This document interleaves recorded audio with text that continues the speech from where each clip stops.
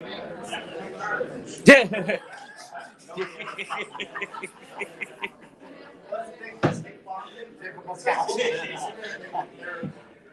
Hey, round them up, Kevin. Let's get the class.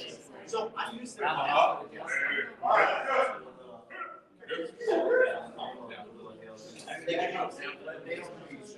They don't.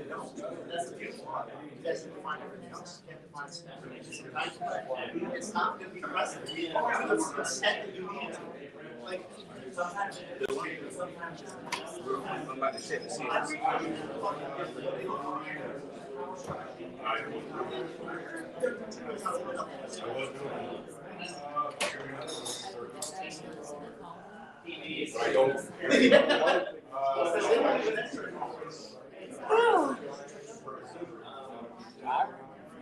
Huh? Yeah, I'm crashing. I don't know why. I must have all that good translation. Did you have it? That's the first dessert I've had in 75 days. Oh, really? Was it? I'm a dessert. Oh, That's my favorite thing. Ooh, really? I try not to do that. Okay, guys. One of my favorites. Actually, everything I make is one of my favorites. Everything should I'm have pretty almond much cookies. sweet. I'll eat the shit out of it. I'm really bad with that. I'm really bad. I'm down for it. My drug of choice. Oh, Was that money? it's more addictive. Sweets, yeah. I get bad. It's way more accessible. What'd you say? It's way more accessible. Yeah. Money's hard to get. Sweets are not. Yeah, You can find them anywhere you go. I know. All I need is a little comfort. There you Right. You get a lot of sweets for a little bit of money. go. But it costs you $48 for a salad. And yeah, $8 for a bottle of water. yeah. Yeah, that's What's why. wrong with the world? We've got all the answers right in front of us. Mhm. We just refuse to look at them. Mhm.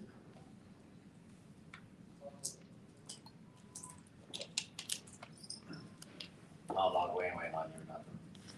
Honestly. We're waiting on, I think everybody's one of them. We got two more.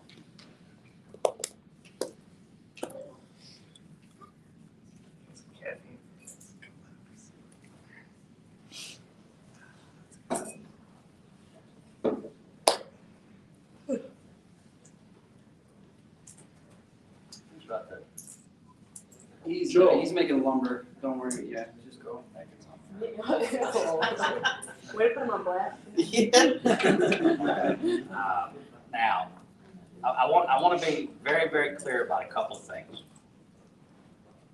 Number one, we don't make money putting on boot camps.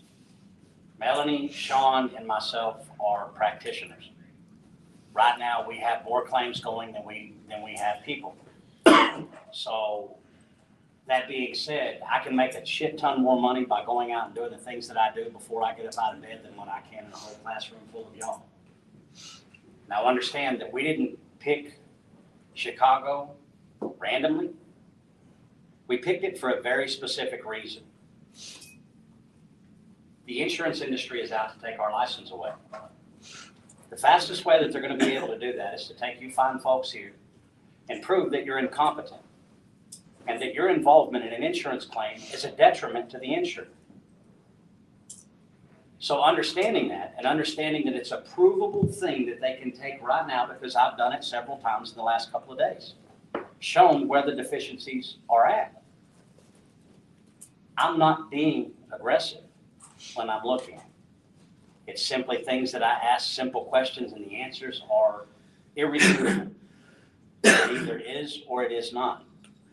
So understand that when we picked Chicago, we picked Chicago for a reason, because of y'all. And you proved that it was a good choice because there's a full room full of people that are from the Illinois area in here right now.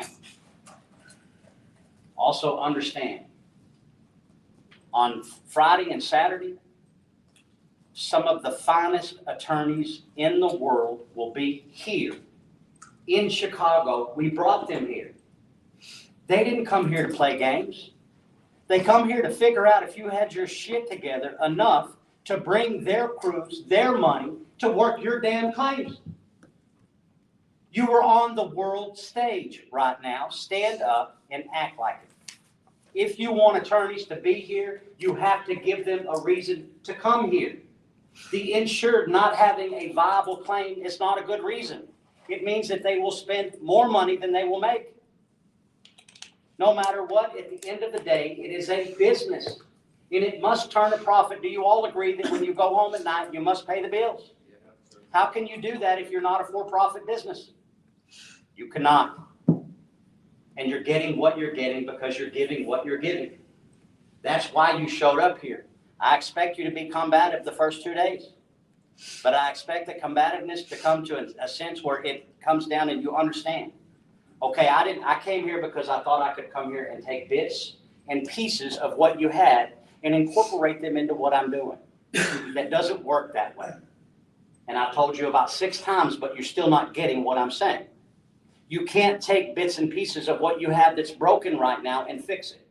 You have to start over. You have to hit the reset button on the claims. You have to start from the beginning, because if you started with shit, you're going to end with shit. It is an absolute fact. If you want to get the claim right, if you want to get it done to a point where you as a PIA can in 60 to 90 days open and close the claim because you know where your job is. Right now, you don't know where your ending point is. You don't know where the starting point is. So not having these two determining factors, how are you ever going to finish the claim? And every minute that you don't finish that claim and get it into somebody else's hands that can, you're allowing the insurance companies collectively in Illinois to collect more money on the hedge fund than they do on anything else, because you're not finishing. You're not getting it into a competent attorney's hands who can take it and then tell the insurance company, you have to move. Right now, nobody is playing footsies anymore. There is no soft demands. There is no, hey, let's meet and get this thing negotiated. There is, you've been given ample opportunity. The policy has been followed, and you failed miserably. Which means instead of the insurance carriers waiting for an eternity to settle claims, they settle them much quicker at the amounts that they're supposed to, so that they don't end up in a courtroom. Because the last place they want to end up is in a courtroom with somebody that came prepared. What do you think you were learning here today? To be prepared. Preparation, yes, sir. And if your preparation is on point, not the damn way that you've been doing it for so long that's been getting you what you've been getting. Scrap the damn system. Scrap the whole son of a bitch right now. Take what we are giving you and implement it 100%. And in a year, when you have everything working the way that machine does, to where a process is, and you know exactly where everything is, then tweak that system. But you don't have the right or the authority for about the first year to tweak that system. What'll actually happen is about 3 months in, you're going to go, Cal, we're on the way back to the camp again. Why? Because we implemented the system and a whole bunch of stuff is working, but then it brought out a whole bunch more questions. And we know that you talked about it in the camp, but because we hadn't actually experienced it in the field at that level, we didn't understand the questions that we do now. So now we have a new round of questions. And you come back to the camp because each part is going to beget something else. And you better damn well believe that the first camp that we had and this camp that we're having today, night and day. I learned. Every camp I learned a little bit more from you, more than you learned from me. Part of it is how to sit here and you know, when I first started this, I could not talk in front of people. To sit here in front of a whole group of people was one thing, but then to get up on stage in front of 200 people, whole different thing. So you've helped me grow tremendously. But I want to urge you, if you want good attorneys, you will never have a better opportunity to be. Do you like the way that I do business? I don't play, do I? I don't kid around about shit. I get right in there and get done. Do you want an attorney that does the same thing? We are bringing 100 here from all over the United States that have plenty of money, and they need good claims. Remember, I told you, they can't buy what you can give them. What do you mean they're not going to take your claim? Do you understand how absurd that sounds? I have the product that you spend millions of dollars every year advertising to get, to hope that they will walk in your door.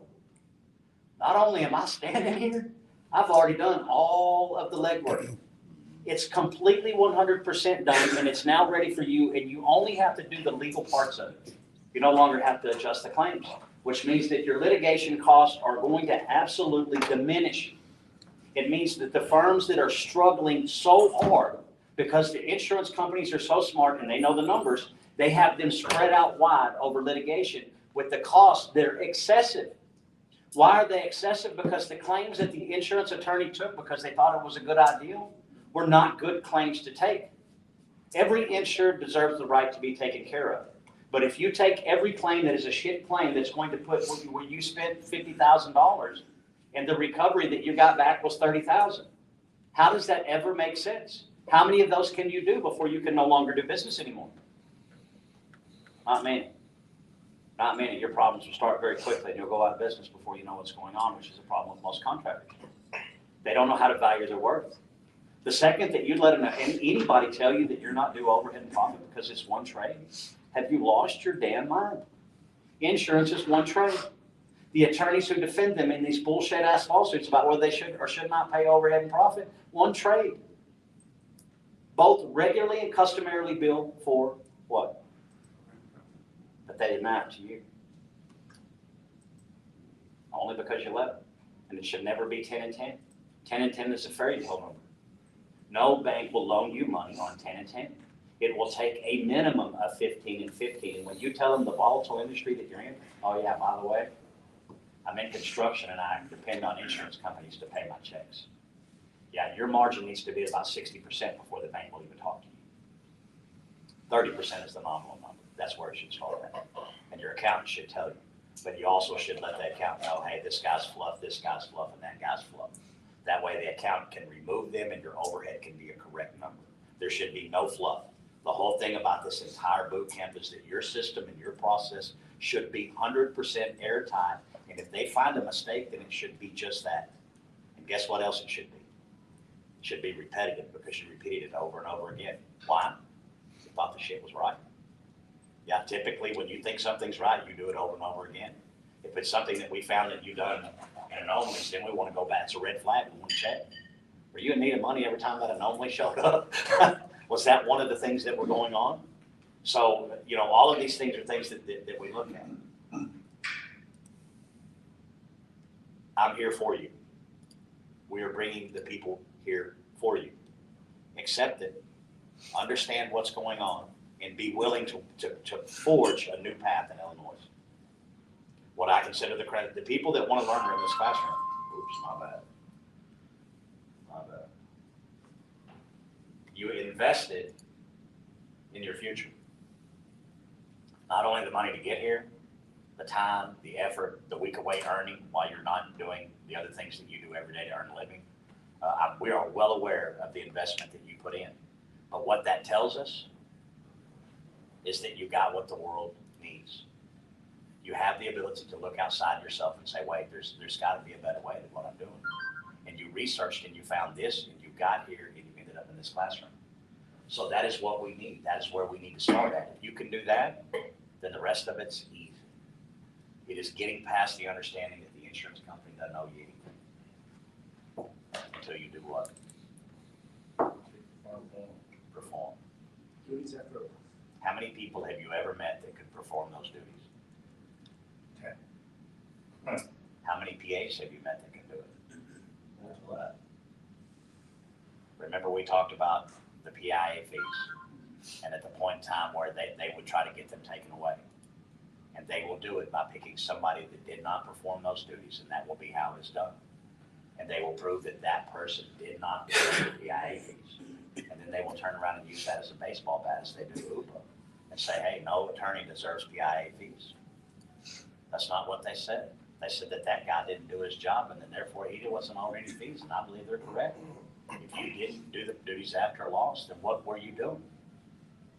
What is the basis, and that's the most simple question that you can ask. What is your job description? What are you supposed to be doing as a public insurance adjuster? Okay, that's a really good phrase, and it's one of the best. I think I coined it back many years ago with the hashtag.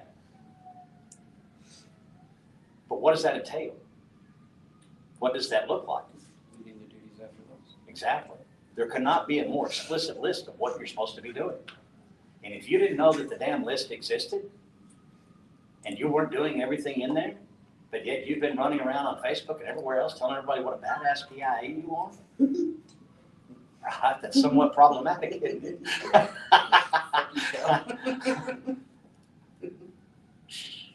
Yeah. So I'm very glad that you're here, but I want everybody to understand that sacrifices are being made on both sides. You know, at best case scenario on this venue right here that we're at, here in Chicago at the Trump Tower, if everything worked out exactly as I had planned, guess what? I still owe 100 grand.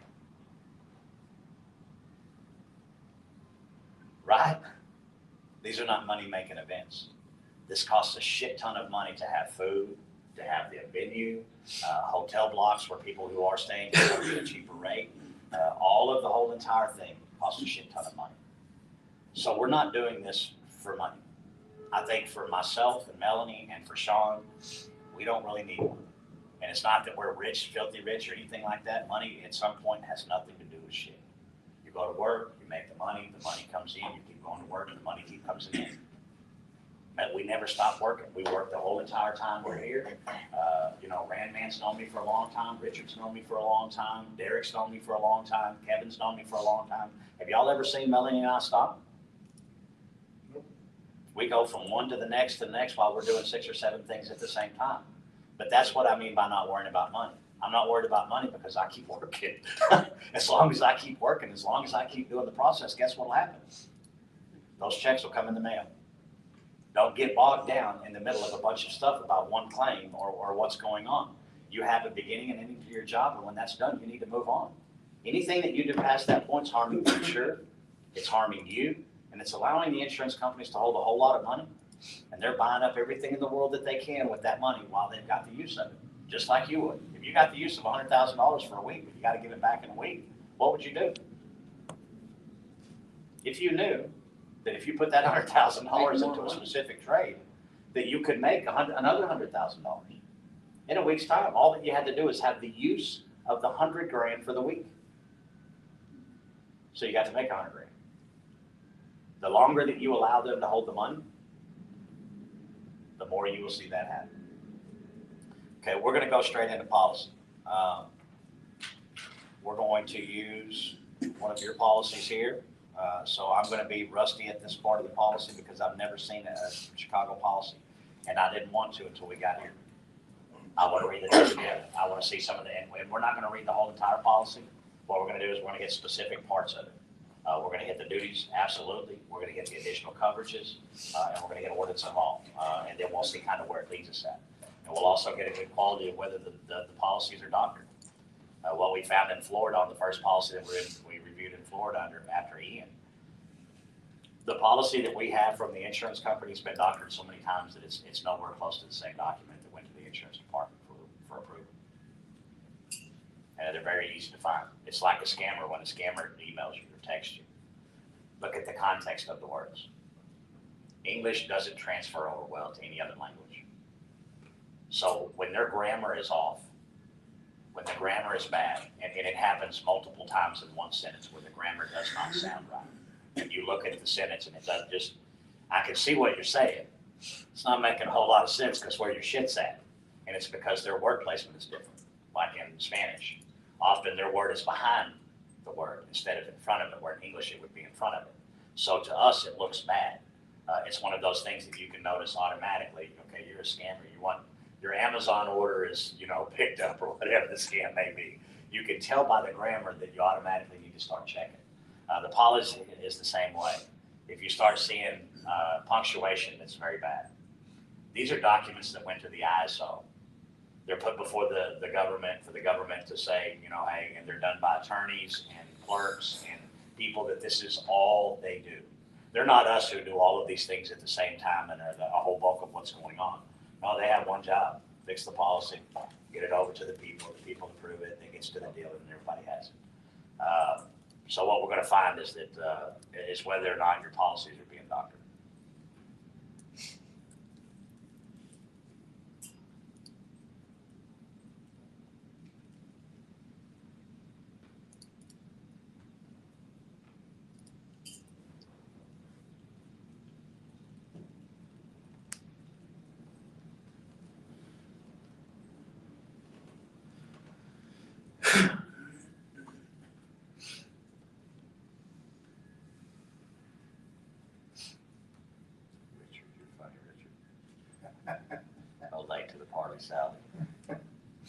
That's a good one.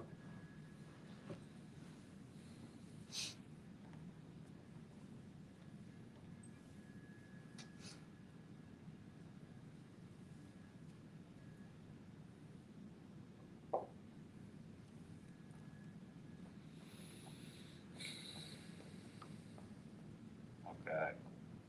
One of the first things that I do when I get a policy is hope like hell that it's in digital format. And the reason that I hope like hell that it's in digital format. Searchable. Searchable. See, a lot of people don't, there's so many small tricks that go on. For many years, I took it for advantage that things that I just simply did because I had done so much shit. It became second place to me, and then you see somebody else struggle, and you look over and hit one button, and they look at you like you look nuts. What did you just do? I just hit that button. Yeah, I've been making 6 processes to get to that one button. No, that's unnecessary.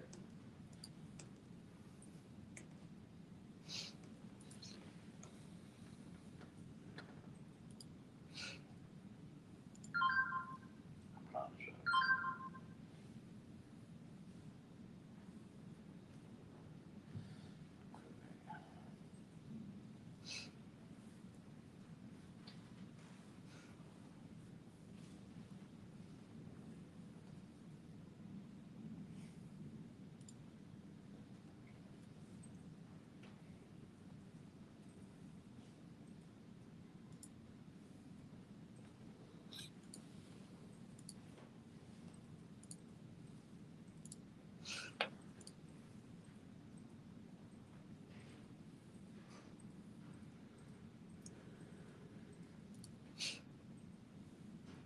Sweet.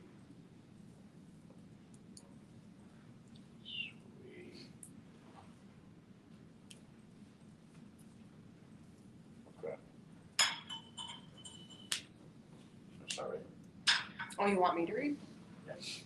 You're next in line. You read yesterday.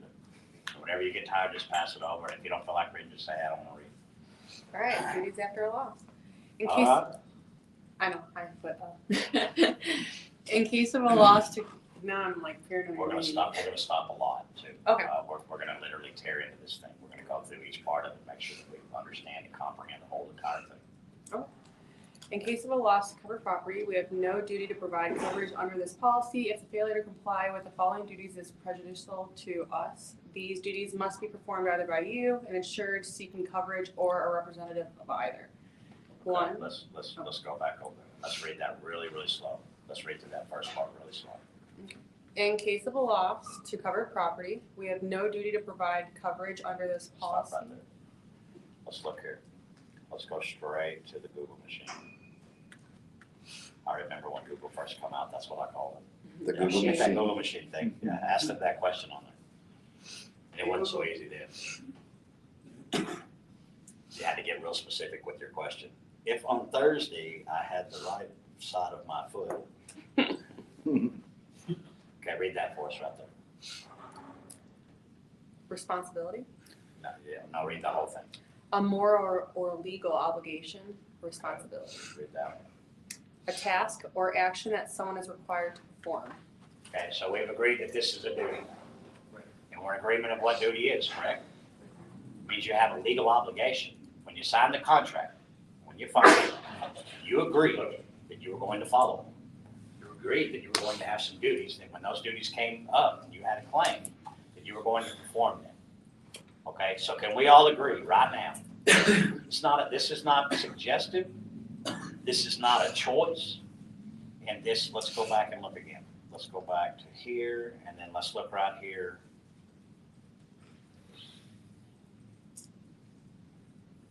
Go ahead and read that next part. These duties must be performed either Hold on, by, hold on. We missed a part. Right there.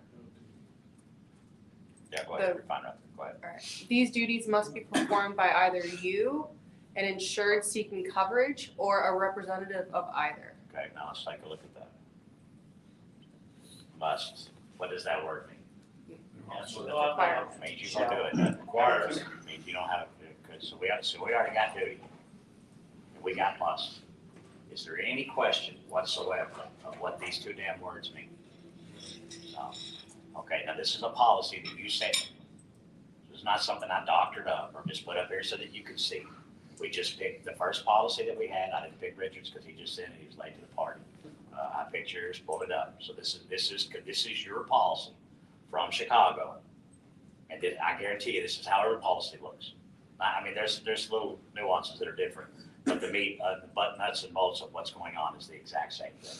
If you've seen one Chevrolet pickup, you've seen how many? Yeah, now they have different trim levels and different things, but the Chevy itself, still a damn Chevy. Policy itself, still a damn policy. Still a contract, still has to be read, still has to be understood and digested and performed upon if that's what the contract requires. And this is a performance-based contract. Okay, now to read that next part, either by you, who is the insured, now read that next part after that. Seeking coverage or a representative of either. Okay, who can legally represent the insured after a loss? Who PA else? or attorney. No one. An attorney, that's it. Us or an attorney. That's it. So who the hell were they talking about? Us. This policy's been this way for how long? A long damn time. When did UPPA get, when did that start? I don't have that answer. But that's a good one. That one's it. That's one that you can easily Google because it's a common deal. You can find that one probably pretty simply. The important part here is realizing that a long time ago that they put in there by your representative. And that representative can only be us. That's it. That is what the legislative body has said. That's the way it is. That's the fact of the matter. There is nothing else. Go ahead. Give prompt notice to us or our agent. Notify the police in case of a loss by theft. Notify the credit card or electronic fund transfer card or access device company in case of loss as provided for in credit card, electronic fund transfer card, or access device, forgery and counterfeit money under section 1, property coverages. Okay, now let's look at that. Let's look at these first three items. Absolutely, I agree with every one of them. Do you not? Do you find any problems with these contractual terms that they put upon us? You should report promptly. You should notify the police in case of a theft. You should notify the credit card. These are all things that are your civic duty. They have nothing to do with the policy, but they're things that you should be doing anyway, no matter whether there's coverage or not. These things should be done. Okay, go ahead. Protect the property from further damage. If repairs to the property are required, you must make. Okay, now, and not, you said may, why did you say that word? Oh, did you say make Yeah. or may? Okay, never mind. Now, what are we talking about in section 4? What are we, there you go, litigation. We have another word for it. Okay, that word you must. We see it again, right? Okay, now understand that you hear every time from the insurance companies that you must mitigate, right? Did they talk about anything else in this section? Have you ever heard a single son of a bitch in there utter anything else in here besides what we're going to talk about with the proof of loss? We got a lot more numbers in here, right? Why haven't you heard about any of these other things? Why have you only heard about that one thing? Hardest thing for an insurer to get done, especially after a catastrophic loss, especially in Florida. Why? Regulation. You can't go to work if you don't have a license. You only had so many licensed people before. So in order to get anybody working, you have to get them through the regulatory body, which takes money and time and effort on everybody's part. You take the licensing department. We filed 128 lawsuits in Oklahoma. Actually, Merlin and us, and the reason that it happened at 128 was because we couldn't get any of those attorneys to take grandma's claim in Ardmore, Oklahoma at $18,000. So if you think for one damn second that I haven't been sitting exactly where the hell you're sitting right now, where the attorneys wouldn't take the claims, or they wouldn't take the small claims, you're full of shit. That's why we built Public Adjuster Boot Camp. That's why we built PPA.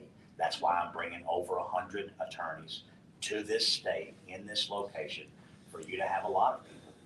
Because we sat right where you sit and there were no answers. Nobody had any answers. You ask the damn attorney, what do you want? What the hell can I give you to make a better claim? And they didn't have the answer either. Not that they didn't want to provide it, they really didn't have it to give to you. They only knew what they did in their realm and that was it. They didn't have a way. So understanding all of that is understanding the same thing from Oklahoma. We brought Chip and there was a couple of reasons. Chip had a war chest. When you file 128 lawsuits, just the filing fees alone and the actual man hours to get those filed, you can't go to the courtroom and file the bullshit that you file with an insurance company. Can't be that way. It has to be on point. If you don't, you get sanctioned.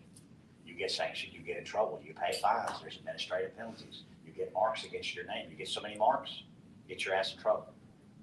So none of that stuff can be done. And we've seen South Florida, they had that one guy that got his damn license revoked and then suspended because they simply did the math. Guy, you got like 1,100 claims and you have 4 attorneys. They started doing the math. Yeah. Each attorney would have to charge X amount of claims every single day. Humanly impossible to do so. You're in trouble and we're gonna go, you've got a whole bunch of problems. So in Oklahoma, when we filed all of these claims, I was very naive. And even Larry was the gentleman that was the attorney that was working for Martin, he's still with Martin. Turned out to be one hell of an attorney. He was still young and naive too, immature in a lot of ways, both of us were. And when we filed the lawsuits, it never occurred to me that the system wasn't built for it. That was never in my thought process. My entire mindset never even occurred that we may have just put a shitstorm on the government offices without even knowing. They were mad as hell. It's like you stuck a damn stick in a hornet's nest. And you didn't kill a single one, but you injured the queen, and the rest of them were very mad at you. Yeah, they were pissed. Oklahoma typically does 10 to 15 lawsuits a year for the entire state. The entire state. What? We filed 128 lawsuits in 1 week. Wow. We gave them 1,000% more than what they had ever seen or were prepared for. And I was not mature enough or smart enough or whatever you want to call it to understand that I literally just put you under a massive amount of stress. And that was a straight up dick move. Once I began to understand what had happened, what was going on, my thinking changed a lot. The whole Oklahoma deal changed my thinking a lot. That was 2015. They come after us with everything that they had. I literally went through over 100 depositions in 1 year. And they weren't 1 hour depositions, 5 hour depositions. Every one of them were 8 hours. 8 hours every day with some of the best attorneys that money could buy doing nothing but drilling down on us. We walked away from that deal. We won every single one of those claims. They settled all 128 claims when it was over with for the right numbers. I bought publicadjusterbootcamp.com and .net in 2015 and I never touched them again. Couldn't tell you now why I bought them. I don't know. I was driving back from Oklahoma to Houston and it popped into my head and I looked on HostGator and it was not taken. So I took it. In 2019, we pulled it out, dusted off, and it's what you see today. So be prepared that when you attack, that you need to put a little bit of planning on what the other side may have to contend with that you didn't think about. I didn't ever want the Department of Insurance and the court system and all of the clerks, I didn't want to put them in a bind. That was never my intent. Was I angry at the insurance companies? Absolutely. And what ended up happening is that I made collateral damage out of the government agencies, unbeknownst to them and without any input from them. And they were collateral damage to us operating that way. I learned my lesson. Now, it doesn't mean that I haven't made mistakes since then, but it's those types of things that have molded us into what we are today, and especially the portion that I tell you from the first of camp. Don't ever do shit to people that you don't want done to you. It's that simple. Don't treat the insurance company like you don't want to be treated, and I don't care what they do. It doesn't really matter what they do. It matters what you do. Go ahead. 4A. So we must make reasonable and necessary repairs to protect the property and keep an accurate record of repair expenses. Okay, why do they want you to keep an accurate record? It's a cost incurred that they would owe. Remember what we were talking about with the deductible?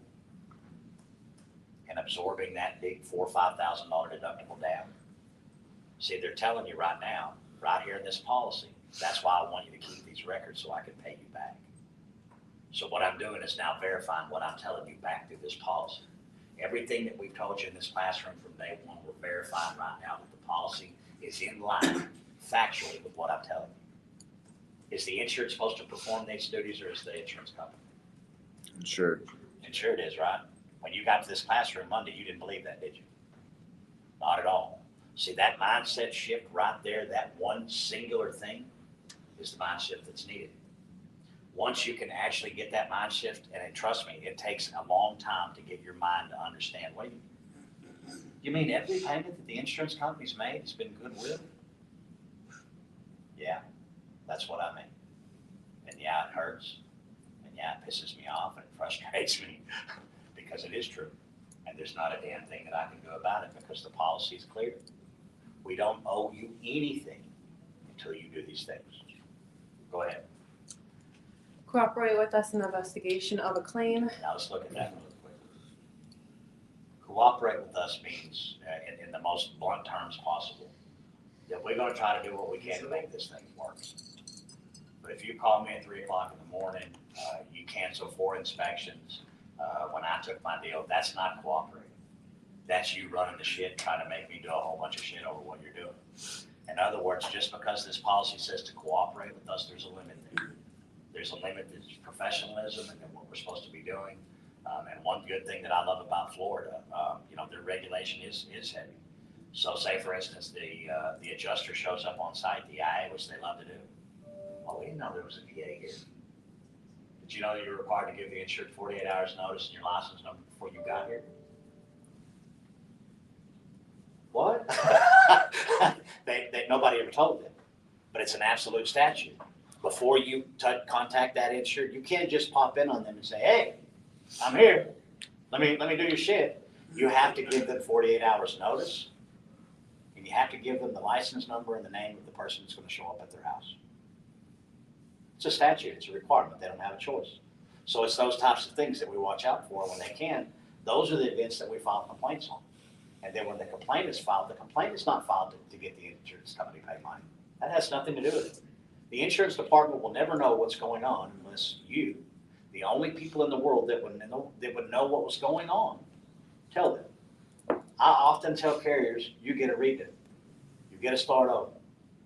Right now, it's a brand new deal. Mr. Spoon, you don't have that kind of power. I beg to differ. See, before now, for you to get any kind of trouble for anything in the world, you would have had to went down there to the insurance department and told them what you did. Right? If you mispaid somebody, if you underpaid, if you didn't pay the coverage that was there, if you didn't catch the timeline, who's telling on you? Who in the world knows what the rules are? Because you don't even know. So if you were 10 days late on that payment, you owe interest to that insured, did you contact the Department of Insurance and say, hey, Illinois DOI fucked up, and pay that guy on all him and I owe some interest, and you need to go ahead and put that hickey on my name? It's an administrative penalty. It's a prima facie event. Did you pay it on time? No. You're done on that part. So are they telling on themselves? Who is the only one in the world that would know what those time limits are? Right? That's what reading your statute means. Finding out exactly what the triggers are and exactly when they're supposed to be done. And then when they don't do it, when the adjusters tell me stupid shit, well, I'm gonna be gone for 2 weeks. Hey, buddy, I don't give a shit what you do with every other claim. I really don't. I can't affect those. I'm not on those. I don't have a contract. But what I will suggest you do, that on the claims that you have with us, get them out of there. Get them done, do the best thing that you can, write the best estimate that you can, and go on. Because if you don't, and that comes along, you're gonna get a complaint. It's not subjective. No matter what you do, if you don't do what you're supposed to do, a complaint is coming. And until you do that, they will never take you seriously.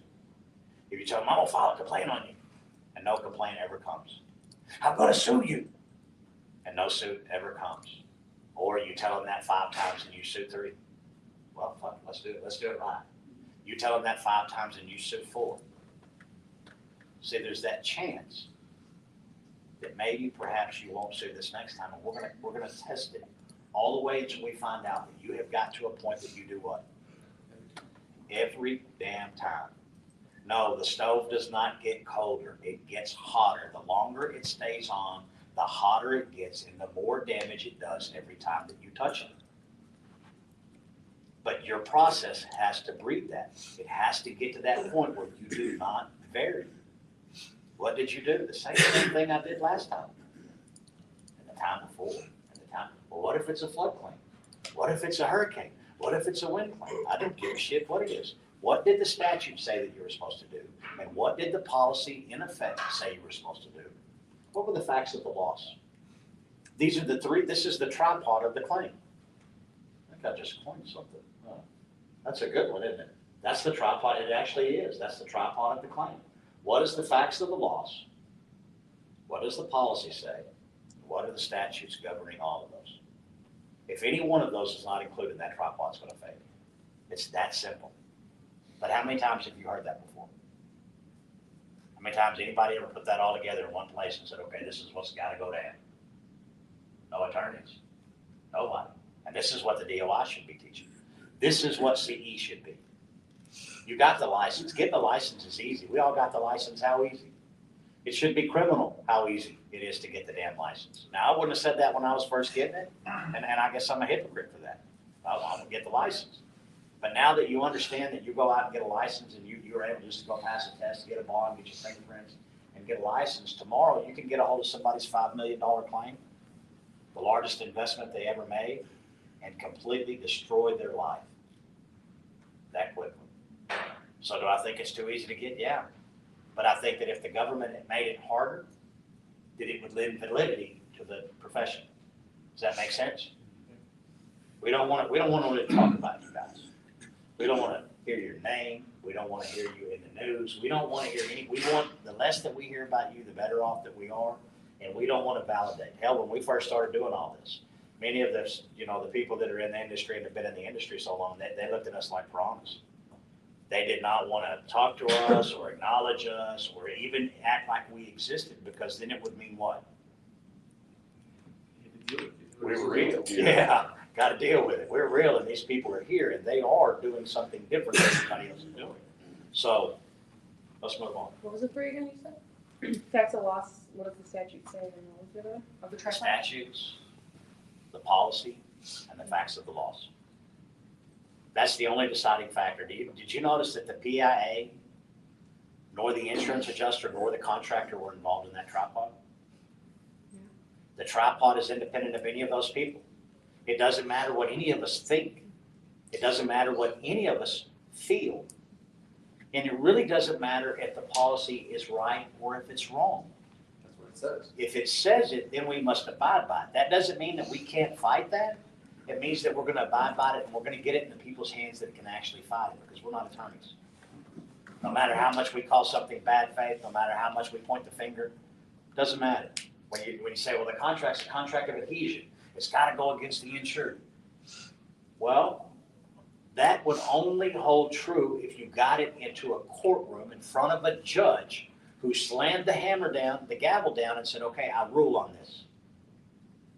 How many courtrooms do you think I've been in? Not me. 2. 0. I've been deposed a shit ton of times. Been through all the motions, but I have never, ever, one single time walked through the courtroom doors to go into a trial. And I litigate over 90% of all claims that come Because in. they don't want it to become case law. Exactly. Your claim process has to mimic my claim process, because you don't want to be in the courtroom unless you can win.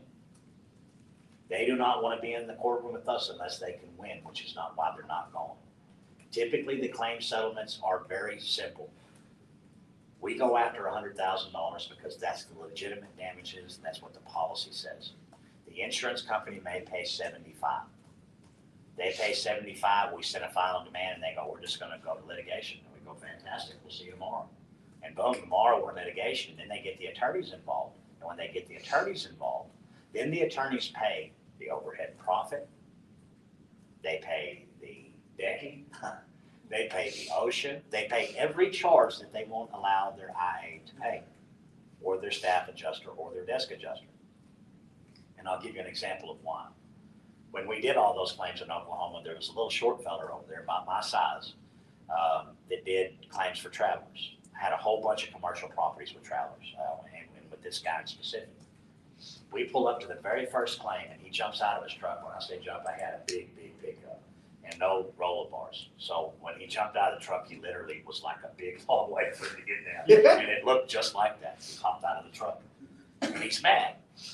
My estimate's $38,000. I've been doing this for 15 years, and yours is at $385. So you see that air conditioner out there? He shut up for a minute, looked at the air conditioner. I said, yeah. He said, yeah. I said, that's 20 grand right there. There's 4 of them sitting out there. Oh, cow, shit. His whole thing changed. And before it was over with, it was Mr. Spoon. Yeah, and did you get this too, Mr. Spoon? Yes, we got it on there. It's on the demand. Take a look. He began to help me through the deal. Now, we left. He called me back later that night, and he said, Cal, I got it done. Everything is finished. I got your number exactly. He said, the only numbers that I don't have is O&P, and he said, we don't pay that anyway. What do you mean you don't pay O&P? Yeah, Travelers doesn't pay O&P. They just don't do it.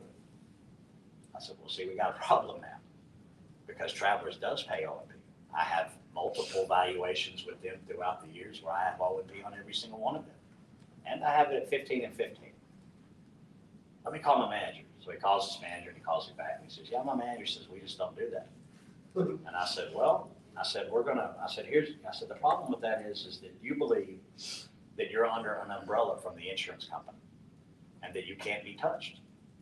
I said, unfortunately for you, they haven't told you the rest of it. It's like telling you we don't cover mold. They don't tell you about the unless part, unless it was caused by covered loss. They always tell you the first part that they want. Yeah, you're under that umbrella as long as you're doing what? Following the rules of the insurance carrier and of the insurance commissioner. As long as you do those things, you're perfectly fine and you are under the umbrella. But the second that you tell me that you don't pay O&P, it means that you made a personal decision. You, fella, made a personal decision that you weren't going to pay O&P. It means that umbrella that you thought you had, you stepped out from underneath the son of a bitch. You are no longer covered by the umbrella. Cal, let me call you right back. So he gets off the phone, calls me back, and he says, yeah, I'll talk to my manager again. He said, yeah, no. And I said, what's his name? They told me his name, and I said, you call him back and tell him he's now out of the umbrella too. Gets off the phone, calls back, goes, Cal, he's paying it. Shocked. He's completely shocked that they're going to pay it. I'm not shocked at all. This is what should have happened. I'm mad that I had to make 3 phone calls to get it done. So, we move forward. He pays it on the claim. I see him on the next claim 2 or 3 days later. When I say hop out of the truck, this son of a bitch hops out. He jumps for joy out of the truck. Hey, Cal, my buddy, this guy. We get over there walking, he's noticeably a completely different guy. And he says, yeah, he said, I contacted this person and I contacted this person and I sent them their overhead and profit. I said, did they ask for it? And he said, no. I said, did your company tell you to do it? And he said, no. And I said, you're in fucking trouble. And again, that baffled, completely shocked look, no, Cal, and mad at me. My company would never tell me to do something that was not right. I understand he believed it. I understand he completely, and that was where the anger was coming from. He couldn't believe that his company would do that. So I saw him for 3 or 4 more times, and I was like, well, whatever, bro. You just keep paying it with us, and whatever happens, we'll do. So we go on, and then we get through like 3 or 4 more, and he's happy-go-lucky the whole time, no problem. And then I pull up one day, and the hopper gets back out. And he's purple. He marches over there. We're not paying overhead and profit. We're not doing this. And I said, well, you're not, but they will. Which means that there's an IA or whatever you're getting paid on, however your bonuses are and your fee structure is. It means that I'm going to get paid on it, the insurer is going to get paid on it, and the insurance is going to pay on it, but you get none of it. get that with the IAs. They're not just telling you that they don't pay for shit. You know those attorneys that are fighting for them? I think that when they hand in a 40-hour bill that the insurance company goes, oh, look, it's a 40-hour bill, we're gonna pay this right away. Where do you think maybe perhaps they go, 40 hours? We do claims like this all damn time. We get this done for 12 hours all day long. Do you think the carrier goes through the same thing with the attorney? Absolutely they do. They're not paying anybody. Nobody gets paid. There is no, if you want to look at a truly indiscriminate system that gets everybody gets treated equally, it is insurance. The senators get it, the judges get it, the poorest of the poor get it, the richest of the richest get it. Why does it happen that way? And y'all are gonna love this. We're gonna roll it right back around to what we're doing here. They have a fucking process. And they don't let anybody vary from that process. Correct? When you tell the insurance company, but you do this. No, we don't. Why don't you? They told me not to. It doesn't have, it's not bound in this policy, it's not bound in anything else. And some bitch I work for said, you don't do this. And I said, okay. I like working here. I like having jobs. I like to eat all the time. So I'm, whatever you want me to do, I'm gonna go ahead and do it. Right? Plausible deniability being told. And how can you argue with somebody that's not in front of you? Sorry? I said, how can you argue with somebody that's not in front of you? That's it. And then that's why they're out there telling them now, and really what you're honestly seeing right now, I think, is the insurance company being proactive, the carriers as a whole. When you're seeing the ladder now and the seat now, they understand that we figured this out. You understand that what you're learning to hear right now is something that they have been trying to cover up for eternity. This specific section that we're reading in here right now has been buried in the middle of the policy. This should be the very first fucking section of the policy of what you should do in the event of a loss in order to get full coverage. Why is it in the middle? Is it always did? Perfect. And we're going to do some more. We're going to get through this part now, and then we're going to go to a different part. And when we go through this part, it's going to blow your mind. And I've never seen this policy. I've never seen a Chicago or an Illinois policy in my life. Or if I did, I wasn't aware of it. Okay, go ahead. Prepare an inventory of damaged personal property showing the quantity, description, actual cash value, and amount of loss. Attach all bills, receipts, and related documents that justify the figures in the inventory. Y'all both read really well, by the way. Oh, thank you. You both have good reading voices. Okay, now let's look at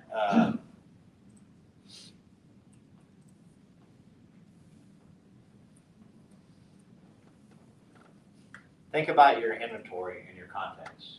And I typically have my glasses on my head and I use them because they're a good tool to use. If you think about me growing up, poor beyond what you know, that's the way I was raised. No father, and not looking for a sob story or anything, just saying that I come from a certain era where we didn't have things. So everything that I have today, this shirt is probably, in all honesty, 10 years old. But it looks brand new. Why? Because I'm a stickler on my stuff. I paid money for it. I don't have, I want to make sure that everything's nice. So on all of my stuff, the wear and tear on it is not normal. It's not typical. You look at my vehicles. I'll drive a vehicle for a year and it still looks, the day that I get rid of it, man, it still looks exactly like the day I bought it. Why? Because the resale value. I started to understand what money was. I started to understand what assets were, what values were. And that if I take care of shit, I don't have to replace it. So the longer I take care of stuff, the better off we are, the better that we do. When it comes to the contents, people typically say sunglasses is what I like to use because I have a bunch of pair of sunglasses, nice sunglasses. They may be 5, 6 years old, but like the shirt, they look brand spanking new because I take care of it. Most people, with the insurance company, if you lost them in a fire, say one lens got busted or whatever in the fire, and you said, okay, I'm replacing these glasses because they got burnt, they got whatever. The insured and the PIA both will go, okay, that glasses was 10 years old, so $20? We all agree on $20? So then you put $20 down there, and then that $20 is then done what to again?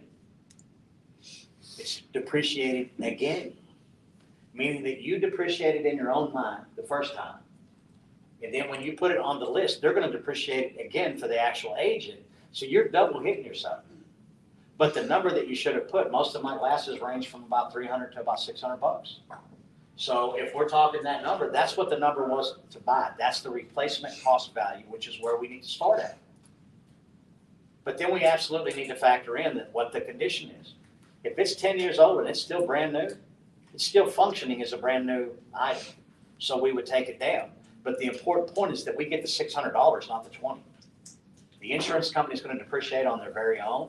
But when you take, and historically for me, I've only saw one person in my entire history and every policy that I've ever read that had enough contents coverage. One person, and it was a fluke. The reason it was a fluke was the guy bought a damn smart system for the house. And because he bought the smart system, the people that financed the smart system said, hey, you can go put a policy on the contents of that house for X amount of dollars. So he had a ridiculous amount of contents coverage and it was enough. But everybody else does not have enough money. Huh? I've got enough. You raised yours? I pay out the ads for it, but I have enough. Yeah, and you should, because if you got more coverage, then you pay a higher premium. But what we need to look at is that many things in this policy haven't been updated. When this original policy was written, people in general didn't have a lot of stuff. There was the Depression, there was a lot of shit going on, and you just didn't have a lot of worldly possessions. You had one damn TV, and if you had one TV, you were doing really well. I had 25 or 30 TVs in the house. You know, it's a completely different, and think of your jewelry, your watches. There's a certain amount of money for jewelry and watches and things of that nature, because when this was made, $2,500 for jewelry was outrageous. Who would pay that kind of money for jewelry? Today it's a piece, less than a piece, depending on what you bought. Yeah. So, you know, this part of it hasn't been updated, and it should. It hasn't been updated because the carriers are very smart. They haven't updated the public portions of the policy that help them. The only thing that they've updated on the policy, and the reason that we went from 165 line to what we see now, is for things that help them. If it was helping them already, they're going to leave it alone. And if they're not paying out that much money on contents coverage and nobody's looking at it in that light, they're going to leave it just the way it is, because they're still pulling all the money on the structure, and the contents is where the money is at. I want to tell you, when I first started doing public adjusting, I didn't even look at contents. Why? Fucking builder. You know, shit about no damn contents. Somebody else do that. And then we started doing a bunch of fires out in Possum Kingdom. And I started looking at those damn numbers and went, you dumb son of a bitch. You're a contents doing machine. You better get out there and get on it. Yeah, well, there was as much money in the structure as there was inside of the contents. And literally we're not getting the money that the insurance owed because too damn dumb to understand that this is what's supposed to be going on. Trust me, we were y'all. We were there just exactly where y'all were. We didn't wake up one day and go, hey, here's this great thing that we have. It's on a platter. And it just all showed up. No.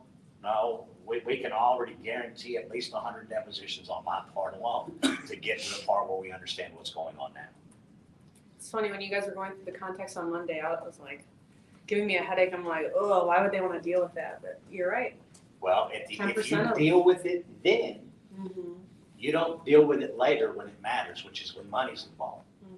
See, everything that we've done from the inception of the contract, from the time that you sit down with the insured and you go through this application, that's what it is. This is an application. By the time that we're done with this document, I'm going to know whether I want to work with you, and you're going to know whether you want to work with me.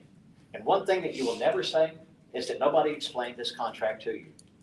You sign in multiple places, in multiple different areas, each time explaining that yes, you did understand it, that yes, you did agree. And then you had at a minimum 72 hours to change your mind. I don't want to hear shit from either side.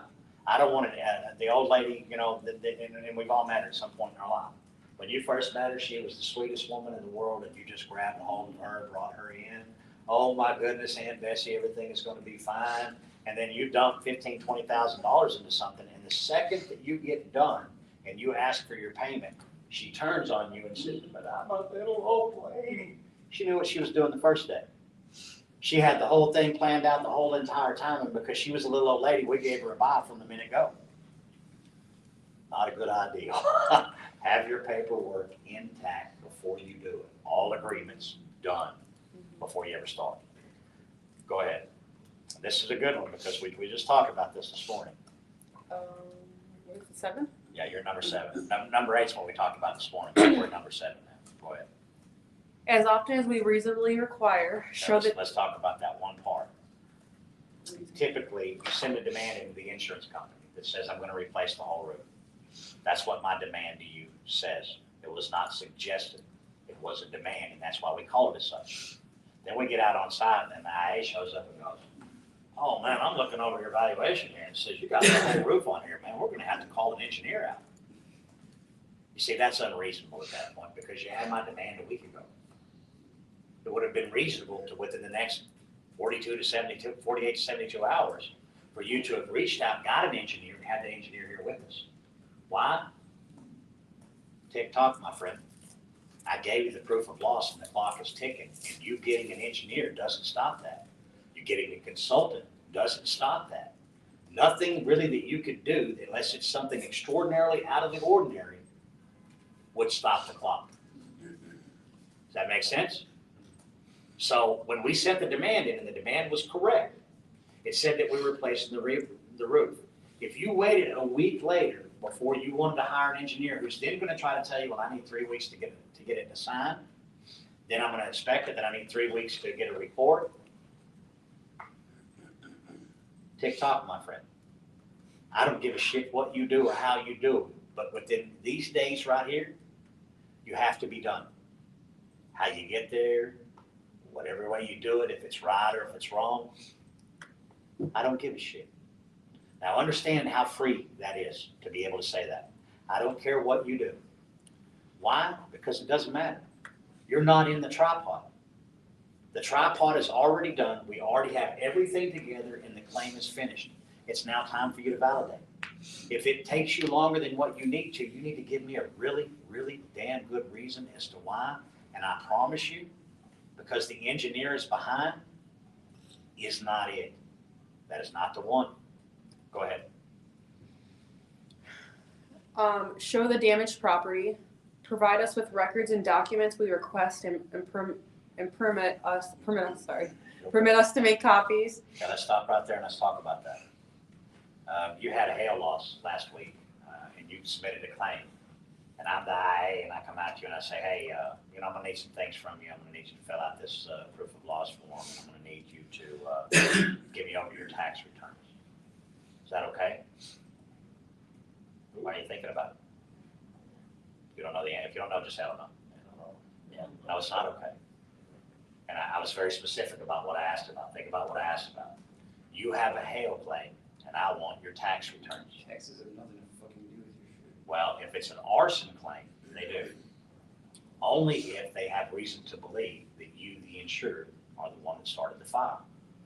In that case, then the records are appropriate because it would go to tie into whether or not you needed the money, motive.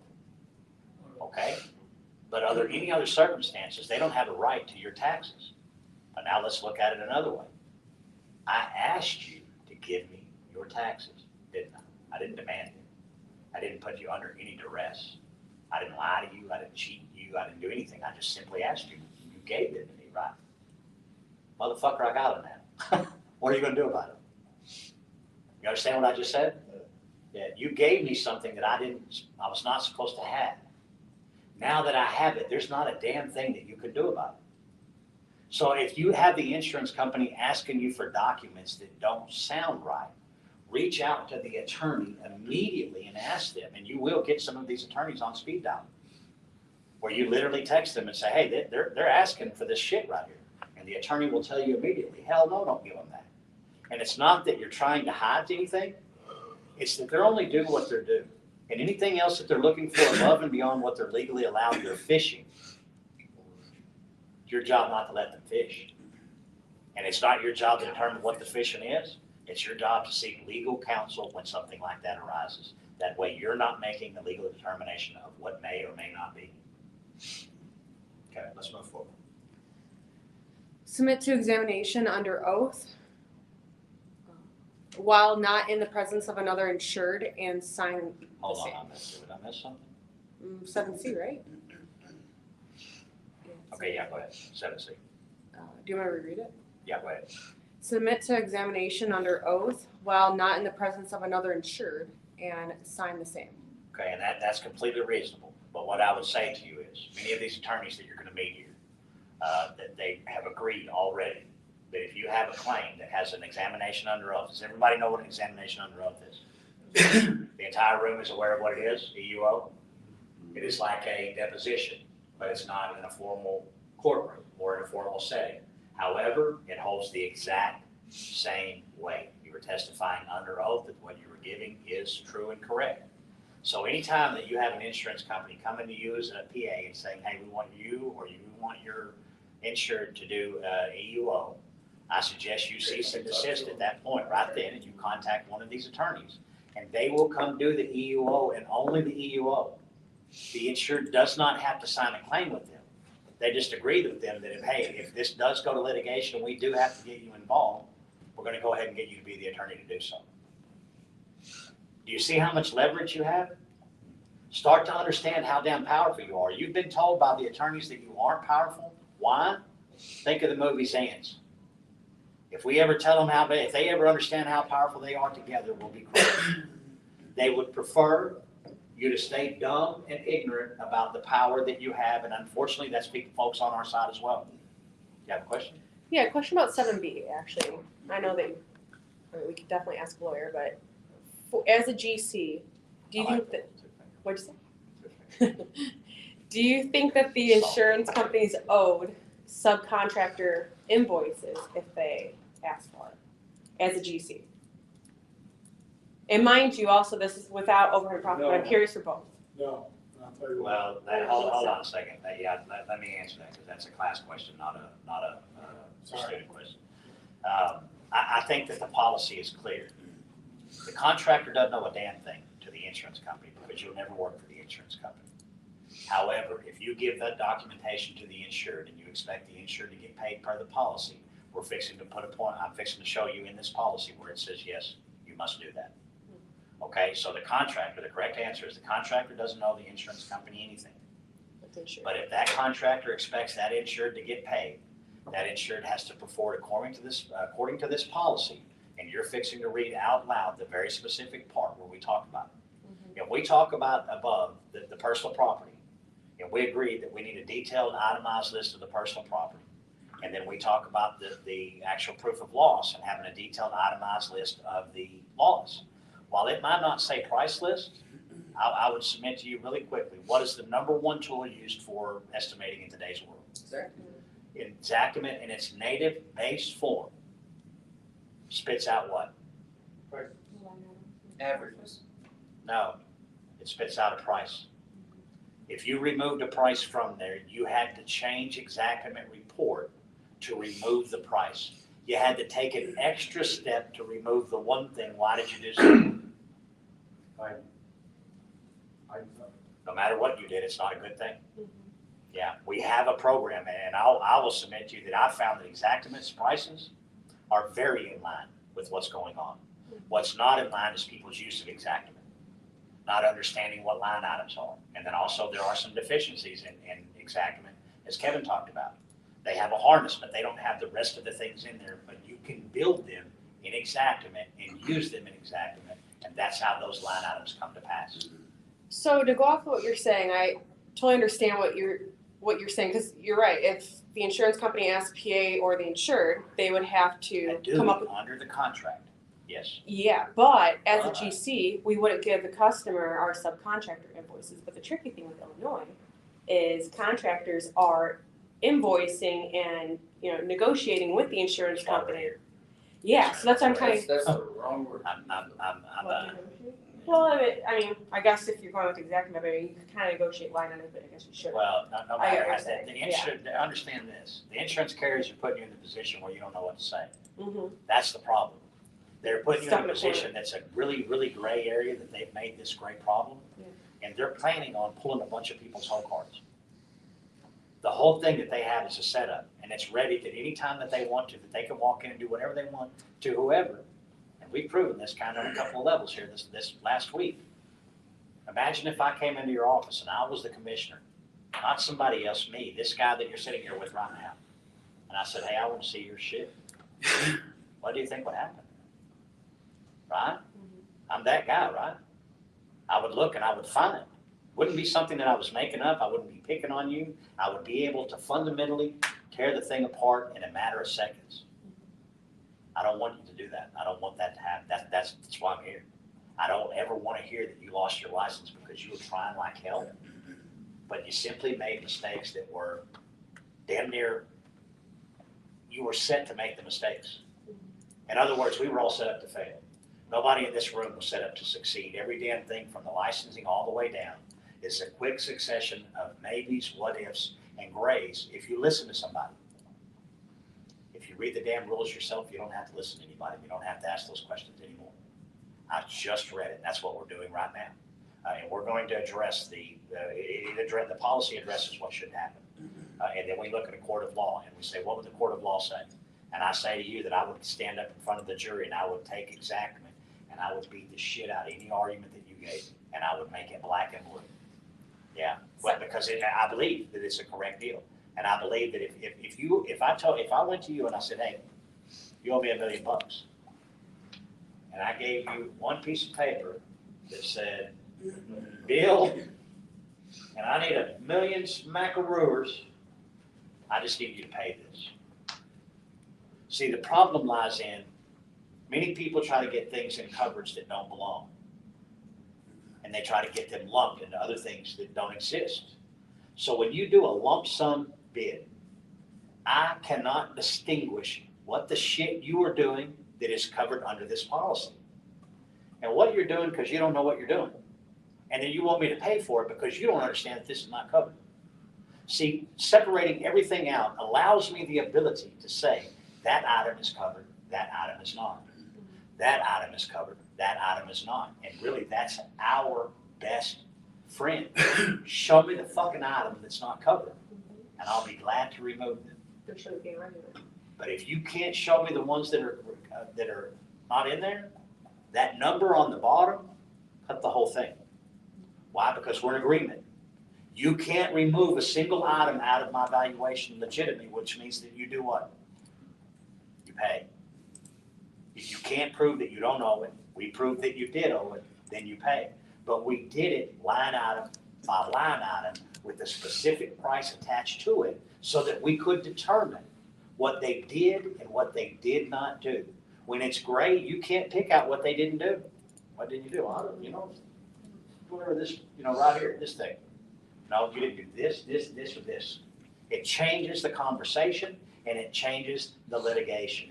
And it makes the claims that you have viable for the attorneys to take them.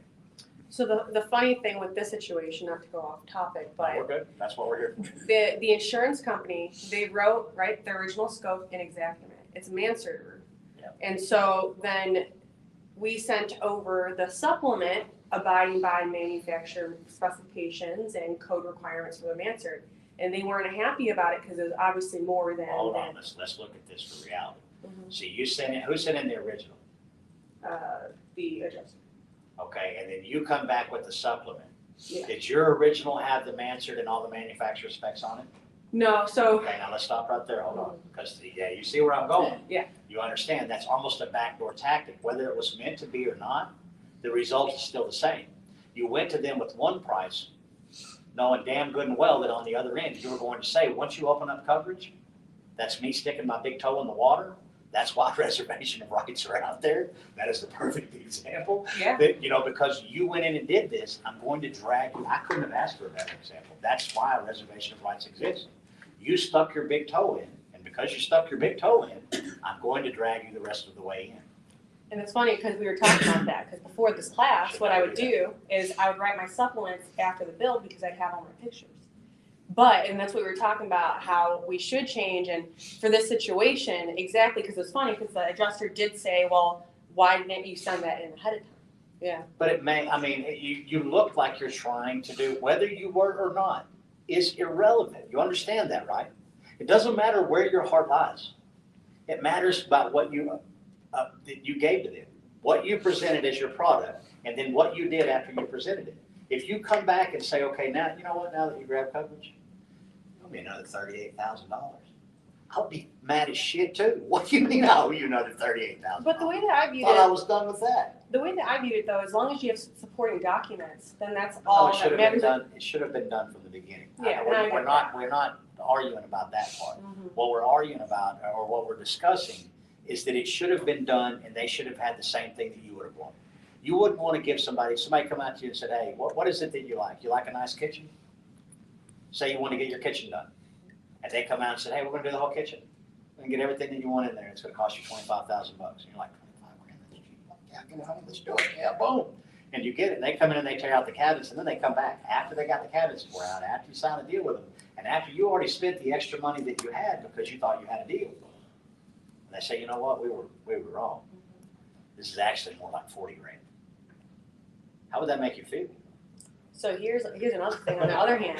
And I agree, and I think that everyone needs to have a system, exactly what you're saying, all the same system, but here's an interesting thing, and this isn't my claim, Seth, maybe you'll know about this one.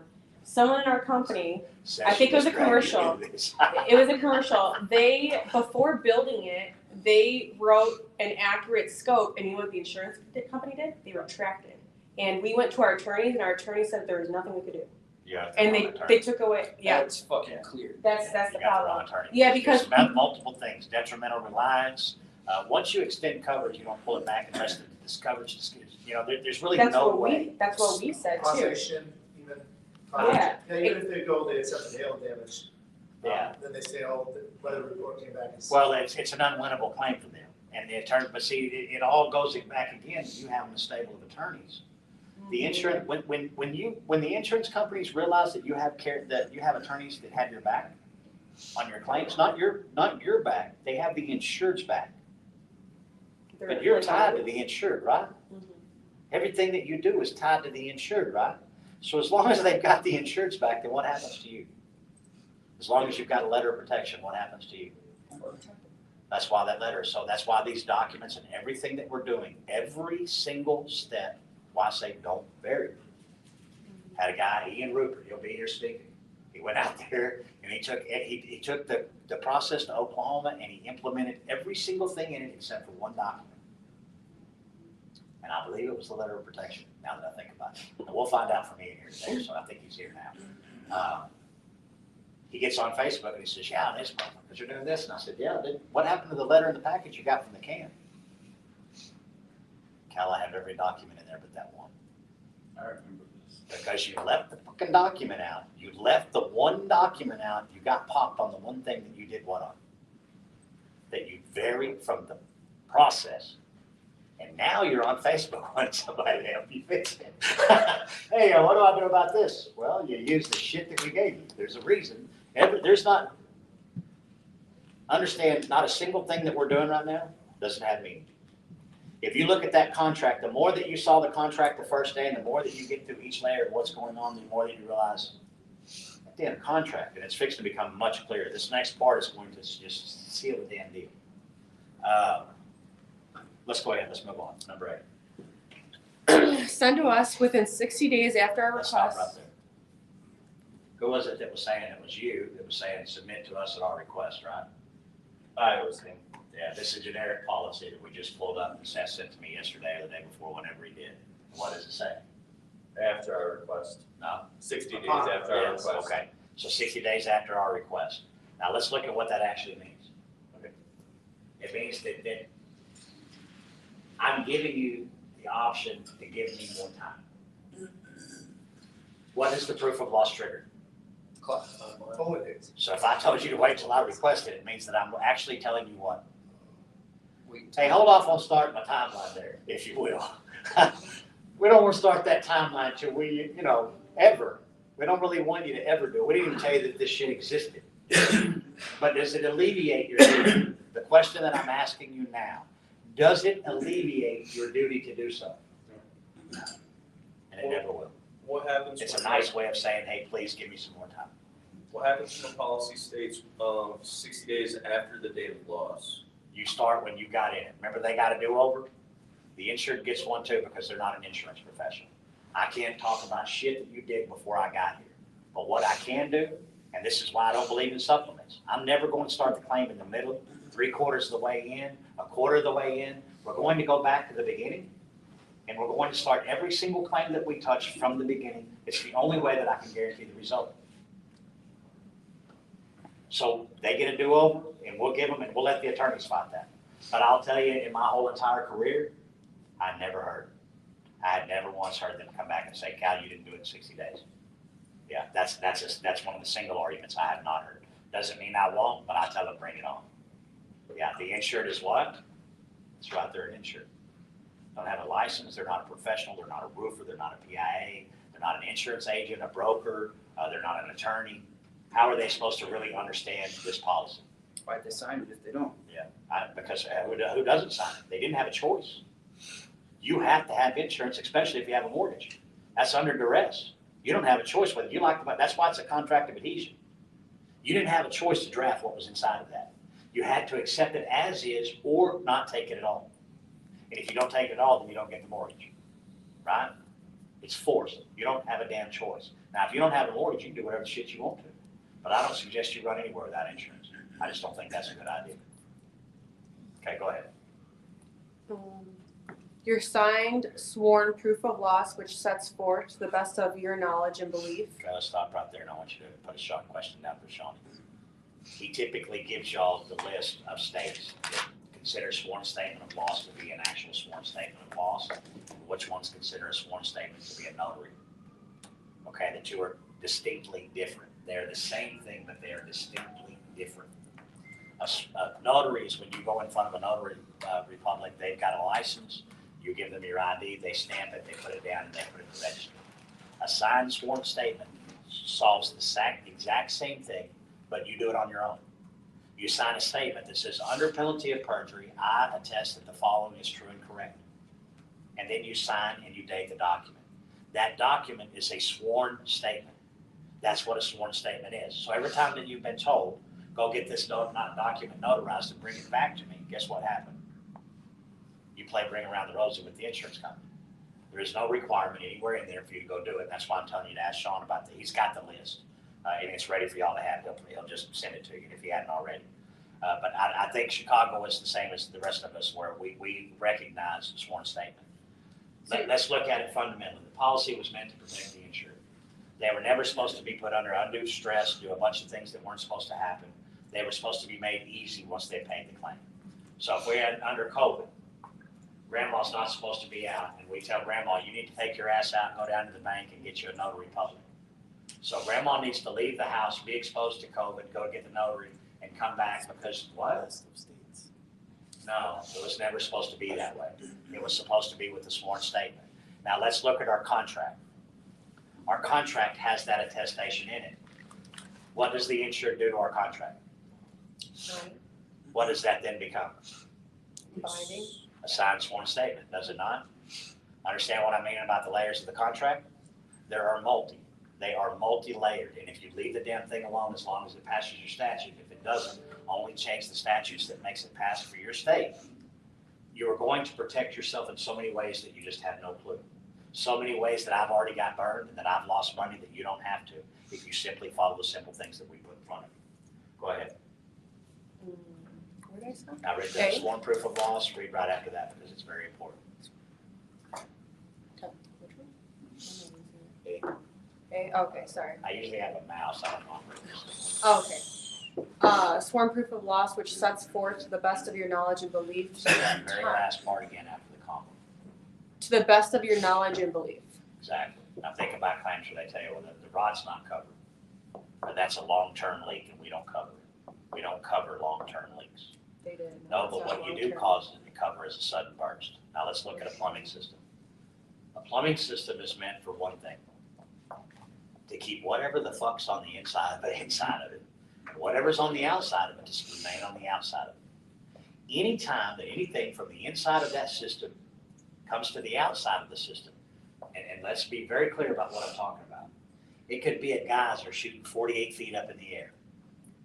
Or it could be a little drop of water that would take 3 weeks for it to amount to a cup. But it all originated from where? Right inside. A sudden burst. No matter how long it's been going on, the next question is going to be, when was the date of discovery? When would a reasonable person have found it out? And I'll give you a couple examples to look at. Think about your house right now, and think about your kitchen sink. Think about all that shit underneath the kitchen sink. Cleaning supplies from 1967, SOS pads, and everything that's under there. When is the last time that you pulled that stuff out of there to see what's in there? When there was a leak. Or you pulled something out and you got to the bottom of it, and you went, that's not supposed to be there, that's what's going on there. And then you investigate. You know what we call that date? They discovered. Date of discovery. That would be the date that a reasonable person found that every bit of damage is covered all the way from the front of where that thing started, all the way to get it out of there to the limits of the policy. But if you walk up to the kitchen sink and the whole bottom of the cabinet is rotted out, no, you're an asshole. And you have no coverage except for the very first coverage of where it leaked, and they owe for that part, but they don't owe for anything past that. Well, why? Why didn't you report it? Why didn't you do what the policy said? And what we've all agreed is a good idea, and have reported it right then. Because you're unaware And of then it. you would have done the next part of your policy, and that would have been mitigating any further damages that would have cost the rest of us money. I don't want to pay higher premiums because we're paying frivolous claims, or we're paying lawsuits, but I don't mind to pay a higher premium when you're actually paying valid, legitimate claims. I have no issues with that. But we, as PAs, should be able to look at shit, and we walk in there and we see that and go, yeah, no, not every claim is a good claim, and you shouldn't take every claim. That's the claim you look the insurer dead in the eye and say, I'm not taking this claim. Why? Well, why didn't you report it? You answer me that question, and I'll answer you why I'm not taking your claim. Yeah, there's nothing, I look like an ass when I come in and take the claim that you obviously should have reported a whole long time ago. Those are the claims that you should leave alone. And if you're taking those claims, it's probably another good reason that the attorneys won't fuck with you. You bring them shit all the time. Nobody wants shit all the time. Do you want shit claims all the time? Do you want the contractor who every claim they bring you is a claim that they beat to death 9 ways from Sunday the wrong way, and then they can't do anything else with it, and they go, here, can you now fix this thing that I murderized and made into a ground hamburger meat? Can you do this? I do this one, but this will be the only one. Yeah, you want good work, you bring me clean claims. You don't bring me clean claims, don't bring me claims at all. Yeah, I don't want your shit. Go ahead. The time and cause of loss, the interests of all insureds and all others in the property involved, and all liens on the property. Let's talk about that briefly. You do our paperwork that you send in the contract. You did it the way that we taught you how. You get the claim in, some bitch sends you a check for $1 million. You got $100,000 coming out of that check, and God, you need it. You broke as shit. You're trying to get enough money to scrape up to put in the gas tank to get to the bank so you can cash the damn check. I've been there so many times, it's unreal. And then you look at the check, and guess what? It's got the wrong damn mortgage name on it. You were so close. You were so close to having that money that you so desperately need to feed your family, to do all of the things that you need to do, and there's one fucking thing that is stopping you. Now let's look at it another way. Is it, well, let's continue on with the process. You call the insurance company, you tell the insurance company, hey, you have the wrong name on this check, and what do they tell you? Leave it back. Exactly, and then what? When we get it, and we decide, we'll send it back to you. Right? How long are we talking here? Please. 2 weeks at a minimum, and you're probably looking at 30 to 45 days just because they don't like us any damn way. Lost in the mail. Okay, so now let's take it the public adjuster boot camp way. They send us this check that doesn't have that name on it. We do a really quick check. We look at the contract that has the correct mortgage name and mortgage number on it.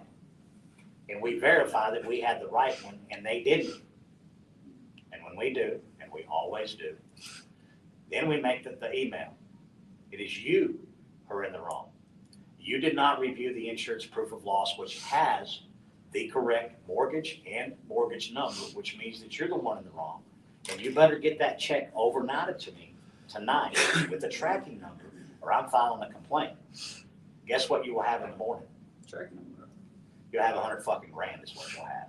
You'll have your damn money. Understand what I'm telling you. If you follow the process, there are little bitty things that by simply doing the damn thing, you have protected yourself in so many different levels and are insulated to the point where you got your check in 24 hours and you cut down 30 to 45 days worth of insured having their money and ultimately you having your money.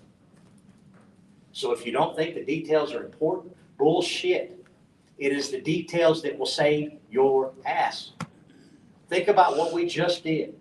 We just got the money, the life-saving funds that you need to keep your credit from going in arrears. What happens if your credit cards are maxed and this goes on? And I pay my cards off every month. And if something happens and I don't pay one of them off, you can watch my credit score go. It'll dump, correct? And that happened because you didn't get the money because you didn't have your shit together. If you had your shit together, you would have had the right name like the duties after loss requires of the mortgage company and the mortgage number, and your check would be on to you the next day. It's the details, the fine print, reading the policy, understanding what you're supposed to be doing, and especially having somebody put a process in front of you that's already done all this. Simply follow the process. Go ahead. Other insurance which may cover the loss, changes in the title or occupancy of the property during the term of the policy. Let's talk about that one really quickly. Patels, we've talked about it a couple times, and actually, I hope I don't come across as being bad because Patels are some of my favorite people. If we did more like they do, we would have a better America, and it's just that simple. Now, not all the ways that they do things, but specifically the way they negotiate. You take us, and we talked about our little store and the little $100 deal. That's America. We'll stop in the store every morning and pay $3 for a bottle of Mountain Dew and a candy bar, another $1.50. When we could have went to Sam's and bought that shit by bulk, made one trip, bought 4 cases of water, and we only paid a fraction of a penny for each water. And the Patels look at us and go, "You're fucking crazy. You are so wasteful. You literally stop and spend all of this money when you could have done this one thing and you could have saved every bit of this money. What's wrong with you?" So their mind is not thinking the way that ours are. And when they do things to us, when we were contractors, and you say, "I want to do that job," and they go, "Can you do it cheaper?" Why shouldn't they? Why shouldn't they do that thing? It's in their culture. And if they don't feel that they're getting a good deal, they typically will not do the thing. And they will not do it until they feel like they're getting a good deal. And there's absolutely nothing wrong with that. Now, we're going to use them in this aspect because I've seen things like this happen oftentimes. There's a lot of going back and forth from India and them coming forward, bringing family over, visas, things of that nature. And they typically house their hotels, and they work these people inside of the hotels. And most of them that I've seen are very good people. Some are not, but that's human nature. But what they may do is they may have a restaurant in there. Or they didn't have a restaurant. They were doing continental breakfast. And then one of their family comes over that has an Indian restaurant, and they're going to put the restaurant inside of this hotel.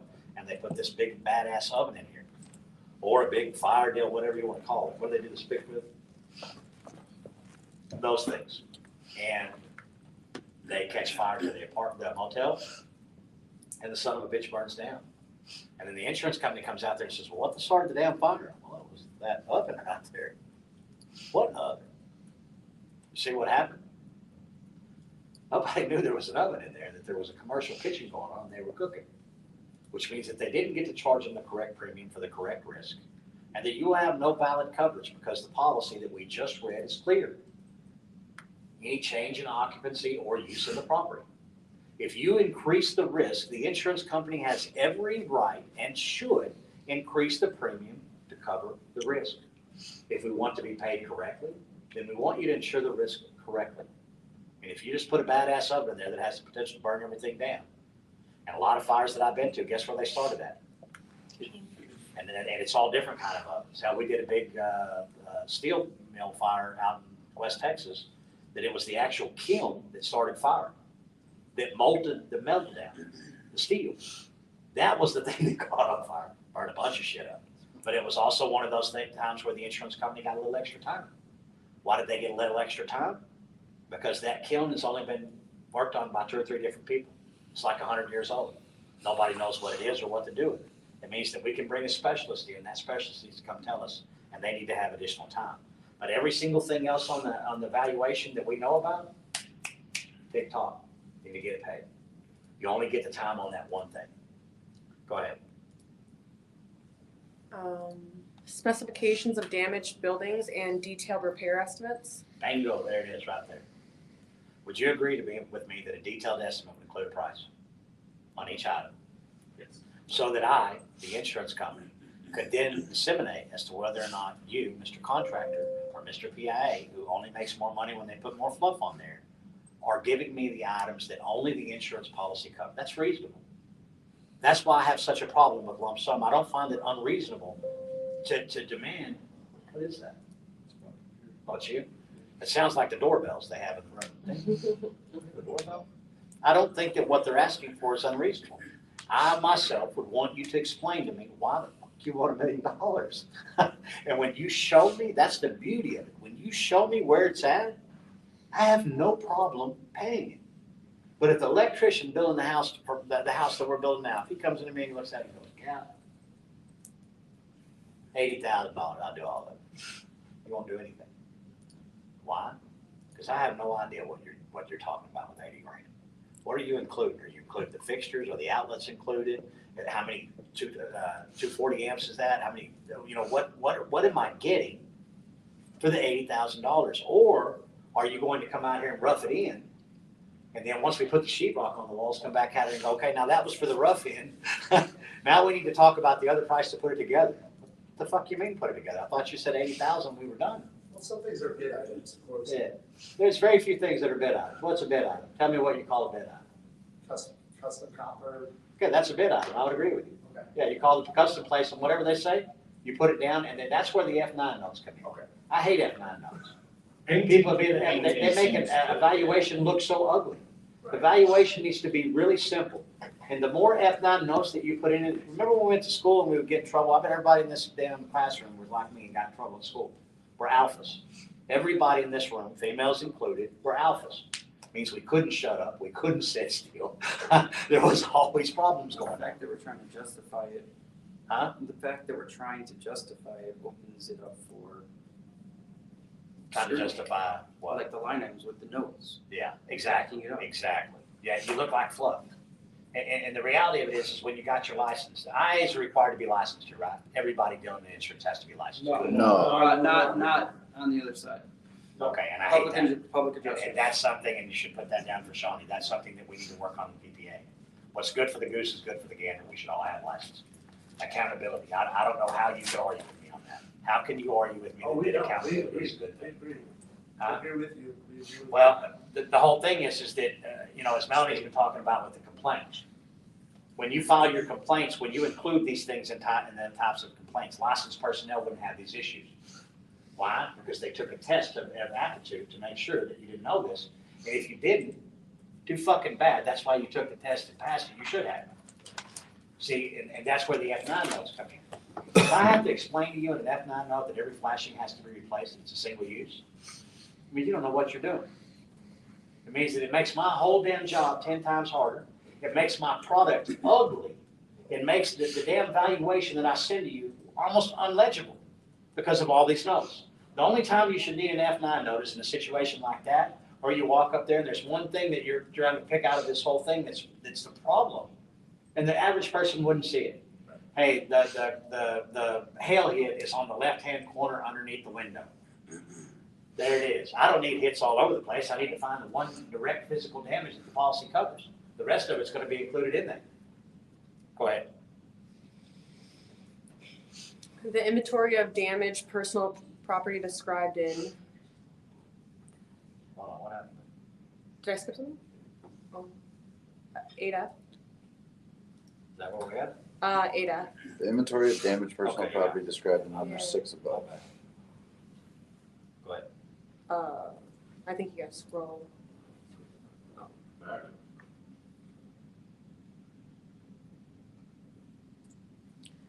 Receipts for additional living expenses incurred and records that support the fair rental value loss, and evidence or affidavit that supports a claim under credit card, electronic fund, transfer card, or access device, forgery, and counterfeit money under section 1, property coverages, stating the amount and cause of loss. How many of you have ever read that section before? How many have read it? Only the graduates of the network, only the people that are in the deal with this guy. You read that before? Oh, yeah, Did you I will. understand it? the duties after the loss, well, that's the whole, like, the proof of loss, that's what I was trying to figure out, if I should be sending it, if I shouldn't be sending it. Yeah, that's where I looked to figure that out. But I still, What the fuck within, did you just say? Well- I'm just kidding. that's what I'm trying to, but yeah, I looked to that section to try to figure out what I should be doing. Yeah, it's good that you found the section. Not very many people found, you're in a room full of professionals and not very many people raise their hand. Well, I mean, it's the research deal, that's where we need to get at. Oftentimes as human beings, we get to a wall and we simply just keep butting into the wall. We don't look around, we don't try to go over it, we don't try to go to the side, we just simply sit there and hope somebody comes along and points us in the right direction that will get us going where we need to be. You have to get over that. You have to get to that point where you start to seek out the solution. And I think that all of y'all are there. That's why you're here. Okay, now Chicago or Illinois, I can't say Chicago, Illinois in specific. You have broad defined timelines, correct? Like promptly, instead of giving you a time limit that says 15 days or 30 days. What does it say? Promptly? Okay, I figured. Now let's look at this next section. We don't typically do this because most everywhere we're at, the promptness is defined. Like in Texas, 15 days, pulled up definitions, Rich. Huh? 15 days. What 15 is it? days to 30 days, that's something. what is the name of the statute? Title 15, 919. Send me a link if you would. It's pretty fast. I'll find it for you. Give me a second. And there's two things that we'll look at here. Let me look at this statute right quick and then we'll see what we need to look at here. But see, oftentimes in like Texas, the Texas law settlement provision says that we'll settle the claim with you within 60 days. That's contradictory to the state statute. State statute says 45. What I'm showing you is that the policy is not always correct. But if the insurance company can take 60 days because it was written in there, do you think they will? They're gonna take Sure. 59. Yeah, 59, 23 hours, yeah, it'll be post-stamped on that point in time.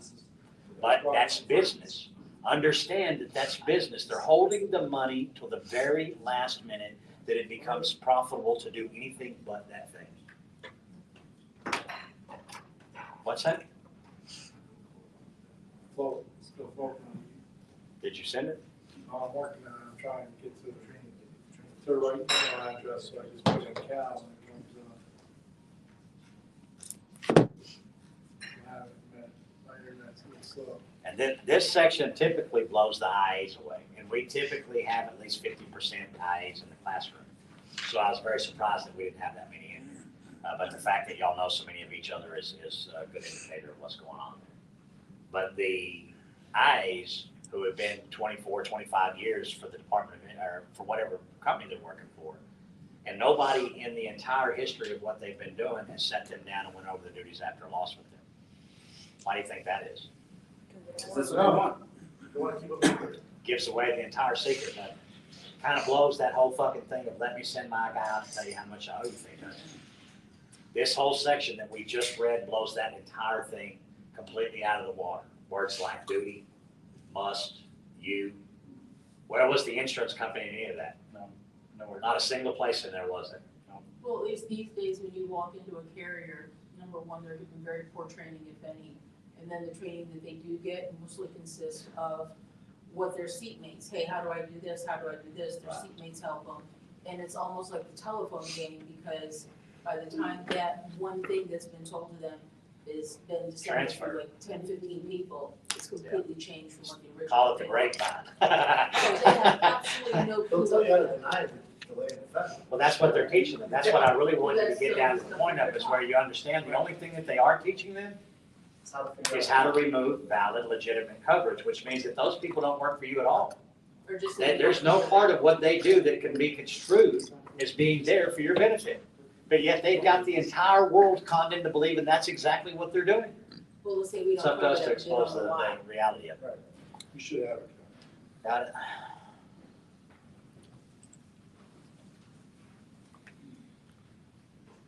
Definition.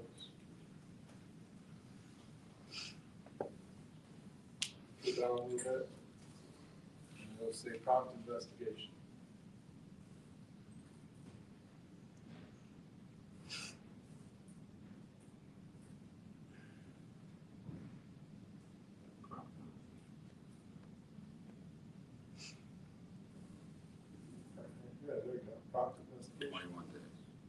Well, I was looking at something else above it, Oh, pertinent communication. yeah, that's a good one.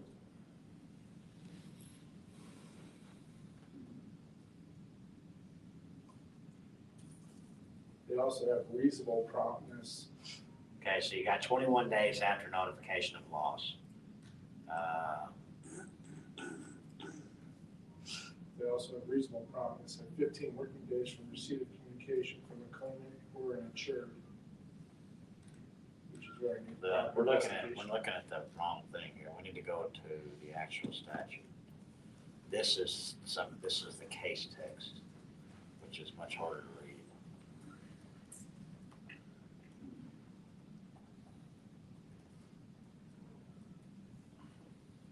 That's what we want to see.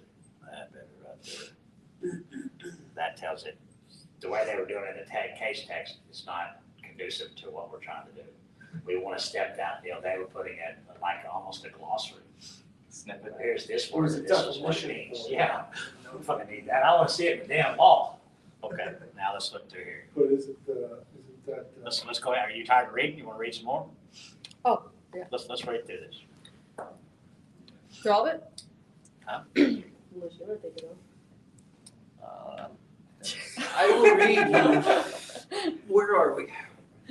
You want to read over there? Or you go back to there. You want to read? Sure, okay. Section 154.6, acts constituting improper claims practice.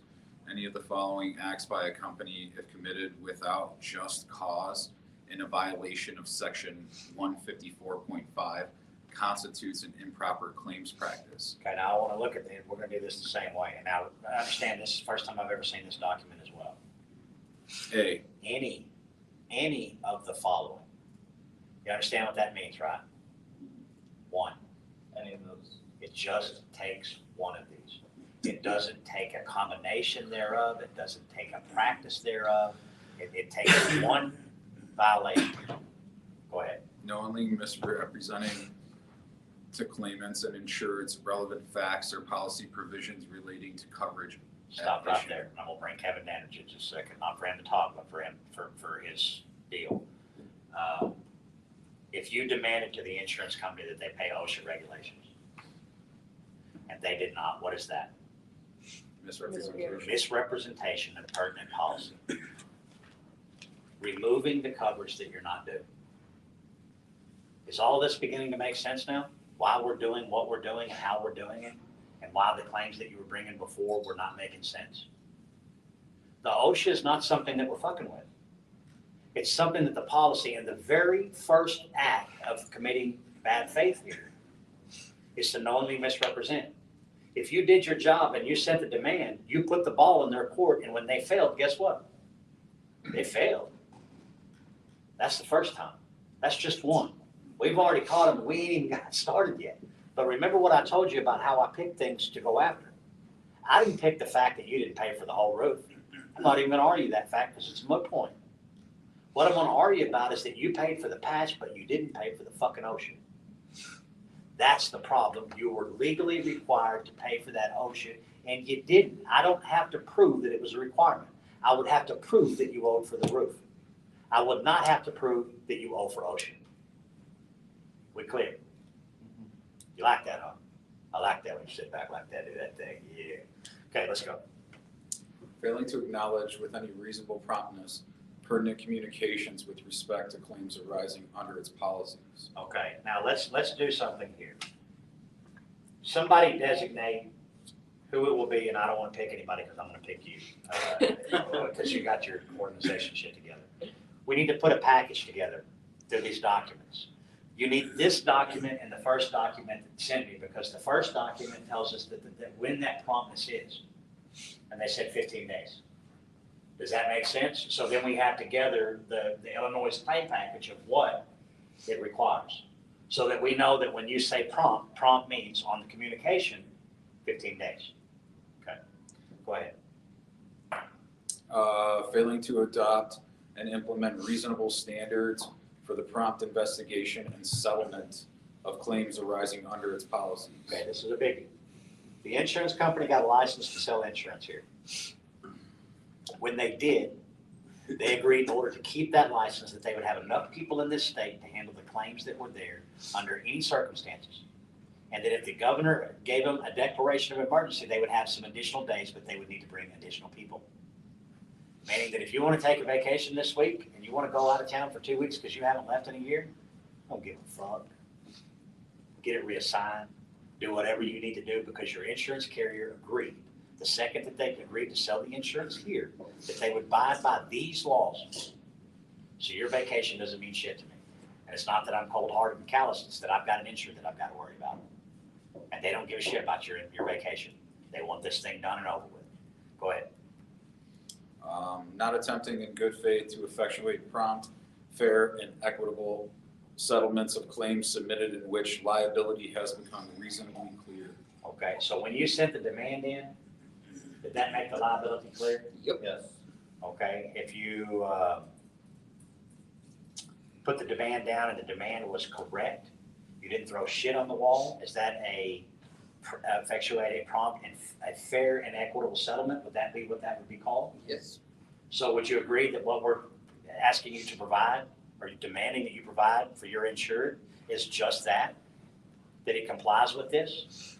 And that if they fail, that they where did they fail at? Everywhere.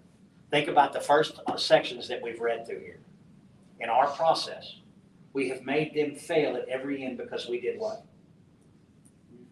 We simply performed. We didn't go out after them trying to make them fail. They did that shit all on their own. And nobody would have ever known unless we did what? Our job. Performed. Let's go. Compelling policyholders to institute suits to recover amounts due under its policies by offering substantially less than the amounts ultimately recovered in suits brought by them. Okay, we talked about this, didn't we? So I About the don't attorney's understand, fees. like, if everything's going to litigation, it's spelled out in black and white right here, why the fuck aren't they paying the attorney fees? You didn't do your job, sir. See, you're picking out what everybody else didn't do, but you're not looking in the mirror. If I did it, everything. That's why I'm bringing the attorneys that are coming here, that's why they're coming here to help you. Understand that. I'm trying to get you in shape so that they can help you. Please let me. But I thought Melanie, well, no, because both of you had said through the course of the week that the insurer is not going to pay the attorney's fees regardless. Who said that? Both of you have said that. Neither one of us said that. That's what it Unless goes it on. goes- Yeah, that's That's if it's not absolutely settled. not. She said if it doesn't settle, if it doesn't make it into a courtroom, then they won't pay the fees. Yeah. Oh, they will pay the fees. That's not Yeah, what you but said. let me give you a typical of what goes on. We went after 100 grand. The insurance company paid 80. Okay, we're not litigating on 80 anymore, or 100. We're litigating on only 20. Only the amount they did not pay. Okay, but the 20 is no longer 20, is it? No. Now we've got multipliers, we've got fees, we've got penalties, and we've got all the taxes and everything that goes with it for them doing this. So we're now not litigating on 20, we're litigating on about $150,000 to $200,000. Okay, we agreement with that. The 20 is now 200 grand.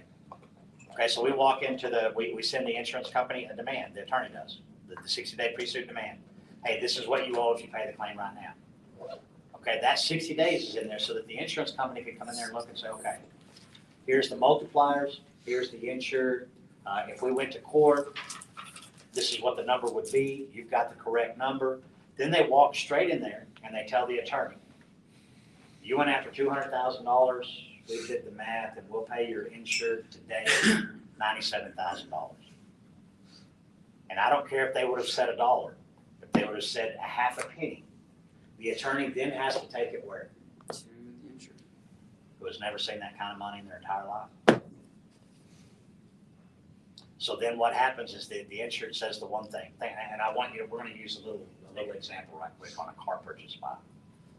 The first car purchase, and most people, all the car purchases they ever make in their life, when they walk into the dealership, they walk into the dealership with no idea what's going on.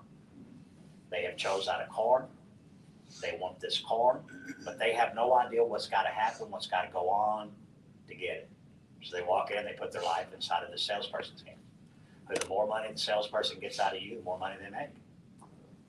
And then they ask you the almighty question. How much can you afford, Mom? What can you afford? Nothing. You can afford $500? Wonderful, wonderful. Then they go back and look at the numbers, and then you're financing, whether you financed for 3 years, for 5 years, 6 years, is depending on how much they're gonna make, but you can do it at 500 a month, right? Okay, so you just bought a car that was way more than what it was worth, based upon one thing. You had one question in your mind when you walked in there. I don't care what you want me to sign, I don't care how much money it's gonna cost, I got one question. Can I drive that fucking car home today? Are you going to let me drive that car out of here today? And y'all are all laughing because you know how damn true it is. None of the other questions mattered, none of the shit that they told you mattered, nothing else mattered except for, can I drive this car home today? You take those same people and you put them in a situation where in order to get the $200,000, you're gonna have to go through litigation. But you cannot go through litigation and get $97,000 today, which will pay your attorney's fees, pay the PIA fee, and it will put the original $20,000 that you needed to seal the deal back in your pocket. In other words, they made you what? Oh, then offer you They can't. made you whole, but they did not pay any penalties on top of it, but the insured accepted it. If the insured accepted it, you know what that means? We're done. It's over. That lady has sang and there will be nothing else. It is done. That's why you don't see our claims going any further than they do. The insured is settling at the value, and I can't blame you. You mean you're gonna give me $100,000 today, and it becomes the same thing as the car? Today? You mean I get that money today? You know what? Yeah, we can cut you a check right now. I'm taking it. I don't give a fuck what you said. I'm taking the monies right now. Go ahead. I know you guys don't really like appraisals, but would that also apply for appraisals? What do you mean? Where it says that they can't, No, As- it does not. Appraisal is its own deal. And here's the reason we don't believe in appraisal. Understand that if they want to go to appraisal, they only want to go to appraisal after we've done what? Your job. We've done our job, right? So now what they're wanting is appraisal to cure bad faith. Appraisal will never cure bad faith. So we refuse to go to appraisal. What we do is we sue them. We give them a final demand. They say you got 14 days. We say you got 72 hours. You pull your head out of your ass and pay this claim or you get sued. And then if the judge says to go to appraisal, then we will go to appraisal.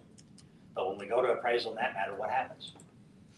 it's fine. Exactly what the fuck is supposed to happen because the attorneys are involved. It also means that the insured is not going to have to foot the bill of the appraiser or the umpire or anything else. Why? Because it's already ordered it. No, because the attorney is going to go ahead and foot the bill for them until the claim settles. It means no money's coming out of that insured pocket. When does the problem happen with the insured? Every fucking time. The second you say what? Yeah, you gotta come out with some money in your pocket. You gotta pay this appraiser. I don't fucking do what? I pay who? They don't wanna do it. So it puts up a roadblock and guess who knows that they don't wanna do it? Insurers. That's why they push it. That's why you see that 14-day or 21-day time limit there. You don't see that time limit anywhere else, do you? But you damn sure see it when they want you to pick an appraiser and get them named, correct? That's because you gotta spend money in order to do so. Any good appraiser is not gonna tell you, you pay me when I'm done. You know what that means? It means that you have a semi-contingent fee. What happens if they don't get paid? Well, I guess I'm not gonna get paid. Well, fuck nuts. That means that you've got a contingency fee contract, which means that you have a vested interest in the outcome of the claim. If they get paid, you get paid. If they don't get paid, you don't get paid. What do you call that? Bias. Yes, exactly. Contingency leads to bias. Leads to the more money that you get, the more money that you make. Yes, so you are disinterested. So yes, they will go to appraisal, but our company will not have anything to do with it. We are out. We are done. Why? Because we already did our job. Why else would I be involved in this anymore? Especially after it's already been PA'd correctly. Yeah, it's been, our job has been done. The insurance job has been done. You just don't want to pay the fucking claim and you think that your appraisal is a get out of jail card. Not. The appraisal is going to verify the reasonable demand that we sent was similar to what we're going to get in court, and it's setting the loss. That's what the appraisal is doing, verifying the numbers that we had. Okay, can we clarify though? Because you didn't really answer my question. What do you mean? Because Melanie told us if they litigate and it doesn't see the inside of a courtroom, the attorney fees are not ending up on that scope. But they did pay them. How do you figure they did? They only owed $20,000. They paid $100,000. So the insured got their fees. The insured got the $20,000, and via the settlement agreement, the attorney was paid his fee, but the judge did not slam his gavel down in award fees. And in all honesty, you don't want him to. Do you know why? Why? Let me explain. Say the claim was $100,000. And then when you went to litigation, they paid the $80,000, which means that you made $8,000, right? Now it went to litigation. Because it was a settlement, and because the numbers were not separated, this is attorney's fees, this is penalties, this is the fine, and this is the interest. You're privy to the entire settlement. So on this $100,000 claim that you could have capped out at $10,000 max on your 10%, you just made how much? Less because. 18,000, didn't you? 17 and change. Yeah, 17.8, whatever it may be. Right? You understand what just happened? Yeah. Because it wasn't designated out. Me, I want it designated out. I want the fucking attorney's fees to show up. I don't care about the money. So that's I where want I'm the at. That's attorney's what I'm fees to saying. show up as this is what happened. But if the insured accepts the agreement, if they throw out the $100,000 and the insured takes it, nobody can do anything past that. The insured has accepted the insurance company's offers. Nothing you, nothing the attorney, or anybody, and not even the Supreme Court can get involved in that. Yeah, the insured, are you happy? Yeah. So where's the standing? Who's got the right now? You made whole, right? You agree that you're made whole, you took the money. Where's the problem now? There is no problem. We just Right. gave in. They did. I can't stop them from giving in. Are the attorney's fees capped? What do you mean? Well, the attorney's gonna take 30% of that 96 or Their something. attorney's fees are capped typically at around 40% in every state, but their contract's gonna Are be they capped. capped by statute? Yeah, typically they are. Typically it's 40%. But even then, you have a contract, and then most attorneys are not signing at 40%. Like Sean typically signs at 30, 35 or something like that, I think. And then they will take it down if they need to take it down, but they shouldn't be taking it down. The only time that I see Sean take his fee down is when he took a PA claim that he shouldn't have took. So what I mean is, I think that bad faith claims and vexatious delay, the attorney fees are capped at $60,000. That's In why, Illinois. In Illinois, well, we'll find out here in a minute. Yeah. And then put that. and that's why we're having a problem. Yeah. Huh? No, That is- Well, the fee would be 60,000 on the fee itself. the fee itself is $60,000 a word. So expenses would be out of it, and 50, 60,000 would be the attorney's actual fees. So if you've ever seen the attorney bill, the fees are separate, and then everything that they spend is over here. Now, we don't do that. Our 10%, when we charge you 10%, you don't get any other fees above and beyond that. But the attorneys do not do that. I've never seen an attorney that does. Now, we sent a fax, that was $48. This one, we made a copy of this, that's sexy, you know, every single thing's got a bill. Which I don't blame them, but, you know, it is what it is. Okay, let's move on. Engaging in activity which results in a disproportionate number of meritorious complaints against the insurer received by the department. Bang, motherfuckers, did y'all hear that? Yeah. This is what Melanie is telling you. Read that again. It says engaging in activity which results in a disproportionate number of meritorious complaints against the insurer received by the insurance department. What does meritorious mean? Valid. You had a valid Honorable. complaint. No, it means it had merit to it. It means that it was valid. It had standing. And then let's look it up just so we It says deserving of honor or esteem. read down because there's going to be some more definition. In law, it is likely to succeed on merits of the case. Yes, the merits of it. Okay. So what they're saying is that if you got 15 complaints for not responding within 14 days, guess what? You take a fucking look at what you're doing. You made a practice out of this. You made a practice out of breaking the damn law. How would they know that they're making a practice out of breaking the law? They will only know that we're fine because we're fine. If you file the damn complaints. If you think the complaints aren't doing anything, you're full of shit. They came to Eric Dick and told Eric Dick farmers did. Can you get Cal to quit filing the complaints? Eric said, well, can you get Cal to do anything? Good luck. No, they're obviously working because you're concerned about it. You wouldn't have the conversation whatsoever if it wasn't just eating your ass. They're eating your ass because it's a valid complaint every time. And the Department of Insurance, every time we have a legislative body, the Department of Insurance and the insurance company runs down to the legislative body and says, look, there's no problems. Nobody's filing complaints. Why does all these people up in arms? We don't have complaints to back up what you're saying. You look like an idiot. You look like somebody that's bitching about a whole bunch of shit without a solution. The bitching has to come in the form of a meritorious complaint. Can we do it for the Information Act and complaints? You can. You absolutely can. You What? should. We can, That's what they were Talk saying to Sean, yesterday, put that she down just on called chart. it something else. We do it all the time. because FOIAs. I happen to know that a lot of people file complaints. with The only Department of time that we Insurance. ran into a problem with that is when we weren't residents of the state. And then we had to get somebody that was a resident of What the the state. fuck does that have? Well, because they wanted us to pay. We weren't paying taxes in that state through our personal deal, and they said, if you're from out of state, then you pay. If you have a resident here, we'll do it for free. The rules here is if it's for commercial purposes, you pay. We're using it for commercial purposes. Okay. Where'd she go? She read the map?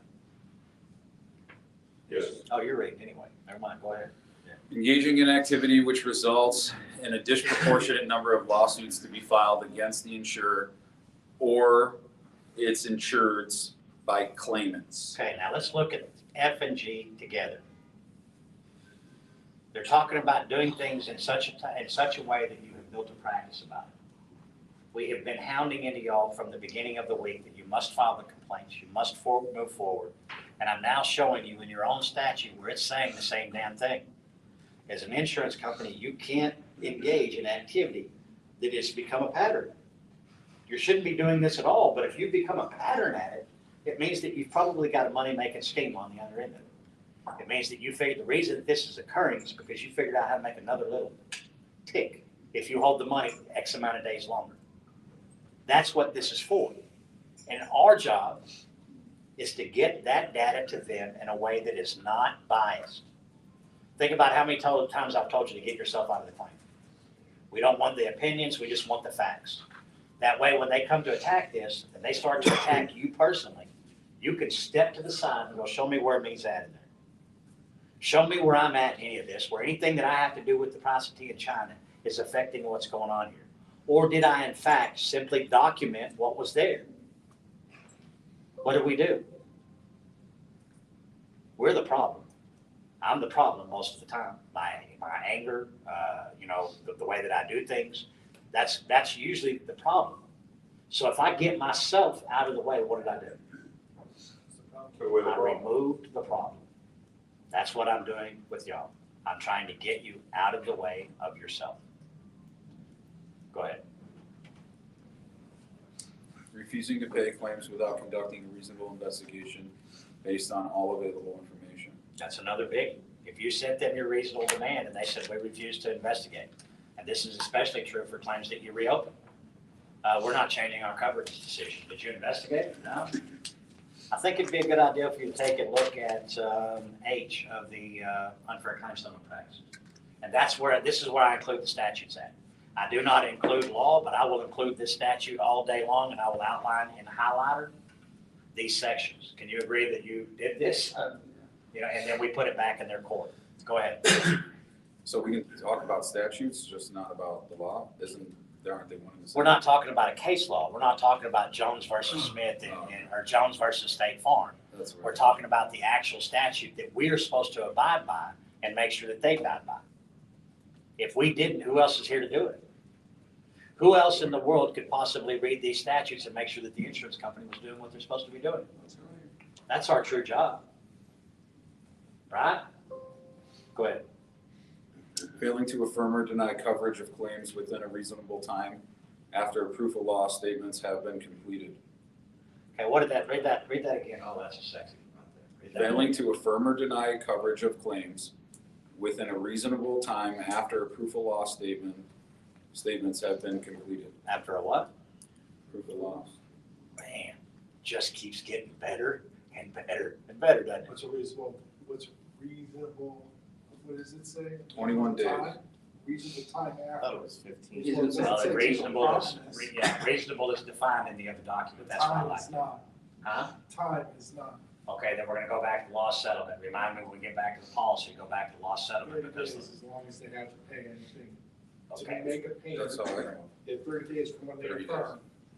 When they affirm, the longest amount of time anywhere in any of the statutes is 30 Okay, so days. say you're doing a health claim, They have and you 30 step days. out there, you've already given them your reasonable demand, and you look at the vent on the roof, and you go, is that hail damage? The second that they say yes, then what is that? So they have affirmed coverage, you've already sent them the demand, and they got from that day forward. Boom. You don't have to wait for them to get back to the desk, you don't have to wait for them to send you a evaluation, and that's why your adjuster inspection report is so important. You're doing your business record, and you're telling exactly when they did it, so you're saying, yeah, that's hail damage, and you're notating it. And then I would go one further, when I got back out to the fucking truck, I'd send an email. Well, I asked this earlier too, is where it says affirm or deny coverage, right? Yeah. Do they have to respond in writing No. to approve the loan? No. Verbal's just as good, verbal contract is binding, correct? What if they do Sure. nothing? Yeah, may ask Sean that in Chicago. It is binding. Yeah, well, each state is different, but we want to make sure. For sure, Sean yeah, knows no, verbal. Do nothing. But yeah, typically verbal is binding, and the second that you agree that it's hail damage, you don't have to agree whether it's covered or not, because who already said it was? The Policy. insurance. The policy said we cover hail damage. Right. If you agreed with me that was hail damage, coverage is afforded. Yeah, then we just trapped them into the deal. You literally just got popped into saying, I asked you a simple question. You gave me a simple answer, but that's why they tell them, don't go, when you go out there with Cal, don't say that. And it pisses them off. The old school adjusters that have been beating the shit out of people forever, you can tell, I meet them out there, been doing this 25 years, and they're mad, and they won't talk, they won't engage. We'll get 85% through the damn inspection, they haven't said a word, and they're like your wife when you make her mad. Honey, are you mad? No, I'm not mad. I just think it's fun. Everything's fine.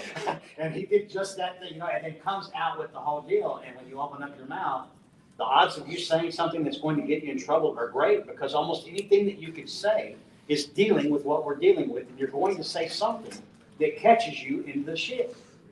Which is why, again, it's imperative that I have my adjuster's checklist. Sean will go with y'all when he gets here tomorrow. He will go over the evidential rule of hearsay. Hearsay is never admitted in a courtroom, correct? You know what is admitted in a courtroom? Emails. Business records. So if you have your adjuster checklist and you go out there in the field every single time, and I mean every damn time, and you write your notes. I'll give you a great example. Last week we had one of the guys out in the field. He went and did his PA deal, and he comes back, and it was his very first one by himself. And he's all proud of himself, and he gives me the adjuster inspection report, and it's beautiful. And matter of fact, it's the guy that Melanie was talking about today with his ugly handwriting. This is the guy who it was Ray. And he gives me this deal, and the handwriting is just beautiful. All perfect, all straight. I put it back at him, he looks at me, he's like, what's going on? I said, you wrote that at the office, didn't you? But yeah, why? It's no good to me. Forgot something. What do you mean it's no good to you? I mean, that you riding in the truck, bless you, Bless you. is after the fact. Has to be done in real time, which means that the son of a bitch should be ugly. It should be going halfway across the page. You can't read half of what the fuck's going on. There should be sweat from your head dripping down on it. Why should it be that way? Because you did it in real time, which made it a business record. The fact that you did it continuously in every single job that you go to, and that you're an honest person, and that you're, for instance, I arrived at 8 o'clock. I left at 8:45. Are you fucking shitting me? You got there right at 8 o'clock? And you left right at 8:45? Or did you get there at 8:03? And did you leave at 7:43? If you told me that you got there at 8, that you got there at 8:03, and that you left at 7:45, and you left her at 8:45, and you left at 8:43, do you know what that makes you? Liar. A fucking liar. And you'll never come back from it. So your records must be exact. They must be precise. And it should say 7:37. I left at 8:42. Because when did you leave? So then what the fuck are you doing? Telling the truth. And because you are consistently telling the truth in this document in real time, it then becomes admissible in a court of law as your business record. Okay? Let's move on. Attempting to settle a claim for less than the amount to which a reasonable person would believe the claimant was entitled. by reference to written or printed advertising materials accompanying or made part of an application or establishing unreasonable caps or limits on paints or materials when establishing vehicle repairs. Attempting to settle claims on the basis of an application which was altered without notice to or knowledge or consent of the insured. Why would you have to put that in there? That's a fucking fraud no matter how you do it. Did I do this? No, you did it. That means that you did it and I didn't do it, and that's automatically fraud, but here it is. Like, don't feed the bear sign. They've done this enough times that the statute, the legislative body, literally put it in code to say, hey, you can't fill shit out for this guy, especially if you didn't know about it. Probably needs to know about the things you're filling out for him, especially if they make financial decisions for his well-being. Go ahead. Hey, Cal, wait, Go ahead. so them sending out like ladder assist and Completely others, reasonable. Completely reasonable for the reason that I stated earlier. If the guys are not capable of doing the job, then it's their responsibility to hire somebody in, just like me calling you. I'm not an OSHA guy, right? No. So I shouldn't be doing OSHA stuff, right? But I am the licensed adjuster, and I should be able to contact you to bring you in to do the things that I'm not well versed in. Completely reasonable. Do I like it? No, but completely reasonable. Does that make sense? No, You don't like it, do you? no, makes no sense. Why? So you're an insurance company, you gotta go look at a claim, Uh-huh. you have an adjuster. Wait a minute. No. You got it. You're forgetting the very first part of the boot camp club. The insured owes no duty to the insured except to verify the claim. The adjuster doesn't even have to be adjuster. They just have to absolutely, in Chicago, without having an adjuster license, absolutely verifies it. They're just supposed to be verifying what you did. They're supposed to verify your performance, which means that all those people that they have are just extra people.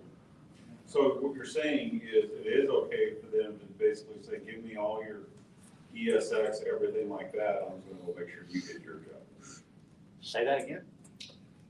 So I hear, being an outside party, not being a public adjuster, how people talk about, how the insurance company, they've gotten to the point where, the public adjuster will go out, they'll walk the claim, they'll take all their pictures, they'll write their ESX, their exact name, blah, blah, blah. And then they're like, yeah, just hand me everything you have, and then I'll review it, and I'll write mine. You know what you just explained, right? The public adjuster giving them a proof of loss. But they don't have to go out and verify that damage. If they choose to go out there or not, it's up to them. But you better pay the claim. If you're not going to pay the claim, that's when you need to go investigate. But you're absolutely explaining, and I love the fact that you're back there asking these questions because it puts it quite succinctly on what's going on. The insurance company was never supposed to go do all of this stuff. When they started sending their guy, they started controlling the narrative, and that's how we got to the fucking place we're in today, is that they're controlling the narrative all the way down. What we're seeing now is a revert back to where they should be, and it's only that you should be either verifying or denying the damage. But all those people that you have are nonsensical, and they're not supposed to be here unless they're verifying. So the insurance companies that have gone to, I wrecked my car. My son wrecked my car. Commercials of my son wrecking my car. Walks out, takes the camera out, goes click, click, click, types some shit in and sends it off. That's well within the rights of the insurance company. Absolutely. They wouldn't even required to do that. They had the same duties that you have here. Notice it said automobile a while ago. Yeah, this is property and casualty. We're talking about cars too. Okay. Yeah. So it's your duty as an insured, whether it's an automotive policy or a property and casualty policy, to perform your duties. And at that time, when those duties are performed, the insured is only left with one choice: pay. And if you don't, that's when you need to get into all that deal, and you better come up with something good. And tick tock, motherfucker, the clock is ticking. You've only got a short amount of time to do it. Right. Why? Because I've already handed you all of the information that you need to begin and finish the claim. Go ahead. Real quick, so I was gonna ask you about this the other day, so we can adjust casualty losses on like auto wrecks? Yes. You just can't adjust personal or third party. So we can't negotiate a settlement for pain and suffering? Yeah. No. Yeah, and I would say there's a couple of things that are absolute no-nos, and that one right there, it's like that's practicing law, that's what it is. I just wanted to clarify that. To your point in the story that I heard from you the first time, I was hit by a car a couple of weeks ago, and I'm treating it like a homeowner's claim. And it was a story that you had, you did the same thing. You recall it? I'm not sure, there's a bunch of stories, but. So basically, what I'm doing is, I was hit by another car. I'm sending in a sworn proof of loss. I'm taking my car to the dealership to get the estimate. I'm sending that straight in. Are you public adjusting that claim? Yes, sir. And Damn. what they're gonna do is they're gonna send me the money for my loss. Then I'm gonna take it to the dealership and tell the dealership, what would you give me for this car with an accident? They're You gonna don't even give have me- to do that. Pat and Vera O'Brien, write that name down, find them on Facebook. They do diminished value, is what you're getting at. They, Oh, no, Fair. yeah, that's what it's called, is diminished value. I understand. I'm still gonna get my diminished value, but I'm going off of what I learned from you. Right, what I'm saying is you don't have to make the trip to the body shop. You can message Pat and Vera and they can tell you. No, what I'm saying is, I'm gonna get the money for the cost of repair, the reasonable cost of repair, plus diminished value. Right. Then I'm gonna take it to the dealership, and the dealership is gonna give me the money that they would give me for a car with it, and then I'm gonna take the money I got for the diminished value and the repair, plus what I got for the car that had an accident, and get a new car without an accident. Okay, and what did that make you at? Whole. There you go. Who said that? Me. Yeah, that was it. Yeah, whole. So, Yeah, and what he's referring to is, I had a brand new 3500 Dodge. Melanie had a brand new Tahoe, and I mean, still had the dealer tags on it. And then we just bought our very first bus, and it wasn't new, but it was new to us. We had just bought it. We literally pulled up in Wally, Texas, pulled everything out, got the bus set up, laid down in bed, and we heard clunk, clunk, fucking grapefruit size hail. Came through the skylight, destroyed the Dodge, the Tahoe, and the bus. And I took I've been body shop all my life. That's where my family started out. They had a big, huge business in West Texas. And I'm well aware of what happens in the body shop.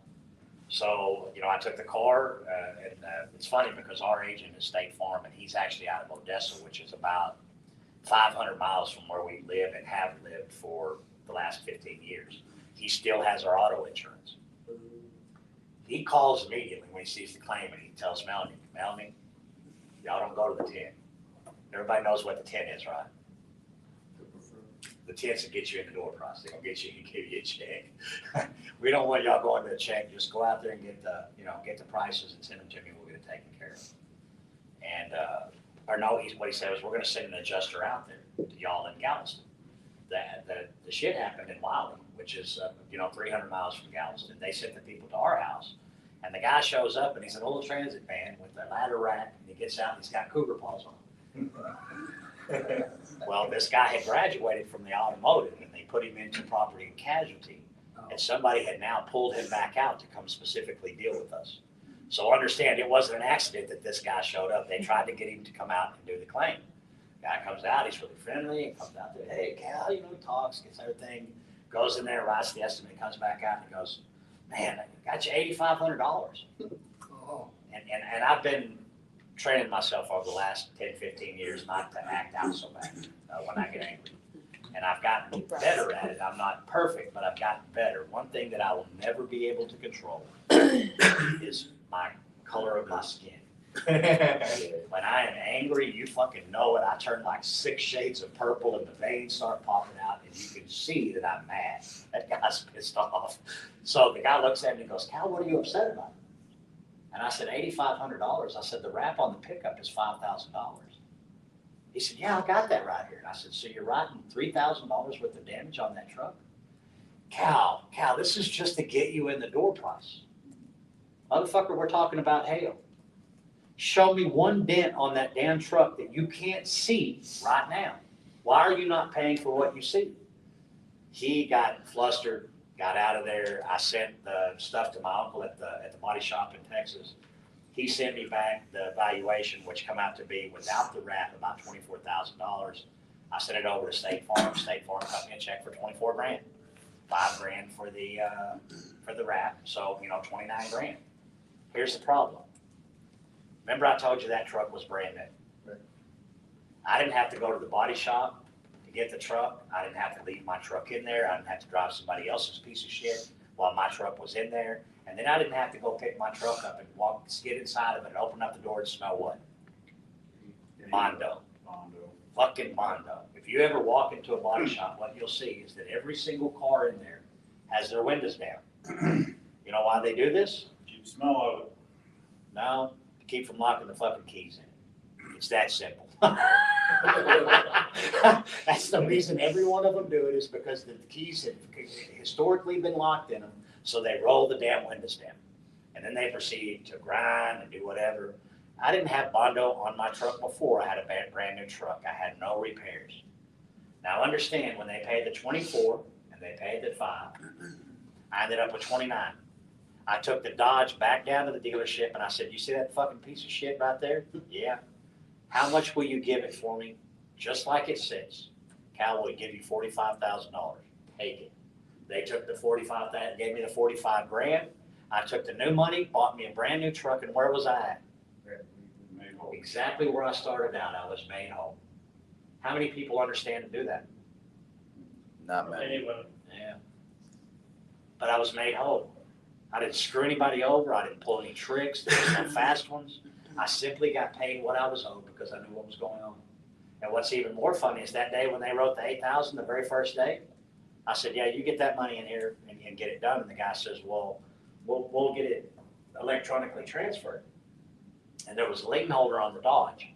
So the guy comes back and he says, well, we're gonna cut you a check for both, and we'll put them in the lien holder's name. And I said, no, you'll write I own the wrap company. I put the wrap on that truck. The $5,000 comes to me. It doesn't go to the lien holder. Oh, they absolutely didn't know how to tender the check. So I said, you have your boss call me. So his boss calls me. She was a very pleasant lady, but you can tell she'd been at State Farm for a long time. And she said, Mr. Spoon, we simply don't do that. I said, okay, I'm going to give you to about 4 o'clock. You talk with the powers to be above you. And when you figure out an answer, you call me back. If by 4 o'clock you haven't, I'm going to file a complaint. She giggled and got off the phone. About 2.5 hours later, she called back and talked to Melody. Mrs. Spoon, I've been doing this for a long, long time. And today, your husband and you taught me a very valuable lesson. I have issued those funds. They're in your account, and it's over with. But if you think about the whole process, she thought she was right. Remember the little traveler's guy? That's the problem. He was mad. He physically was ready to fight because he believed that his company was doing the right thing. And then when he actually found out that we were true and what I was telling him was correct, he was mad at me yet again. Why was he mad at me and not the insurance company? Because he's got to go back to work for them tomorrow. He has a mortgage. He has truck payment. He has a kid that he's trying to put through college or two. And if he doesn't get paid here, where's he going to get paid at? Somewhere else. Nowhere. That's it. So he's left with a hell of a choice. And the insurance companies are also very smart. Think about all the IAs who came in the first couple of years and made $100,000. And they ain't made that shit since. And they've been chasing that $100,000 since when? Since then. But the carriers let them do that. They let them come in. It's just like a drug addict. You want a little taste? It's free. Get you a little taste of this. This is free. It's all free. Now you owe. It is the same thing. They got in there in that first 2 years. They made good money, so they did what? They got indebted. They bought that truck. They bought that house. They made those commitments. Why? Because you got used to that money coming in. It's what we all do. And the insurance company banked on that shit too. The second that you get involved and you get indebted, then you become responsible. And then you do things that you wouldn't typically do to keep the things that you have. Like deny claims that you know you shouldn't deny. Go ahead. Cal, 1 second. Go ahead. What was the name of that person? Because I got in a car accident. Pat and Vera O'Brien. For Pat and Vera O'Brien. For diminished value. Yeah, and they're both on Facebook. They're both licensed public adjusters, and they're also graduates of the boot camp. Okay. Okay? Did they just kind Say that again. Once you get the car damage done, you get the estimate from the body shop, get all that, then you contact them, and they'll get you the diminished value of what that car is and what it should be. No, lease. No, it's different. Never mind. We'll talk later. Say it again. Let's make It was a sure. lease, but They're what? it's a lease, but It's Well, the interesting. lease typically works different. Because it's a lease, then you have no vested interest in the car, and all the money would go to the person giving the lease out. Okay. Yeah, so those I wouldn't mess with, and the lease doesn't, yeah, I wouldn't even, unless they're gonna try to charge you for it.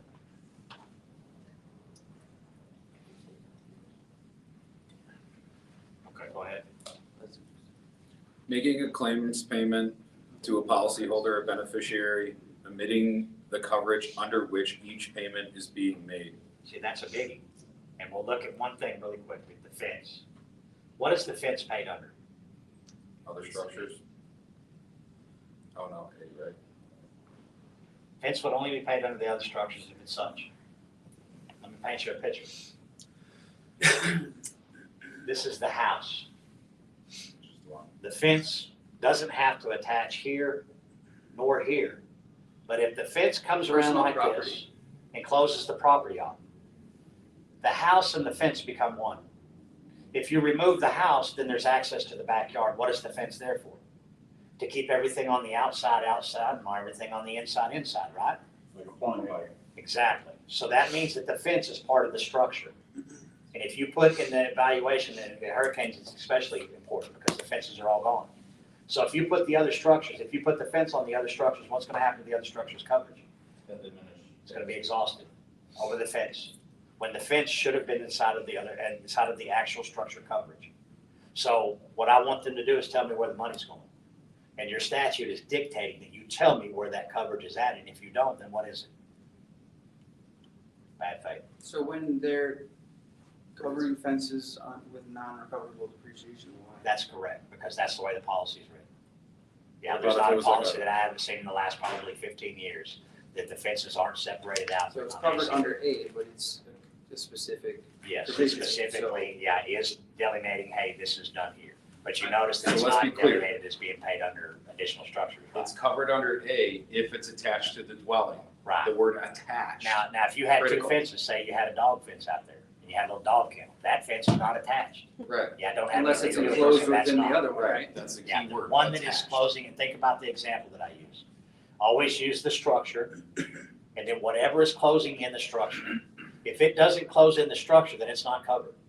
But if it closes in the structure and makes the backyard a complete system, where the house is part of that system, then that fence is part of that house, not the other way around.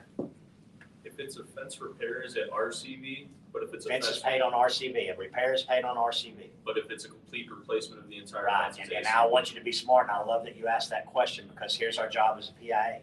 It's not my job to finagle the numbers. What is my job is to look and see if I can get that repair done and replace a portion, repair a portion. That way that recoverable depreciation is evened out. Does that make sense? If I could do it, if I could take 4 sections and repair 4 sections and replace 3 sections, it means that you're gonna get the repair, which is typically more expensive, and then you're only gonna get hit for the depreciation on what we replaced. But that's my job as a PA to figure out where that is at. That's not being illegal, that's not being elusive, that's finding out where the coverage fits. Find coverage where coverage is available. Good? Go ahead. Delaying the investigation or payment of claims by requiring an insured, a claimant, or the physicians of either to submit a preliminary claim report and then requiring subsequent submissions of formal proof of loss forms, resulting in the duplication of verification. So if you did your job and they asked you after that to do it again, what would they have done? Yes. When they tell you, we didn't receive your proof of loss. Delay. Motherfucker, what do you call that whole 35-page document that I sent to you? What is that? So when they try to ask you again, they're being duplicative, but there's a second thing in that. They're asking you again for what you've already submitted that triggered the coverage. We already triggered the coverage with the proof of loss. That is what that thing is. If you ever were looking for a silver bullet or a trigger, the fucking proof of loss is it. It is the almighty trigger that triggers everything. And as long as it conforms. Now, the only difference that we see, and typically what would change what we're saying right here, is if that policy was to say, like Citizens out of Florida, on a form that we supply.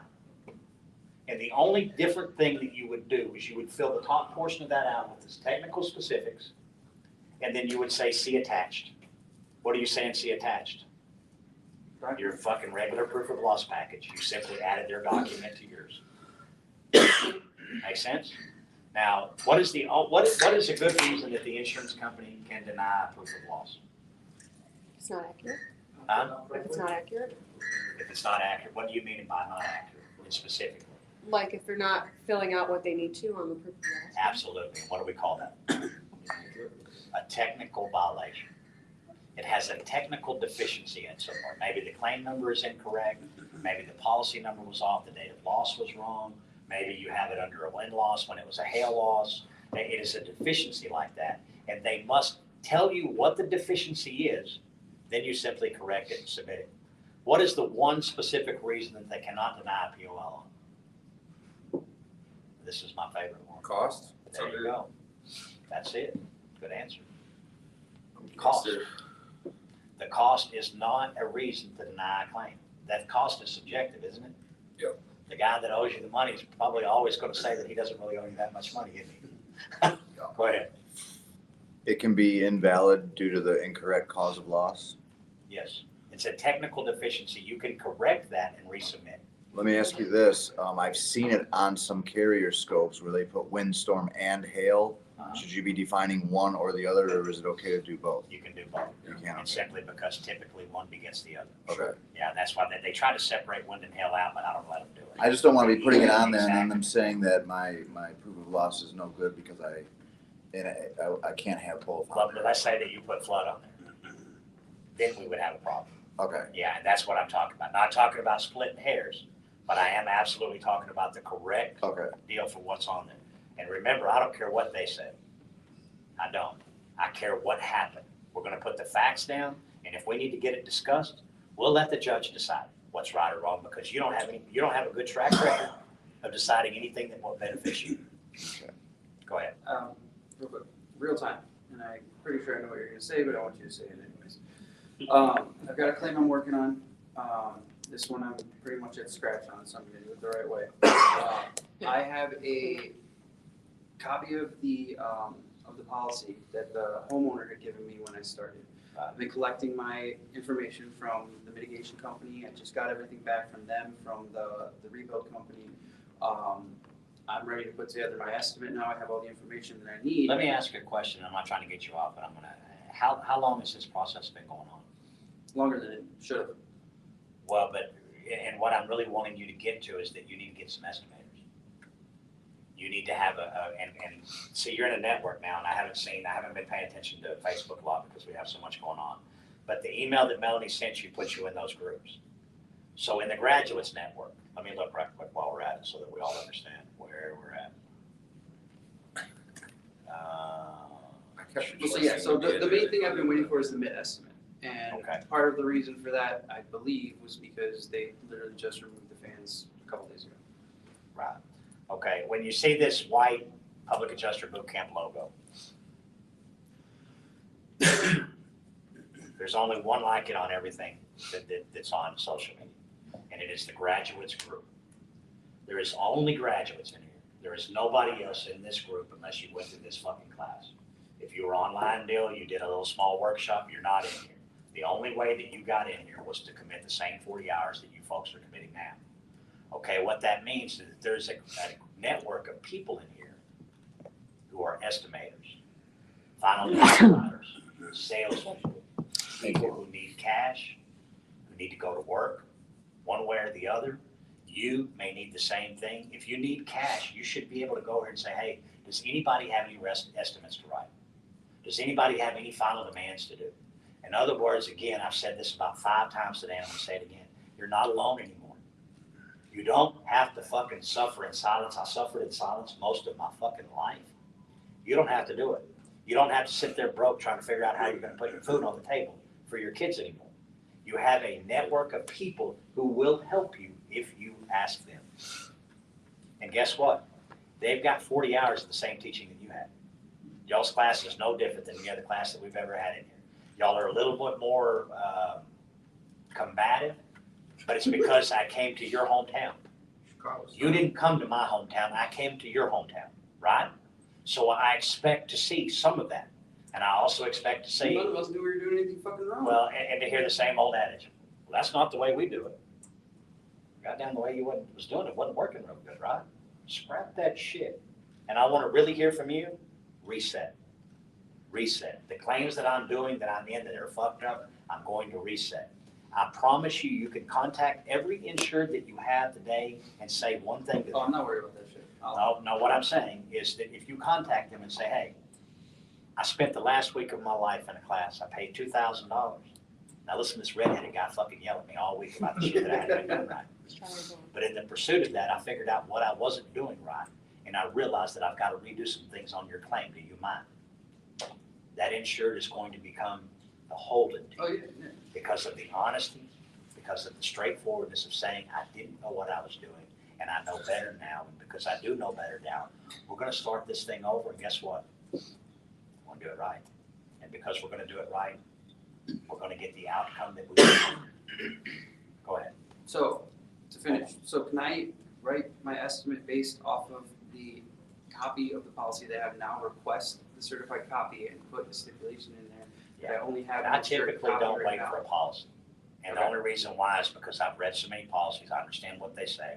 I go ahead and get it out there.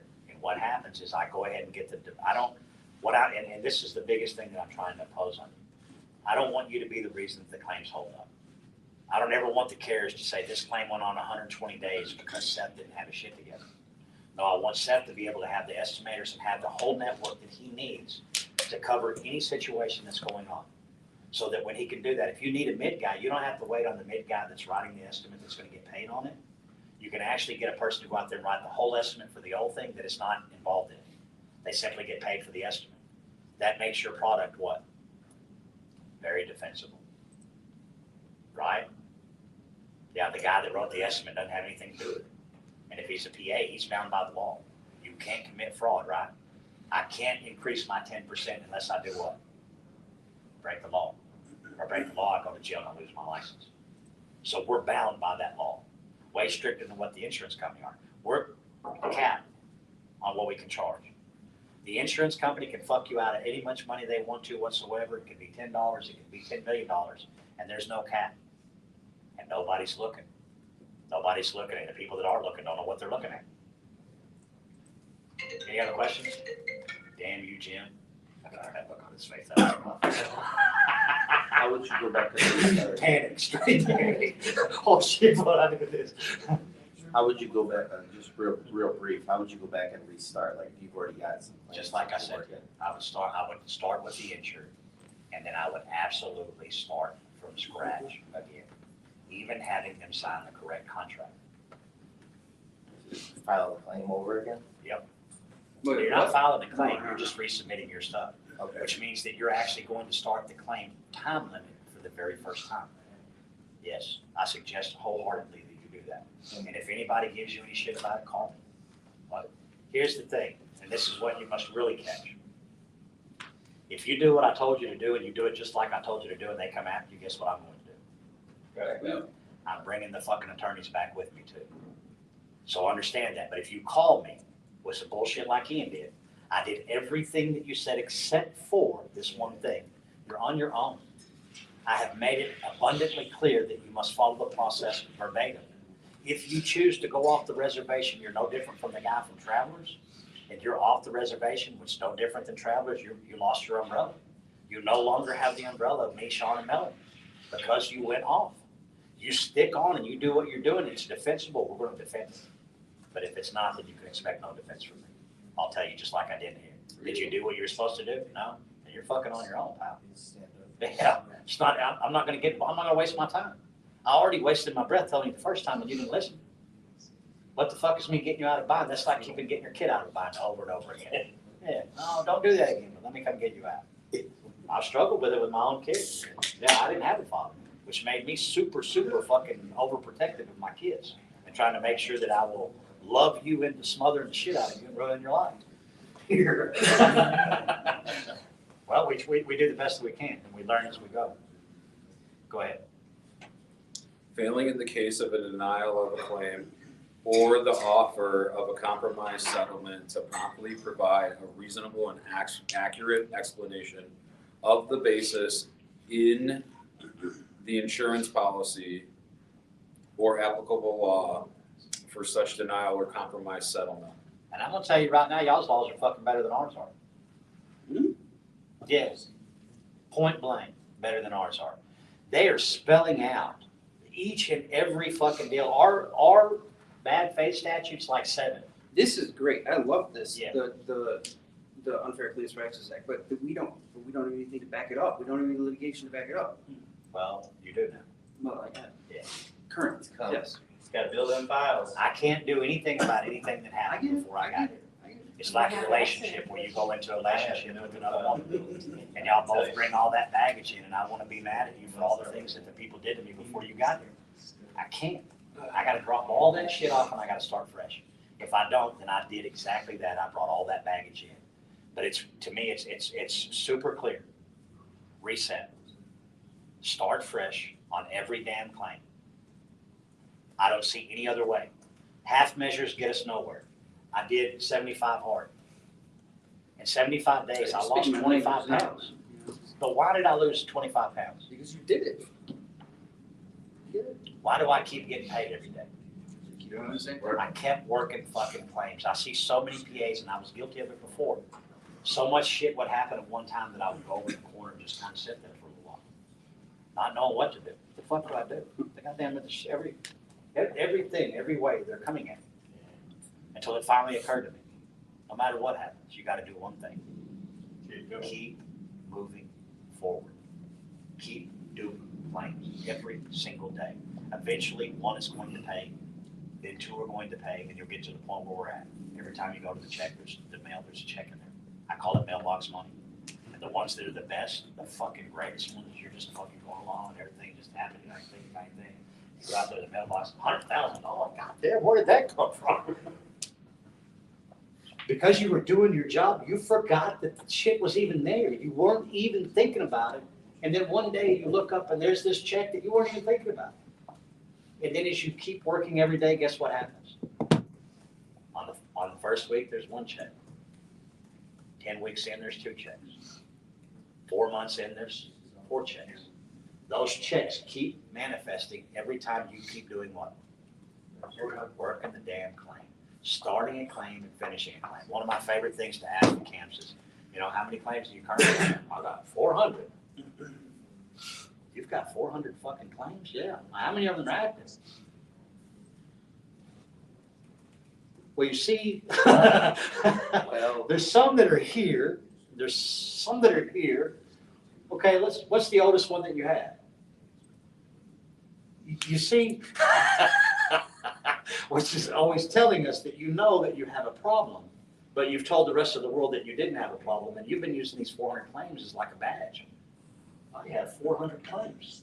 Bro, I got 35. I have 35 claims, and I'm really proud of that. You know why? I finished them. There's no claims on the books anywhere. There's no lingering claims from 3 years ago, from 6 months ago. They are all gone. Why are they gone? Well, they went to litigation. They went Yes. to process. Why are they gone though? Because you did your job, you worked. What can I do if let's look at that simple thing. We agree I did my job, right? What do I do after that? Get another one. Right? But I mean, on that specific claim, if I've done my job, what do I do after I've done my job? Wait for your money. Why the fuck would I not get into attorney? If I've done my job and I can't do anything else, why would I wait any time whatsoever? Why wouldn't I make that happen just as quickly as possible? Why wouldn't I develop a process that dictated that no matter what I did, as long as I started right, I would finish right? And as long as I worked claims every day, think about what the carriers have done to us. Their people do exactly what I'm telling you to do. They don't give a fuck what you say. Think about it. They don't give a shit what you say, what you do. It just doesn't matter. Why? Because their boss told them to do it anyway, right? I gave y'all a new boss this week. It's called the policy. You have a brand new fucking boss.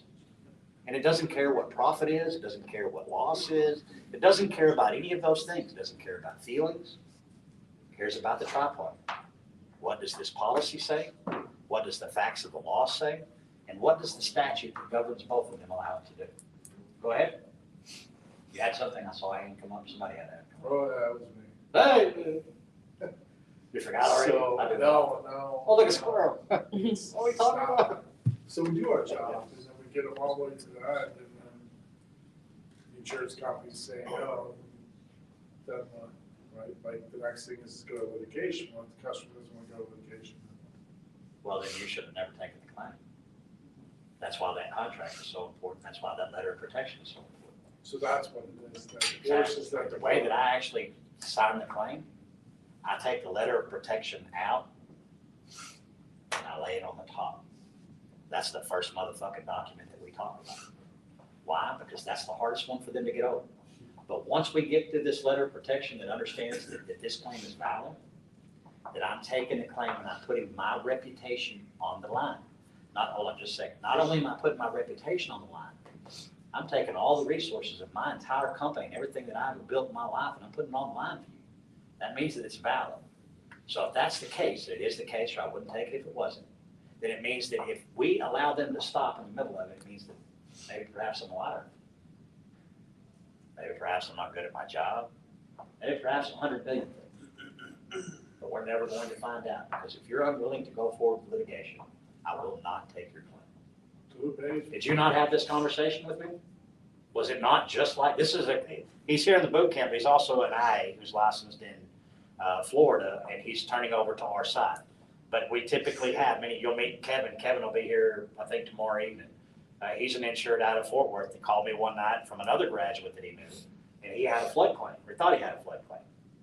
I get over there to go look, and he's got a cellar. He had about 2 foot of water in the cellar. You did have damage in the cellar, but flood doesn't cover fucking cellars. So there's absolutely no reason to file a claim. And we spoke for about 15, 20 minutes that day. He showed up in the next boot camp. This guy never done insurance in his life. He's already obtained his Texas public adjuster's license fully. And this was the August camp. So we've been a month and a half since then. He's already obtained his Texas public adjuster's license. He's passed the Florida exam, submitted his fingerprints and all of that, and has bought his camper and his pickup and is trying to get down here now. He will be at the conference. So it's a typical thing, the insurance company, and you whether you were an IA or not, you're the best PA I could get. You know why? You lived this shit. I can't buy what you went through. You went through the loss, you're going through the whole deal, and you see what the fuck is going on, and I can't buy that. Not only that, but you live in the area. I'm in your hometown, just like I'm in y'all's hometown now. In Florida, I'm in his home. So being in his home, if I want somebody to go do sales for me, who should I pick? I like that guy. Get him quick. Which is what I told you, right? There was no bones about it. You live here. You got a better standing than any of us do. So look for your people at all times. And when you see an insured that looks like they may make a good fit, they probably will. Let's move forward. That last one, number N, I really want to drill down on that before we do move forward. When we wrote our demand in, what this section is saying specifically is that any item that you're going to deny, you have to tell me why and where the policy allows you to do so. And that doesn't mean that we're not covering that because of wear and tear. I'll tear that up all day long. Good. Go ahead. Failing to provide forms necessary to present claims within 15 working days of a request, which such explanations as are necessary to use them effectively. And see, and really, in my opinion, unless the policy says on a form that we require, the policy itself gives you all of the necessary things that you need to submit that proof of loss correctly. Would a certified copy of the policy be considered a form? What do you mean? Like if they're failing to provide you with a copy of the policy? Yes. Okay.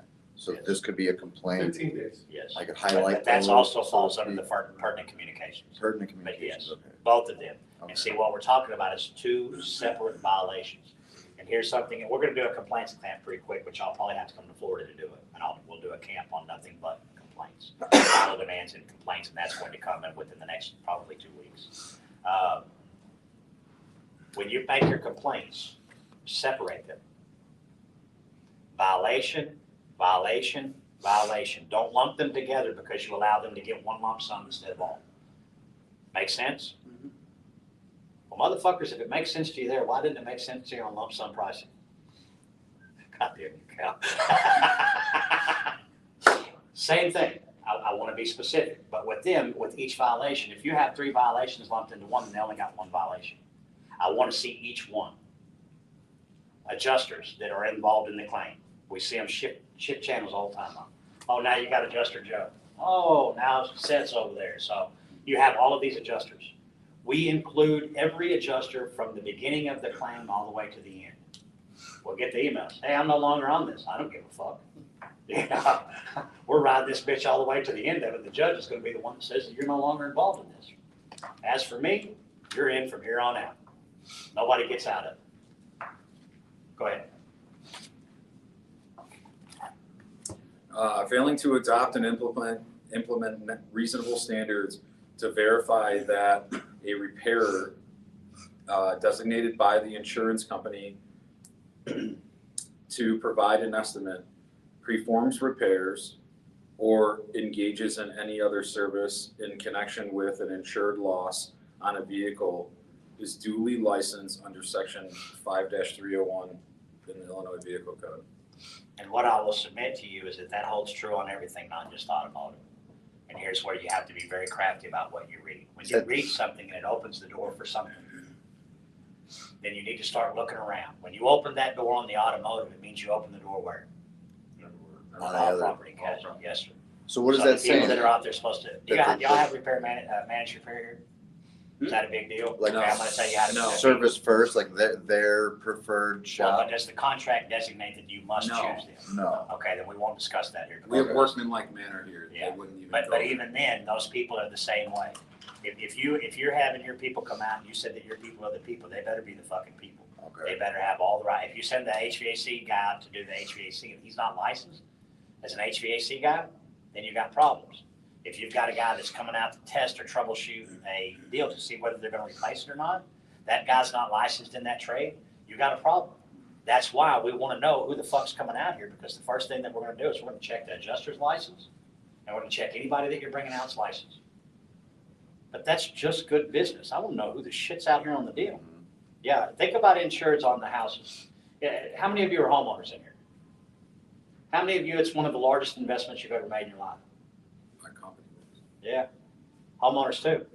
Typically, the house or the commercial building is one of your largest investments. What are we entrusted with? You didn't say commercial building. Who? You didn't say that at What do you first. mean? You just said homeowner. What I'm saying is a We are structure. entrusted When we with the invest in insurer's commercial property, real largest- estate most property. of the time, Real the estate largest is my investment. biggest Yeah. investment, absolutely. Exactly. So these things that you're messing with in insurance, what I want you to do is understand that the people that you're dealing with are insured, the one that we're protecting. They've spent more money on this one thing that they've entrusted us than they typically spend on anything else in their life, and you now have that trust in your hands. Use it wisely. Don't get our license taken away. Go ahead. Failing to provide as a persistent tendency a notification on any written estimate prepared by an insurance company in connection with an insured loss that Illinois law requires that the vehicle repairer must be licensed in accordance with section 5301 of the Illinois Vehicle Code. Failing to pay the replacement vehicle use or occupation tax, title, and transfer fees required by section 154.9 of this code. Okay, let's stop right there. What I want you to do is read that same thing, but when you get to that section 154.9, replace that with the word OSHA. I got it. Go ahead and do it again. That's fucking great. Yeah, go ahead and do it again. Do it out loud. I'm not shitting. Failing to pay the replacement property or replacement vehicle use or occupation tax, title, or transfer fees required by OSHA. You understand what's going on, right? We're giving you methods to which to attack everything. If we would hold true that that's true on the automobiles with that thing, is OSHA different? I would say OSHA is even more stringent because it's federal. We're talking about a state statute. Or IEPA statutes. Any of them. You're supposed to follow all codes. And if ignorance is never a defense. Or IRC. Exactly. Ignorance is never a defense. But you can go into a courtroom and tell the jury, didn't know. And if they believe you, there's a good chance you can get out of As it. soon as they start messing with us, like, oh yeah, we don't care, we don't pay for that. Yeah. Complain. Yes. Well, no. What I want you to do is to get the full deal from them, and as soon as you've got the full documentation from them saying what they're gonna do, then you do it. It's like I was talking Right. about on the time limit to pay. But we know The they're full second of that you shit. verified in writing that you weren't going to pay within the time limit, I didn't need to wait further. Now I can file a complaint. But remember, we used the word meritorious. We want to make sure that everything that we're doing meets that standard, that it's going to be a valid, meritorious complaint. Go ahead. S is engaging in any other acts which are in substance equivalent to any of the foregoing. Just meaning that anything that would act as the stuff we already said not to do, don't do it. Kind of repetitive, isn't it? Okay, so y'all have good laws in place. Y'all have very good laws in place. Y'all have better laws than Texas does. Now let's go to the next section of this. Do you have the section where the penalties are at? Actually, y'all do that with Sean tomorrow. We're into some of Sean's territory right now with the statute, but I'm doing it specifically because, again, Sean looks at things as an attorney. Sean wouldn't have told you to do what I just told you to do. Replace that with OSHA. Why? Because his brain doesn't work that way. Not that he's not smart, not that he's not intelligent. He just thinks different than we think. So I make sure that when we go through these things, because I think like you think, you are me, I am you. I'm not an attorney, not yet, but I'm working on it. So, yes, my ultimate goal, the reason all of this is going on, I'm going to hang up my guns as a PA, and I'm going to law school, and I'm going to get my law license, which means that I'm going to come back to fucking Chicago and almost fall a goddamn mud hole and a whole bunch of attorneys. They know it. Everybody on that side is aware of it. They know what I'm doing, and I'm moving in a very fast fashion to get to a point where I can do something. That's what every bit of this is about. The problem that I see is that we have attorneys that don't see a problem. Claim comes in, I get paid, you get paid, everybody gets paid, no fucking problem. Yes, big fucking problem. Stop it. I don't want everybody getting that paid way. I want it to go the front way and be done the way that it was supposed to have been done. We have major problems right now, and not litigating on those things are what's giving us a problem. But if you've got an attorney that's making $100 million a year off litigation from them, do you think that motherfucker's fixing to go argue with them? Not unless he has a certain something in him.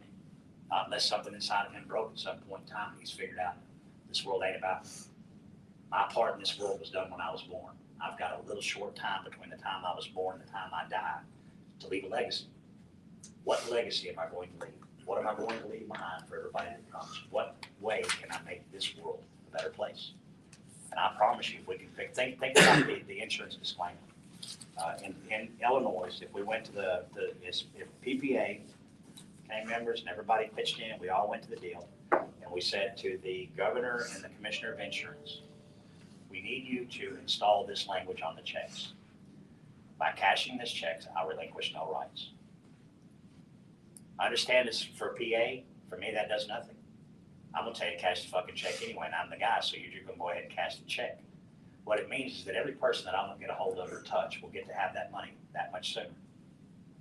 We just changed something, didn't we? And then you look at the governor, you look at the commissioner of insurance, and you go, okay, why won't you do this? We can't do that. Can or won't? Because you would agree with me that trying to make, and you said so in your statutes, trying to make an insured settle for less than what they're owed is a bad deal, right?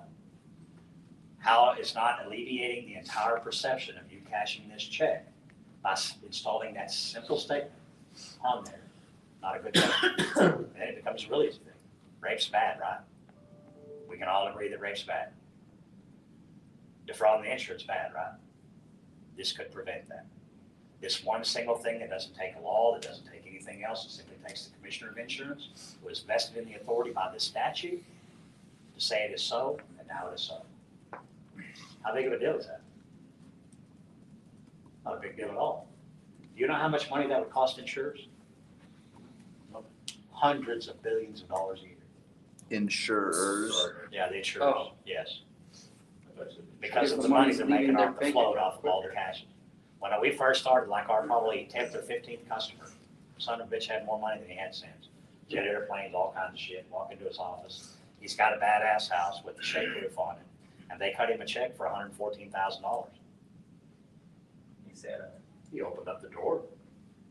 He didn't, it's fucking he don't give a shit about $114,000. But he feels that if he cashes the check, that he's smart from getting the other. So he first hires and he shows me the check and I said, I want you to cash the check immediately. He just kind of, he's got money, he don't give a fuck what I say. He just kind of plays it off and goes on about his business. Well, I come back 4 or 5 days later to do the scope and I asked him, did you cash that check? No, I'll get to it. I said, I'll tell you what. If you don't cash that check before tomorrow, you're fired. His whole thing changed. What? You're serious? You goddamn right I'm serious about it. They're using your $100,000 to fight me while I'm fighting you. And the second, he had money. The second I got him to understand that they were using that money to defeat him, cash the fucking check.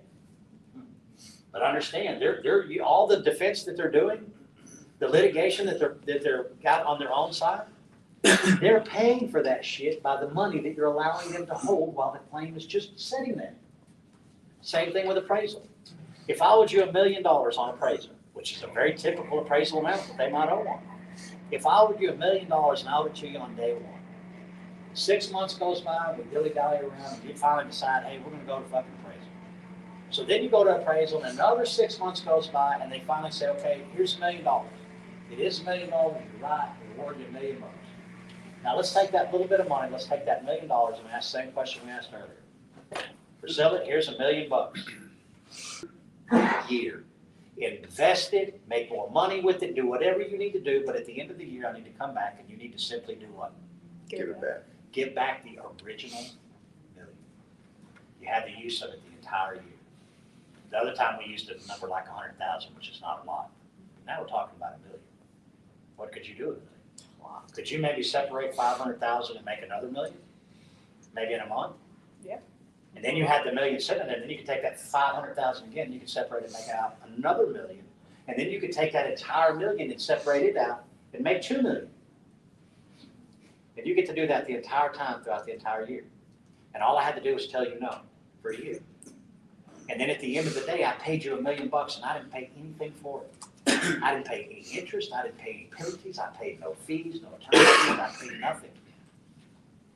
I simply got the use of your $1 million and nobody had anything to say about it. Your job is to stop that shit. Stop that shit right now. Okay. All right. Y'all want to call it a day or you can go further? General consensus, what do y'all want to do? Keep going?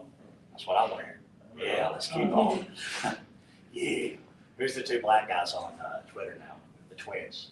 The Hodge twins? Jesus and Mero. Yeah. He gets on, he kills me every time. Yeah. That's on there. Soft as puppy piss, both of those guys. But they pull that shit all the time. Okay, let's go back into the policy here. Now, let's look at loss settlement. We have to look at that. Let's go to additional motives.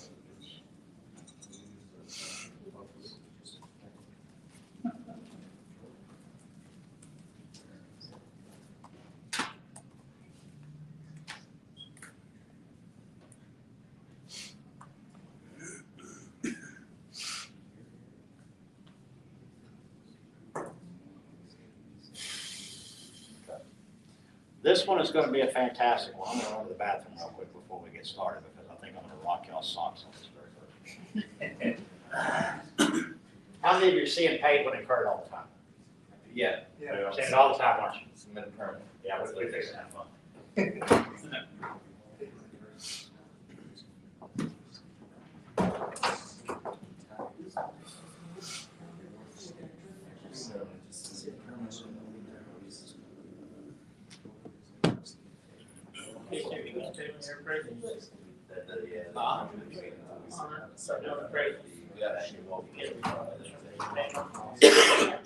Does Charlie Sheen and me like cocaine? I said, does Charlie Sheen like cocaine? You guys want pizza? What?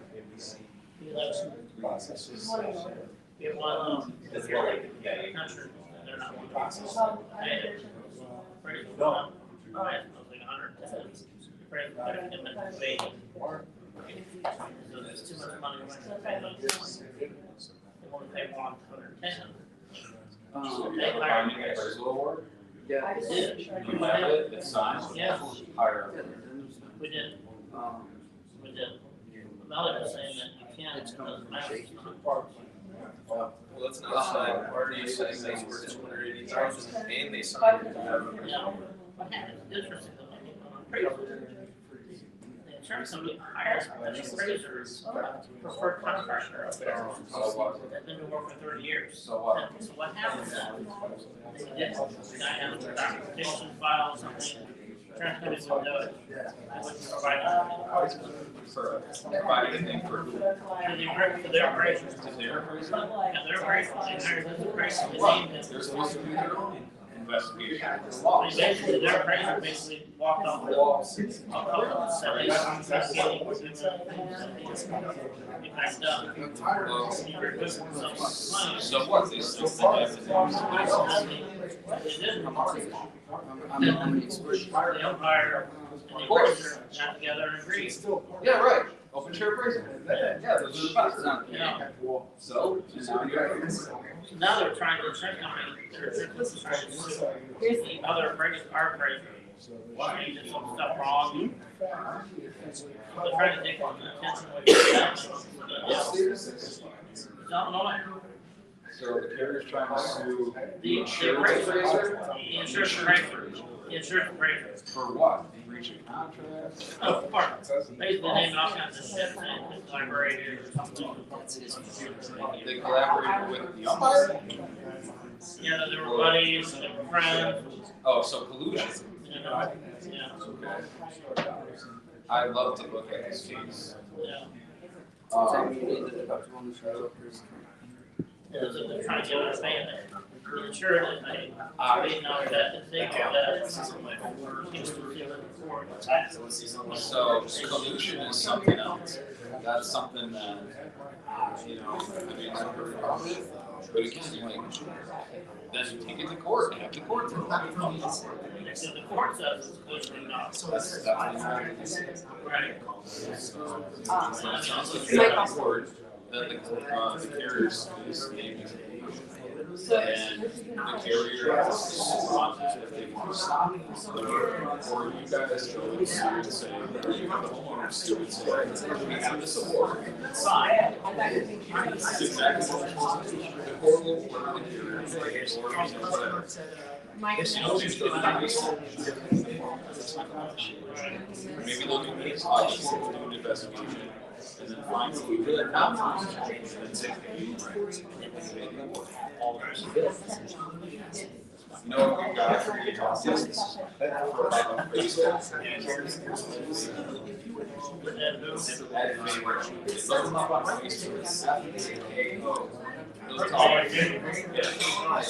Yeah, that's big.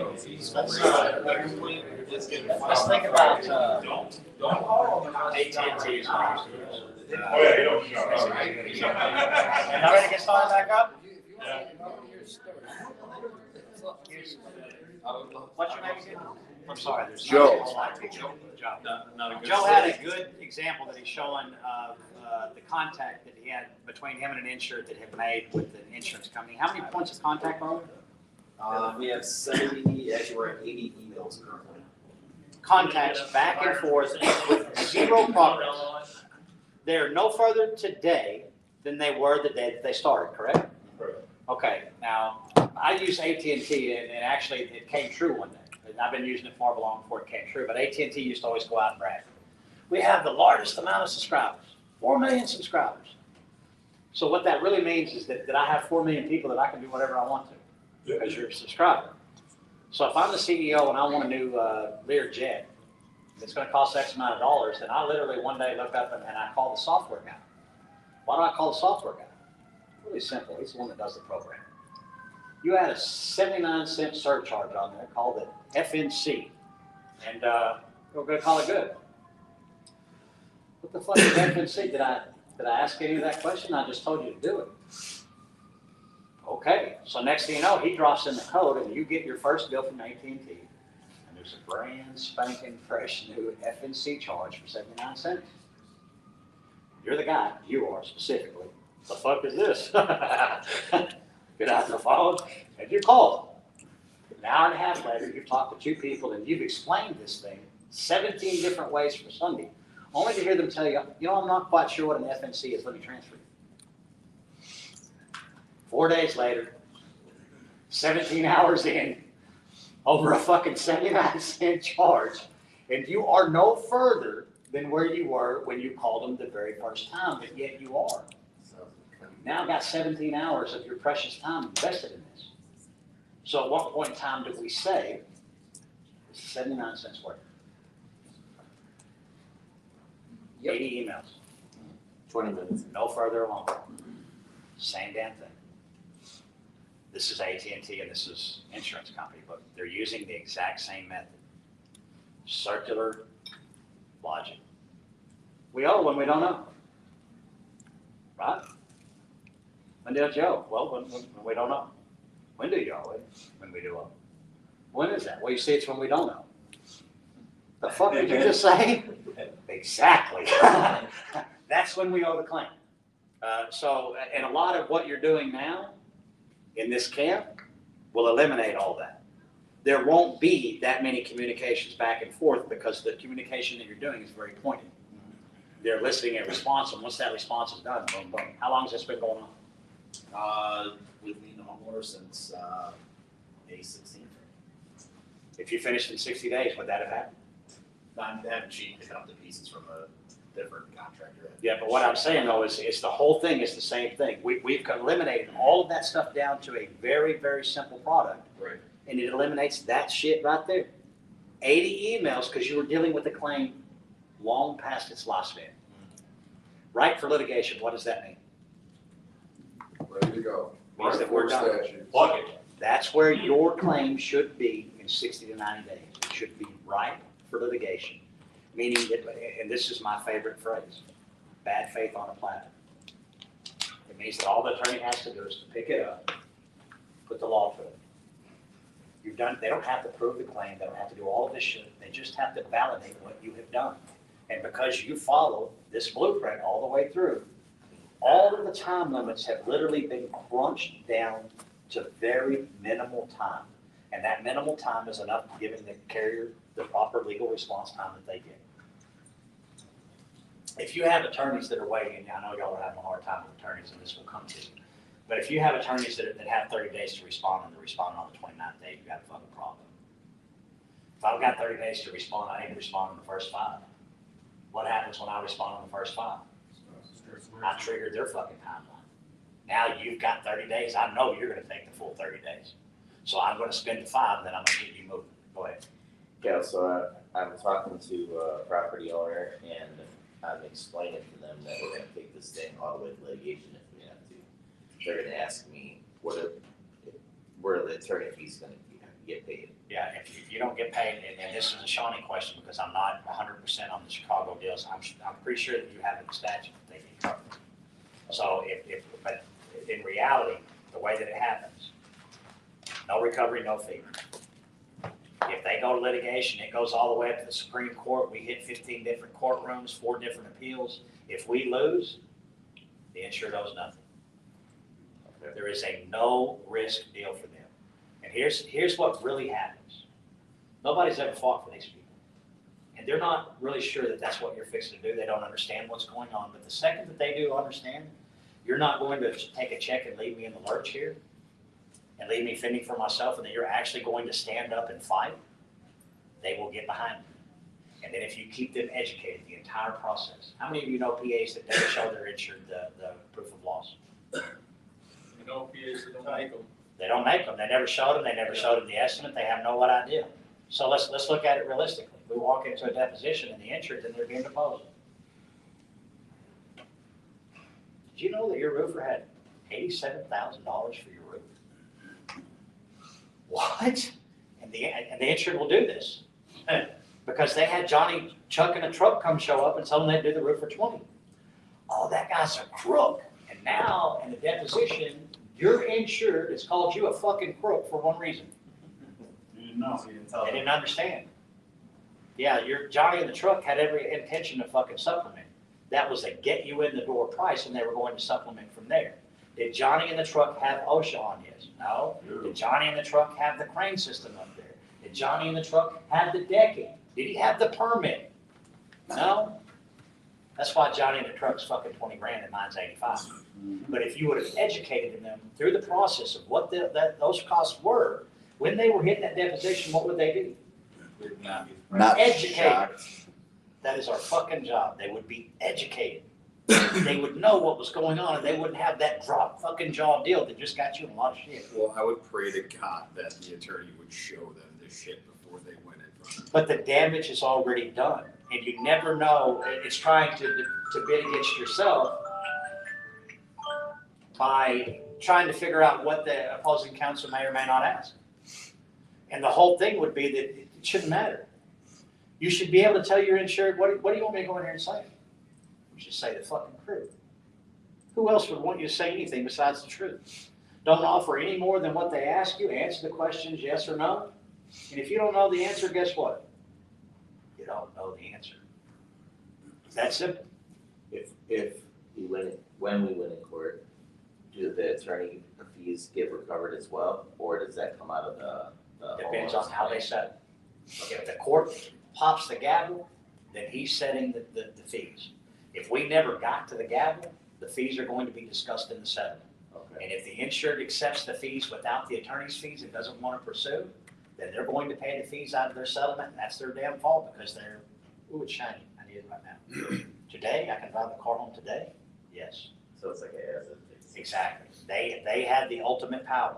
If they decide, well, if the insurance company offered them $20, and they said, you know what, fuck it, I'm gonna take the $20. There's nothing anybody can do about it. That's the insurer that has the power to do that.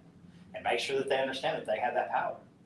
But make sure they also understand that if you choose the $20, that you still owe the attorney's fees. So if you wanna go ahead and grab that $20, you go right on ahead. But the carriers are smart enough to know that you're smart enough to get to this point. The insured's already aware of what's going on. The insured's already aware of what you're fixing to come do. All of this is already understood because we did what to the insured. Educated.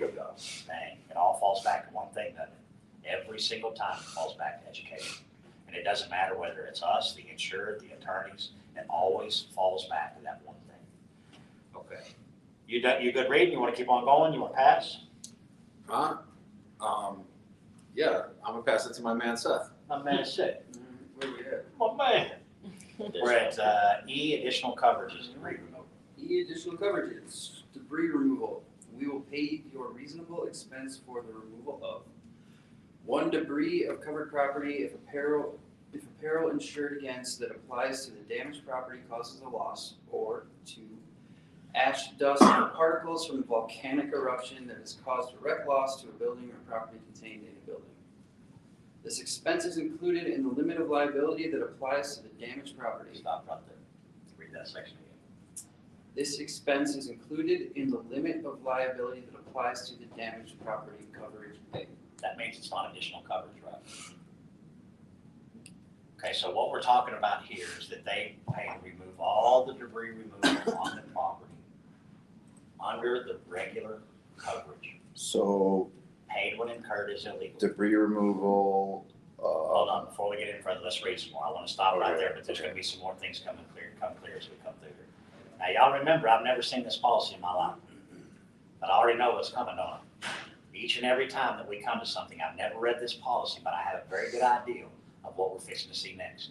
I may not know the exact verbiage, but I'm very close to it because the verbiage may have changed slightly. Go ahead. If the amount to be paid for the actual damage to the property plus the debris removal expense is more than the limit of liability for the damaged property, an additional 5% of that limit is available for such expense. Okay, I want y'all to copy and paste that section right there, and I want you to stick it in your documentation for when you see paid when incurred. Paid when incurred is only available for items that are additional coverage. If you understand this section right here, we separated the two.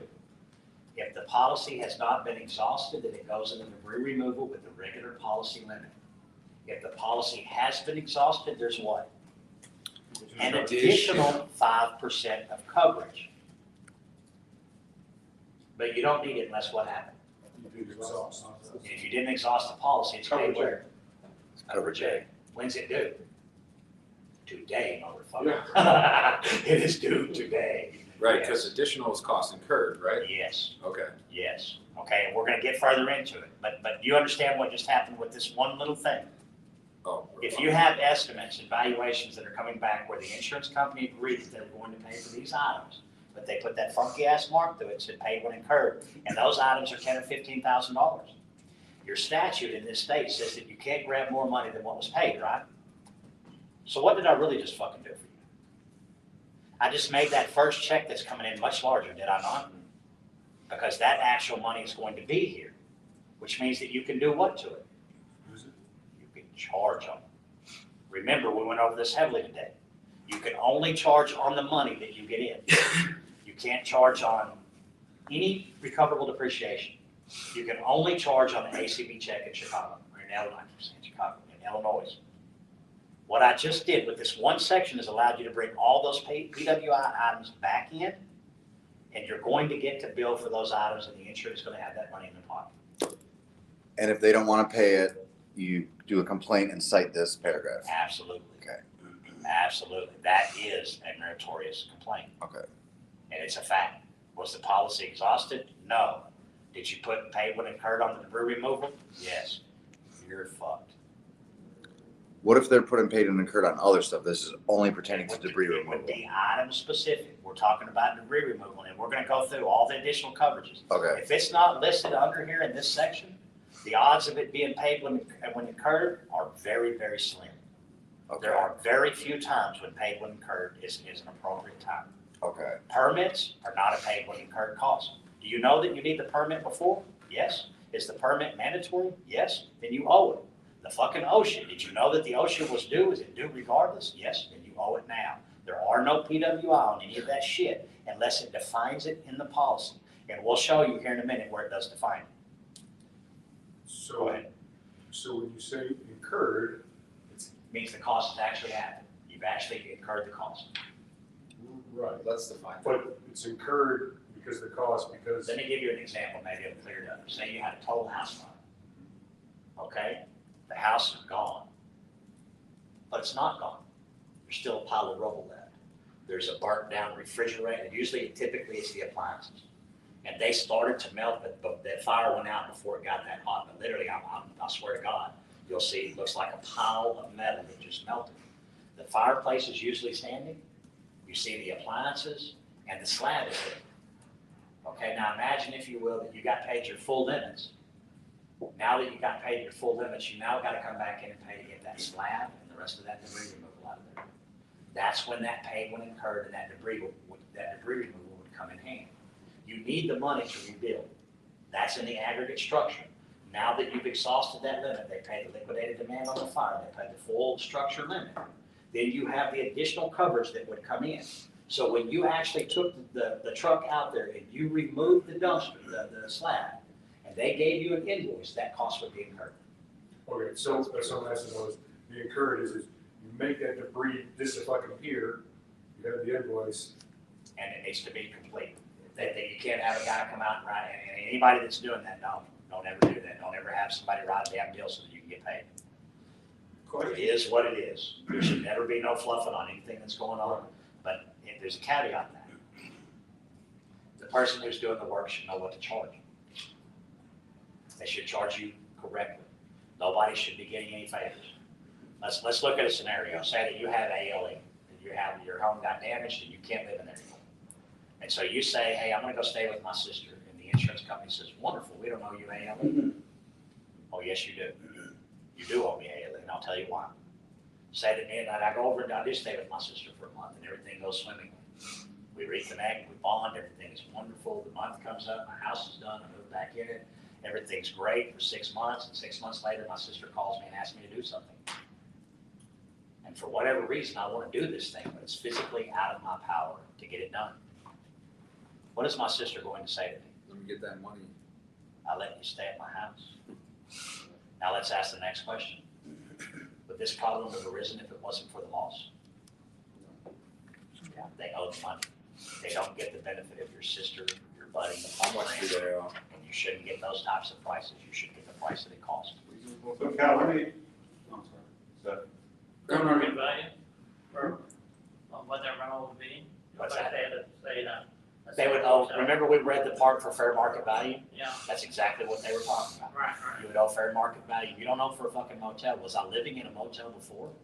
right, right. I wasn't, was I?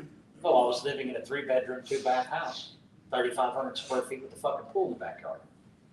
That's where I need to be. Now, policies like State Farm, that's where they are separated at. State Farm's policy on ALE is typically 2 years or within a reasonable time. There is no cap on it. Many of the other policies have a cap. You have 36, 48, whatever that cap is, you have that cap. So you choose however you want to live for however long you gotta live with what money you have. However, if you don't have a cap on there, then you should be put exactly where you were. 3-bedroom house with 3,500 square feet of pool backyard. So does the insured come back, let's say debris removal or whatever it is, they come back and show us the proof, they show that to the carrier, then the money's released? Typically, I don't get involved in that Process part of is- it. Now, if we're doing the additional expenses here, we will get involved in it. What I really don't want to do is be involved in an invoice, in a contractor handing me an invoice. Right, I don't want any fucking invoices from the contractor.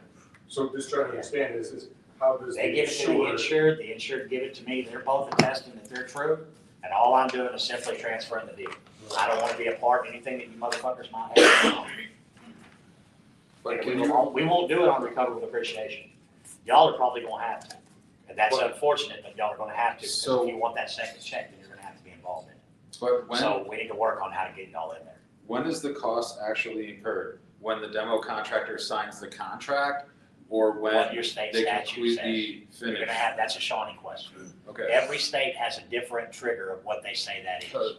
because I'm wondering if the theory is like, let's say you go to a bar and you tell Some the states are bartender. with you and some states are not. That's why I asked Sean. Some states say that once you sign the contract obligates you and you're now incurred. Right, Some states say bullshit. Incurred is not Yeah, due, it's actually done in incurred cost. So it would be state specific and I don't have the answer for Illinois, but Sean will.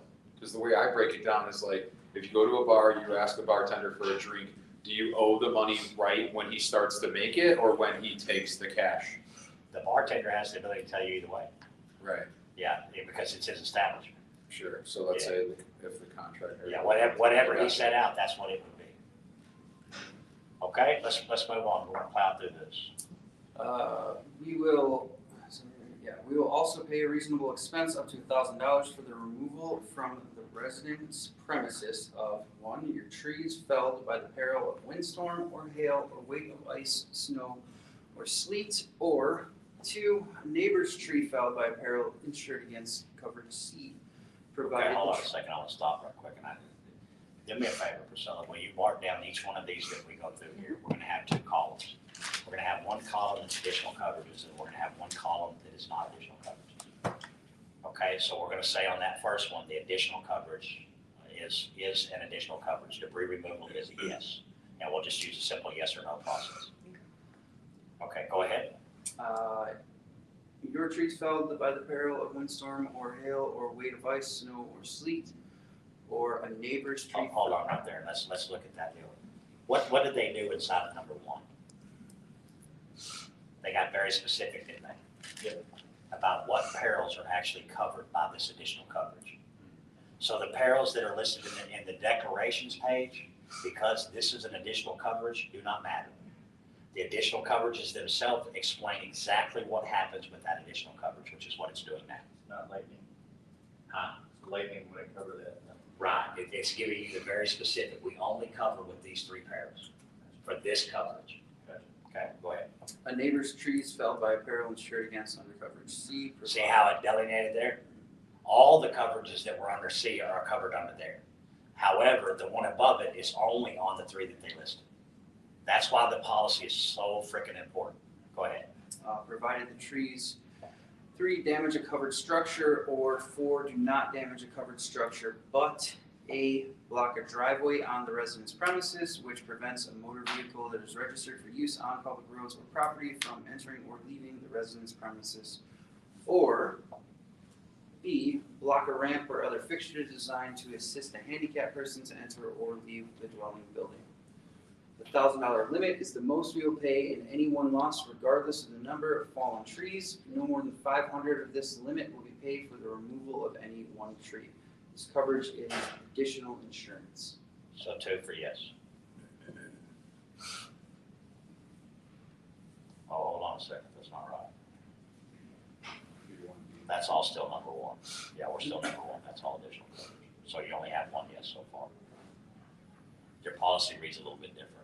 I thought we had a second section, but we didn't.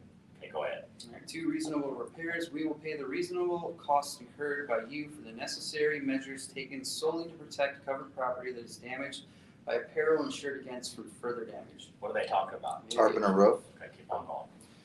B, if the measures taken involve repair to other damaged property, we will only pay if that property is covered under this policy and the damage is caused by a peril insured against. This coverage does not, 1, increase the limit of liability that applies to the covered property, or 2, relieve you of your duty loss to covered property described in C.4 under section 1 conditions. So number 2 is out.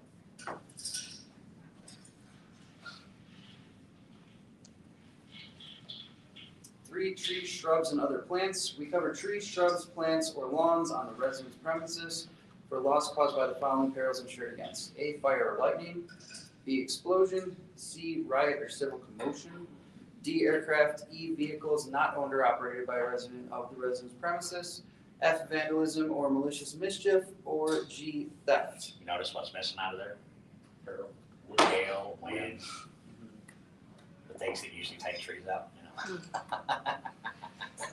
But again, what I'm getting at is there's specific perils where this additional coverage exists.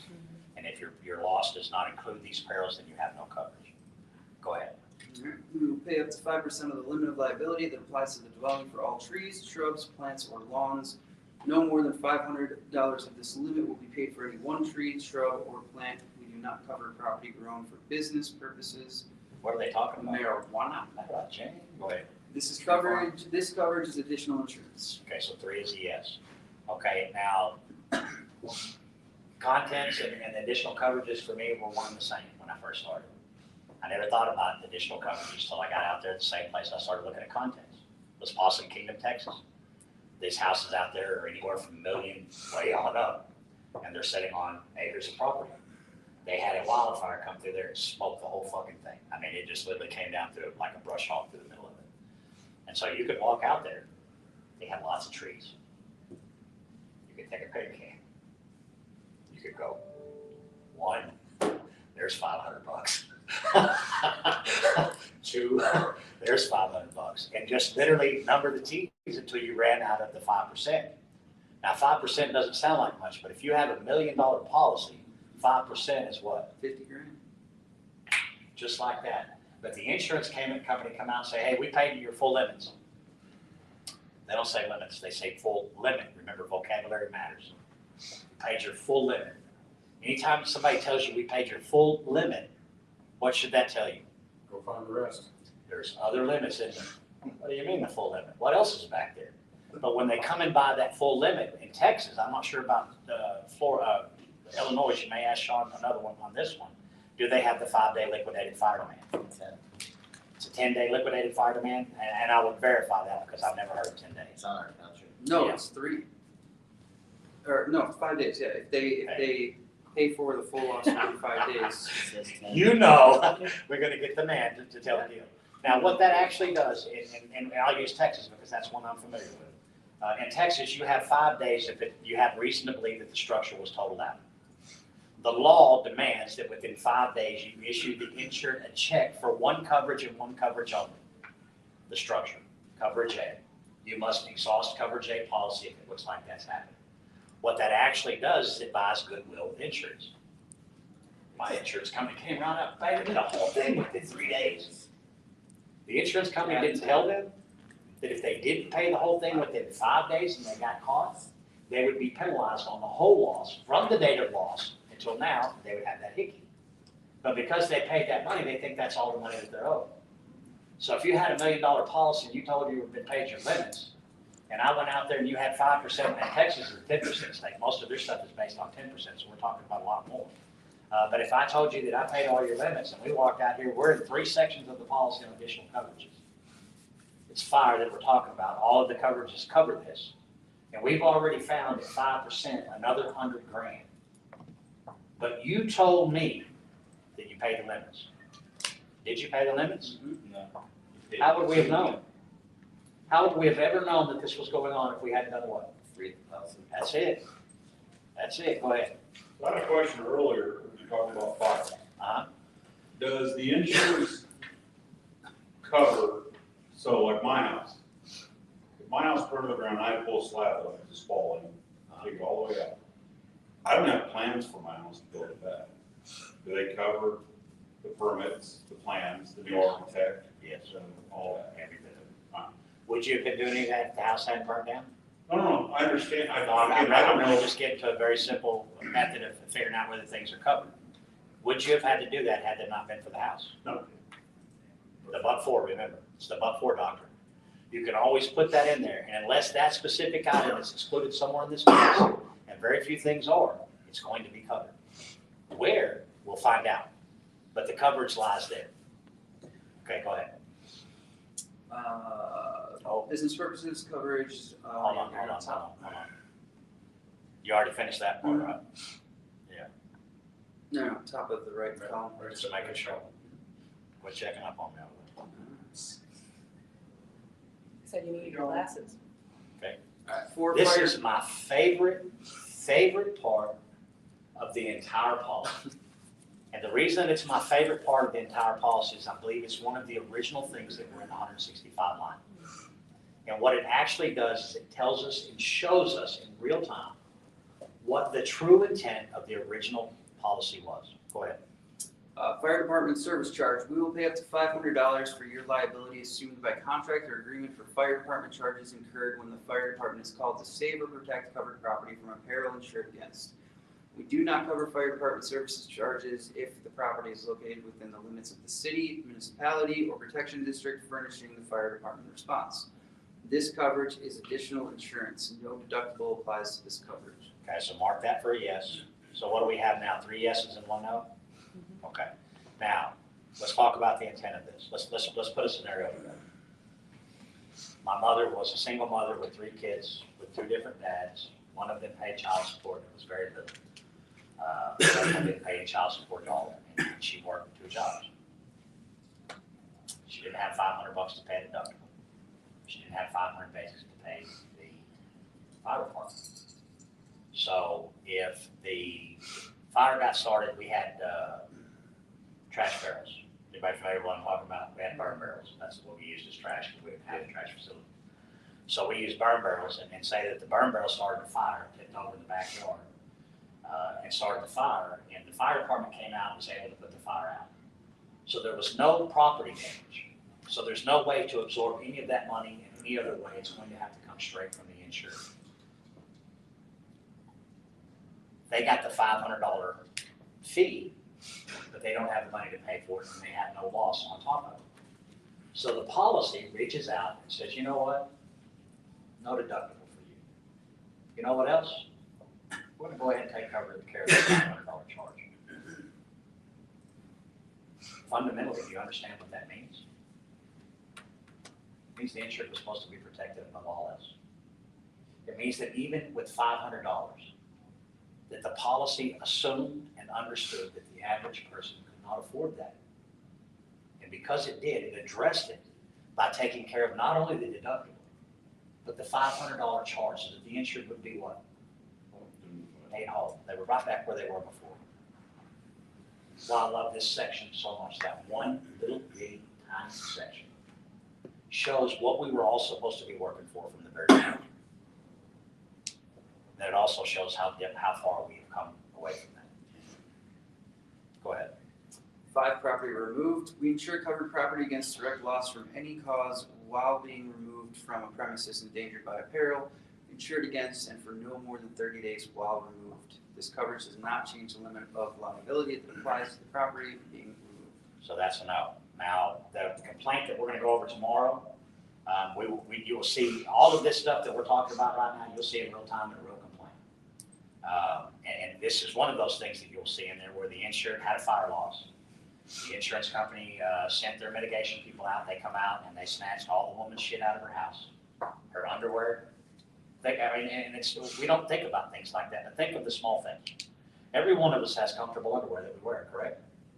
We spend our whole fucking entire life trying to figure out the right underwear that fits me. Right socks. We laugh, but because we know it's true. Now imagine that somebody came into your house and took all of this shit that you had, every bit of it, and took it away from you and took it somewhere else. And held it hostage. So you don't get this back unless you pay us this money, that's a ridiculous amount of money. But then you go one further and say that they stole a bunch of your shit. This particular woman found out immediately. They gave her a property list of what they had taken, and she said, this, and this is missing. She contacted the insurance company, and the insurance company told her, oh, I'm really sorry about that. If you file another claim and pay another deductible, then we'll go ahead and take care of that for you. That is a material misrepresentation of the policy. You just read it, right there. If within 30 days you're removing that property from anywhere else from a covered loss, what is it? All day long, isn't it? No new claim, no new deductible. But yet that adjuster was straight up telling this woman, you go do it. That's the detriment of another claim. And a fire, typically, unless it's a wildfire, is man-made. Which means that if you get so many claims against you in a year, it's 2 in a year, 3 in a 2-year period, they can fire you from insurance. Is everybody familiar with Farmers and Foremost? Farmers, grade A. Foremost, you got fired. Does that make sense? Farmers, you pay a lower premium and you got better coverage. Foremost, you pay a higher premium for shittier coverage. Like State Farm Mutual and State Farm Fire and Casualty? Not necessarily. The mutual and the casualty is a play on corporations. Okay. The mutual can do certain things and the casualty can do certain things because of the way the corporation is structured. I thought it was A and B, but. Yeah, no, it's a structure deal for them to launder money. This was what. Right. We do the same thing. We build LLCs and we do different things so that we can shelter ourselves, shelter our wealth. Them doing stuff like that, I don't have a problem with. That's what if the tax code legally allows you to do it, whether it's moral or not, I don't give a fuck. That's up to you. The moral deal, I will worry about my own house. I won't worry about yours. I'll worry about what I do. Okay, so number 5 was a no. Let's start number 6. 6, credit card, electronic funds transfer card, or access device, forgery, and counterfeit money. A, we will pay up to $500 for 1, the legal obligation of an insured to pay because of the theft or unauthorized use of credit cards issued to or registered in an insured's name. 2, loss resulting from the theft or unauthorized use of an EFT card, access device used for deposit, withdrawal, or transfer of funds issued or registered in an insured's name. 3, loss to an insured caused by forgery or alteration of any check or negotiable instrument. And 4, loss to an insured through acceptance in good faith and counterfeit United States or Canadian paper currency. All loss resulting from a series of acts committed by any one person or in which any one person is concerned or implicated is considered to be one loss. This coverage is additional insurance. No deductible applies to this coverage. B, we do not cover. So the next one is a yes. B, we do not cover 1, use of a credit card, electronic fund transfer card, or access device. A, by a resident of your household. B, by a person who has been entrusted with either type of card or access device. Or C, if an insured has not complied with all terms and conditions under which the cards are issued or the device is accessed. Or 2, loss arising out of business use or dishonesty of an insured. C, if the coverage in A above applies, the following defense provisions also apply. 1, we may investigate and settle any claim or suit that we decide is appropriate. Our duty to defend a claim or suit ends when the amount we pay for the loss equals our limit of liability. 2, if a suit is brought against an insured for liability under A1 or 2 above, we will provide a defense at our expense by counsel of our choice. 3, we have the option to defend at our expense an insured or an insured to bank against any suit for the enforcement of payment under A3 above. We already agreed that was covered, so we'll move on. 7, loss assessment. A, we will pay up to $1,000 for your share of loss assessment charged during the policy period against you as owner or tenant of the residence premises by a corporation or association of property owners. The assessment must be made as a result of direct loss to the property owned by all members collectively of the type that would be covered by this policy if owned by you, caused by a peril insured against under coverage A, other than 1, earthquake, or 2, land shock waves or tremors before, during, or after a volcanic eruption. The limit of $1,000 is the most we will pay with respect to any one loss regardless of the number of assessments. We will only apply one deductible per unit to the total amount of any one loss to the property described above, regardless of the number of assessments. B, we do not cover assessments charged against you or a corporation or association of property owners by any governmental body. C, paragraph Q, policy period under section 1 conditions does not apply to this coverage.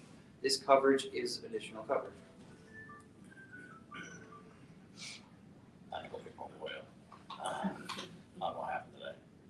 Okay, that was additional insurance. How many do we have now? We have 7. How many do we have for it against? 4 additional, 3 non-additional. All right, 8, collapse. A, the coverage provided under this additional coverage, collapse applies only to an abrupt collapse. B, for the purpose of this additional coverage, abrupt collapse means an abrupt falling down or caving in of a building or any part of a building with the result that the building or part of the building cannot be occupied for its intended purpose.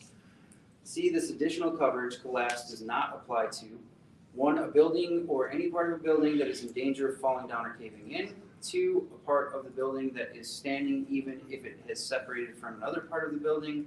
Or 3, a building or any part of a building that is standing even if it shows evidence of cracking, bulging, sagging, bending, leaning, settling, shrinkage, or expansion. In other words, it actually has to collapse. D, we insure for direct physical loss to cover property involving abrupt collapse of a building or any part of a building if such collapse is caused by one or more of the following. 1, the perils insured against named under coverage C. 2, decay of a building or any part of a building that is hidden from view unless. Read that again.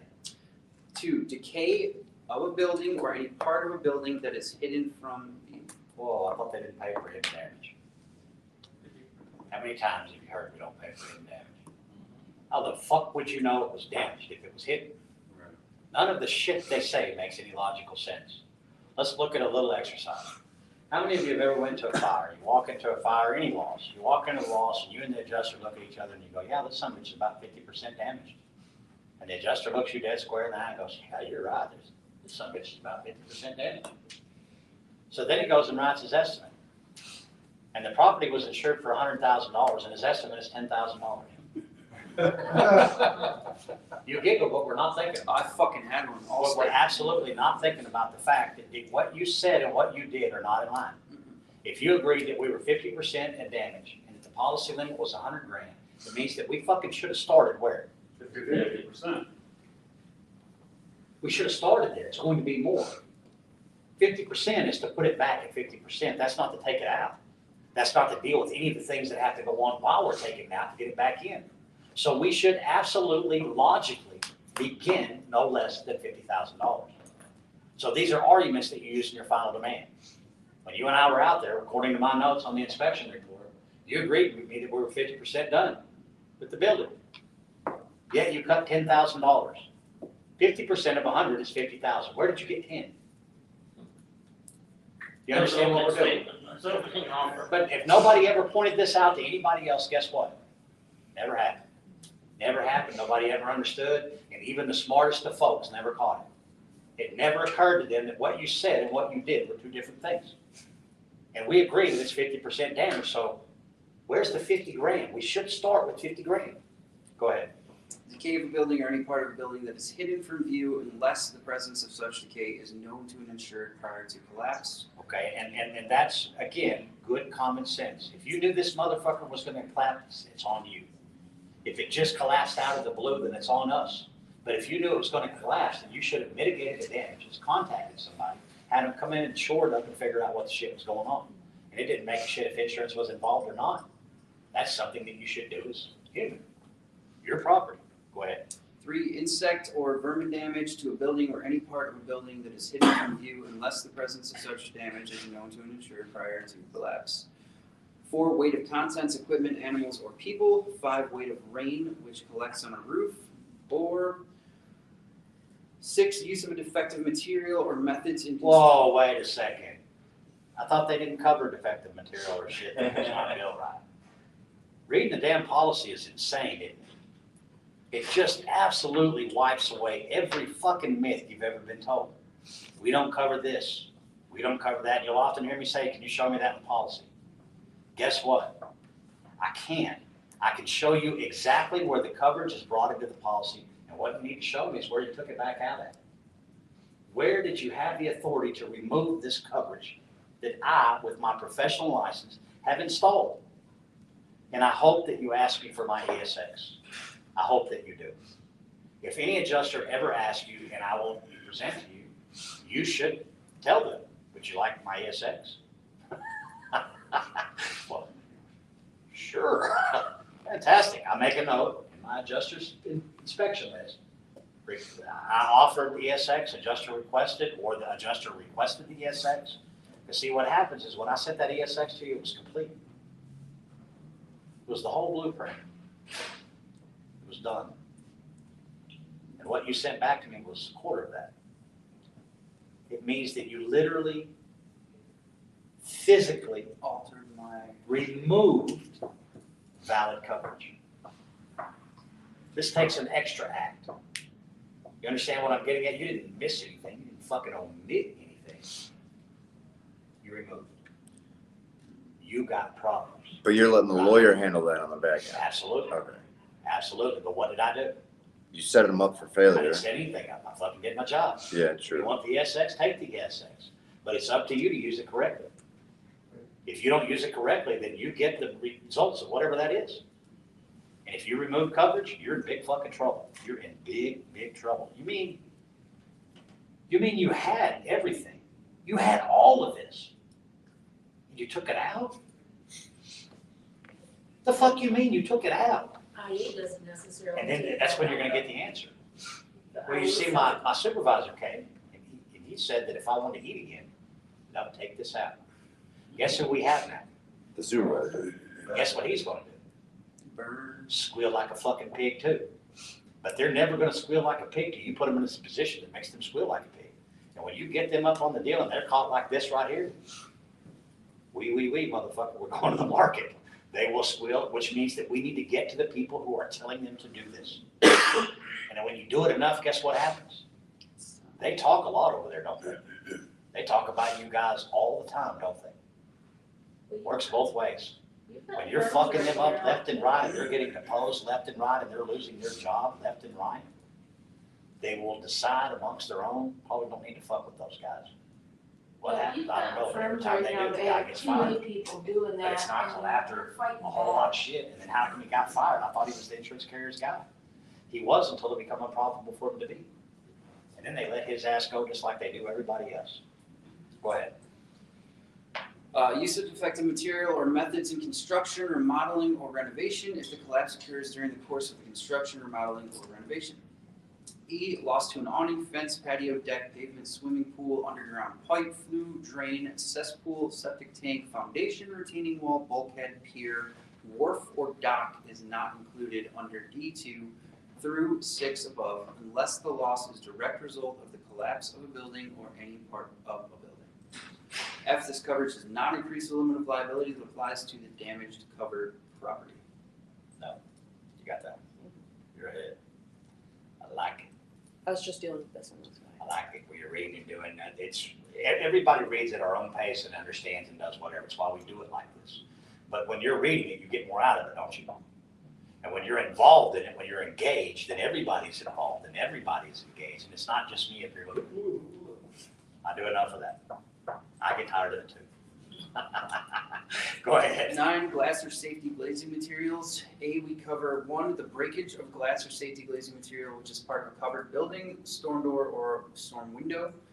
2, the breakage of glass or safety glazing material, which is part of a covered building, storm door, or storm window when caused directly by earth movement. And 3, The direct physical loss to covered property caused solely by the pieces, fragments, or splinters of broken glass or safety glazing material which is part of building, storm door, or storm window. Think of a rug, or carpet, and the glass broke. And the glass got inside the carpet, and you went in there and you vacuumed it up, and you thought everything was great, and your baby walked in there or crawled in there and got a sliver of glass up in their deal. Carpet's supposed to be replaced, just like smoke on insulation, air conditioning systems, all of those things. Also cover outside landscaping, Huh? outside landscaping, glass and grass. Not really. I don't think they would replace the landscape because it got glass in it. I think they would pay to clean it, but I don't think they would pay to replace it. Why would they pay to replace it? Well, I'm I'm just just trying saying, to follow the reason. look, I can go around any building in this city with a magnet that's been around since Christ was an altar boy and find nails from the original building. Oh, yeah. So what I'm saying is that is something you could argue if you had enough glass break at blowouts from a fire, anything like that, that there could be glass that once the construction workers are done stomping in the ground, it shows up a year and a half later. Well, we would just simply put a place to clean it. That would be the repair. The Yeah, repair would be to clean. Yeah, but that's what I'm asking, to cover that. Yeah, Alright. absolutely. Would you be, and we'll go back again to the but-for. Would you be worried about that glass if it had blown out? No, but I'm saying, I'm just bringing it up as a point for people to think about. Yeah, and I'm agreeing with you, but I'm also using that but-for doctrine. We wouldn't even be talking about it unless it had the fire, because it did have the fire, because it did happen because of the fire. Anything that would be needed to clean it up, cover it, do whatever would be cost unless they ran out of money. So that also falls back on the OSHA when I put in that there's a daily fog walker on the building, clean up nails, glass, anything like that, and that's why it's an added cost. Absolutely, That's where I was leading. absolutely. Call it a daily fog walker. FOD, foreign object debris walk. Making sure you're not gonna trip over shit. And I'm gonna be just completely candid. Oh, When I got to Florida, no fucking lights anywhere. 75 hard, I gotta work out outside every day, it doesn't matter. First night I get out and I'm on my bike, riding along. There's no fucking lights and I'm thinking I'm fine. There's literally light poles in the street and the sidewalk lane everywhere. I hit a goddamn deal, flipped over the handlebars, and I caught myself running. 2 or 3 days later, it's the daytime. And I walk outside and I've got everybody and the whole deal coming to me, count. And I know that if I don't get out away from the property, I'm not gonna get to walk in and I'll fail at 75 hard. So I'm trying to get out. I finally got to the sidewalk and I turned around to the cow spoon walk, which is hauling ass, moving. And I looked down at my phone and I'm trying to turn on the tunes. Hit the goddamn pole, trip over the pole, and again catch myself running. Same pole? No, different. This is a different place all over. We're in a hurricane, Cat 5 hurricane, shit's everywhere. So a couple days later, I do it on the bike again. But to what you're saying, we get distracted, and because things are there, we will trip and fall. Luckily, I was lucky and was halfway healthy and had, what do you call it, pig-like reflexes. Not cat-like, I think pig-like. I was fast, but not super fast. But just because every time you feel like, Yes. And then look around, see if anybody's looking, motherfucker. I'm a bit embarrassed. The 2 times at night, it was pitch black, so nobody could see, but that one time, when I tripped literally on my own 2 feet, it was broad daylight. There was and a bunch of people around. I just acted like nothing happened and kept on moving. Where we at? B, this coverage does not include loss, 1, to covered property which results because the glass or safety glazing material has been broken, except as provided in A3 above, or 2, on the resident's premises if the dwelling has been vacant for more than 60 consecutive days immediately before the loss, except when the breakage results directly from the earth movement as provided in A2 above. A dwelling being constructed is not considered vacant. C, this coverage does not increase the limit of liability that applies to the damaged property. okay, so I'm You got sorry, I know I'm asking questions on this, but on that vacant 60 days before the loss, Right. how does that work with people with snow? That their policy should designate. If they're a snowbird, it means they probably got another dwelling. Right. Yeah, and it probably designates that while they're gone, that they take certain measures, turn the water off, make sure the thermostat's set at a certain level, There's measures that you can take, and it's the. Oh, yeah, no, so I understand that part, because I have that for back and forth, Right. luckily in Montana. But if a storm comes through, and I happen to be in Montana, and the rare tornado comes through Phoenix and fucks up my house. Yeah. Can they pull that 60-day, No. you weren't there for, you haven't been in They 60 can days. use there's no They furniture can now. try anything that they want, but it's a known fact that you spend time in both places. Okay, so And they're not this is actually more making- lean to, nobody's actually lived in the house, it's not an active dwelling. No furniture in the house. Right, And okay. people haven't been in there. You What- moved out, What they're wanting to know is sold it, that but they haven't if moved the in loss yet. happened 120 days ago, and you didn't find out till today because it was vacant, and that there was more damage that happened because nobody found out. If the water got turned on, and the water leaked for literally a week and a half, and nobody found out because it was vacant. Right. Those are what those vacancy clauses are in there for. Now, the insurance company obviously tries to use them in nefarious ways, but as PAs, it's our job to look at it and go, you're full of shit. That's all I was asking, I didn't know how that. And it oftentimes, now we can't stop it, but what we can do is set the claim up to where we allow the attorneys to know they're trying to deny this based on a bullshit deal, but here's what happened. And then the attorney will then take it and it's a moot point. Got it. Go ahead. 10, landlord's furnishings, we will pay up to $2,500 for your appliances, carpeting, and other household furnishings in each apartment on the residence premises regularly rented or held for rental to others by an insured for loss caused by peril insured against in coverage C, other than theft.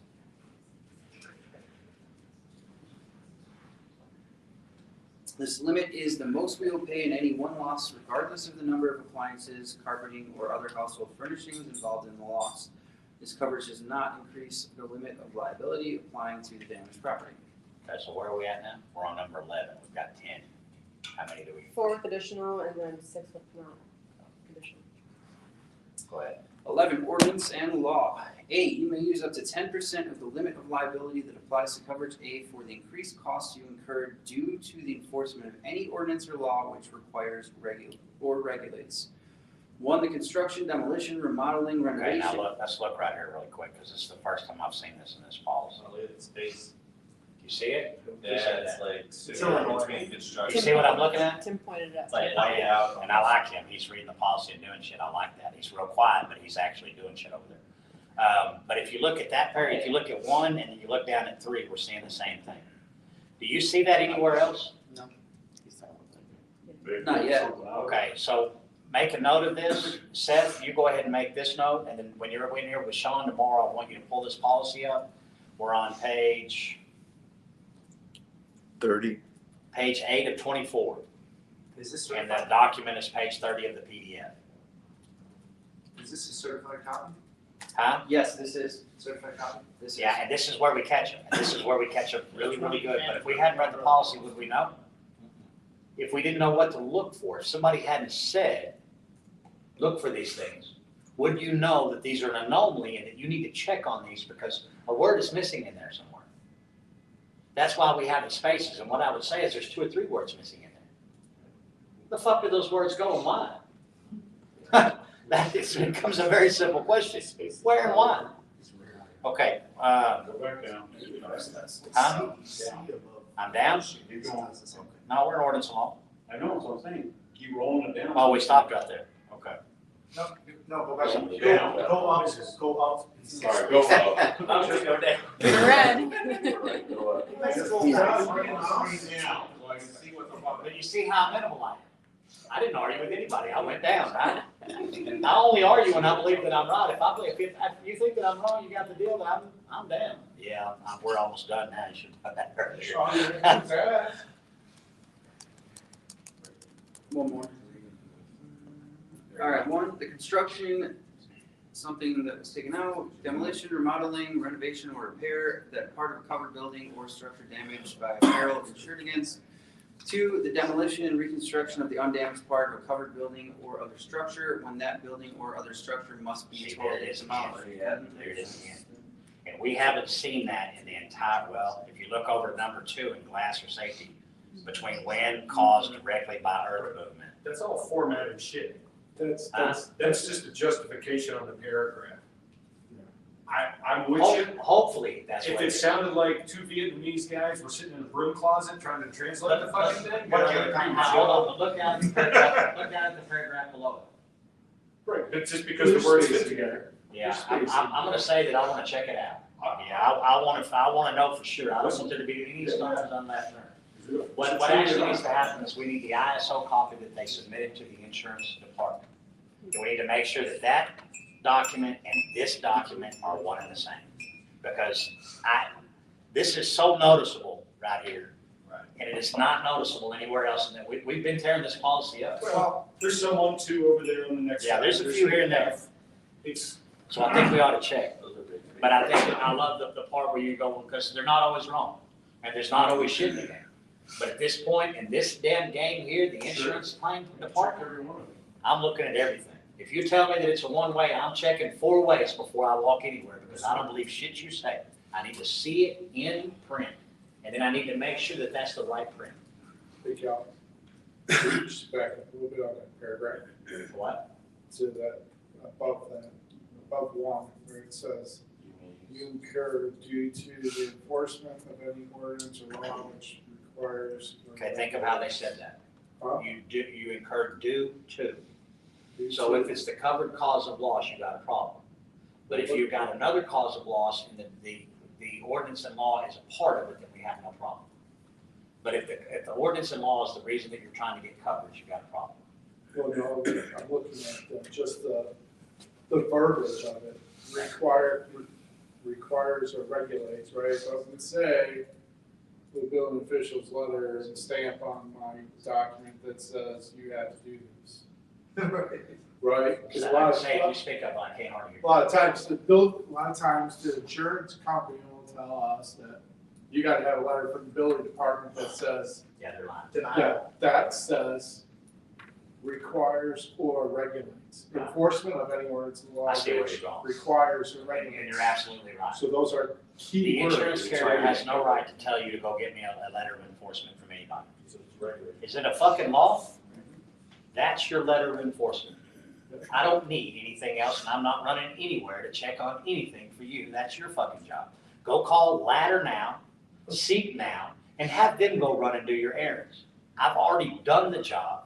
It's now up to you to either pay or not. If you don't believe that that's required, then you go ahead and give them a call.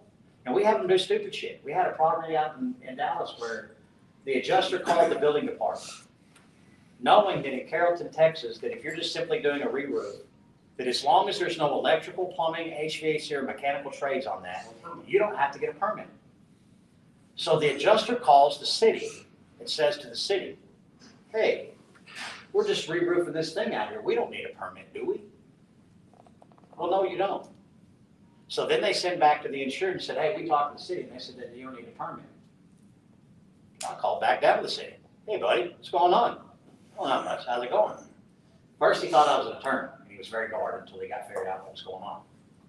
You understand what they did? What do you mean? Did they tell you that there were air conditioning units on top of the roof? No, they didn't tell me that. Did they tell you that they had electrical up there? No, they didn't tell me that. Did they tell you that the air conditioners actually fell off the fucking roof? No, they didn't tell me that.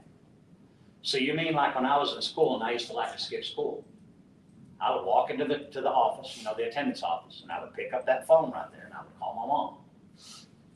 Hey, Mom, you said if I wasn't feeling good that I could go home, right? Yeah, I'm not feeling so good. I'm gonna go home. Is that okay? Yeah, okay. I wasn't talking to anybody. There wasn't a lucky person on the other line. And this worked like 15, 20 times and nobody ever said anything. Shit, I was every other day in there doing it, going home. Walk in there one day and I called and I took the phone. I'm fixing to turn around and walk in and said, when you talk to your mom right quick. What? What did you say? I said, we need to talk to your mom. So I thought really fast. And I called my mom and I said, Mom, you said if I wasn't feeling good, I could go home, didn't you? She did. Here you go. But do you see what I did? I asked the question in the way that I wanted the answer, and you gave me the answer for what I was looking for, not for what I needed, but for what I was looking for. So the adjuster did the same thing with the building. When I called him back and explained to him what was going on, he got mad. And then I explained to him another key part of it. Do you understand that you were used as a tool? What? As a tool. They called you, they manipulated you, and they got the answer that they wanted, and they used it to deny valid legitimate coverage to an insured. He was really fucking mad then. But he didn't understand it until somebody called him and explained to him what had happened. And simply because the insurance company said, I called down there and they told me I didn't need it. No, you called down there and told them what you thought they wanted to hear so that you wouldn't need it. But the second that we added any one thing to it, then your shit went right out the window. And I should get an inspection. Go ahead. 2, demolition and reconstruction of the undamaged part of covered building or other structure when that building or other structure must be totally demolished because of damage by a peril insured against to another part of that covered building or other structure. Or 3, the remodeling, removal, or replacement of the portion of the undamaged part of a covered building or other structure necessary to complete the remodeling, repair, or replacement of that part of the covered building or other structure damaged by a peril insured against. B, you may use all or part of this ordinance or law coverage to pay for the increased costs you incur to remove debris resulting from the construction, demolition, remodeling, renovation, repair, or replacement of property as stated in A above. C, we do not cover 1, the loss in value to any covered building or structure due to the requirements of any ordinance or law.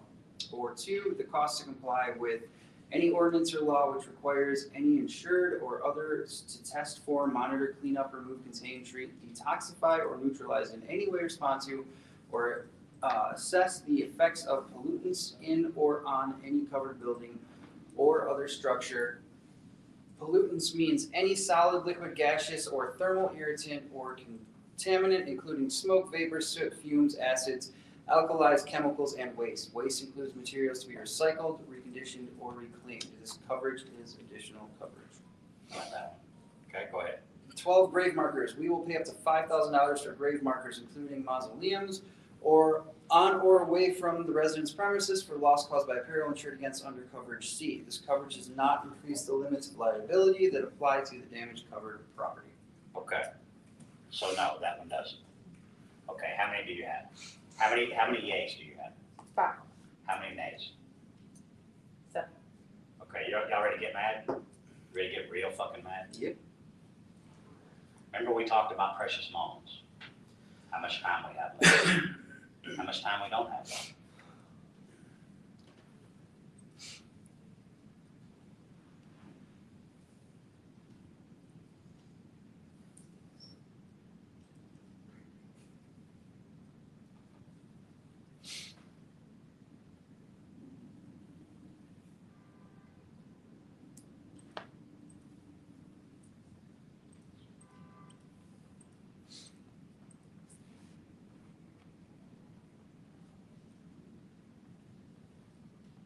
Okay, we just covered this section, correct? That's what we just covered, correct? Yes. What is that section called? Additional. But 7 out of the 12 are not additional coverages. Bingo. Bingo. 60% of the time we just spent, we fucking wasted. We absolutely fucking wasted 60% of the time we just spent reading one section of this policy. 60% of it had not a single fucking thing to do with additional coverages. Some of these are either portions that are copied and pasted from the other, like the mitigation. That's why I pointed it out. This is what? Mitigation. It's not additional coverage. Why the fuck is it here? Confusion. How many people yawn towards the end of that? Yeah. What's the rating, dry? Dry. Do you understand what I'm telling you right now? They did this. They took this from the 165-line policy and wrapped this son of a bitch in 57 different ways for one reason and one reason only. Confuse the fuck out of Absolutely. everyone. Confuse the shit out of you and do what else? Waste our fucking precious time trying to figure out what is going on, what is owed, and what is not owed. How can we possibly do that when 60% of the fucking voracious shit that you put in front of me is not even pertaining to what I'm supposed to be reading? Remember, I just picked this policy up.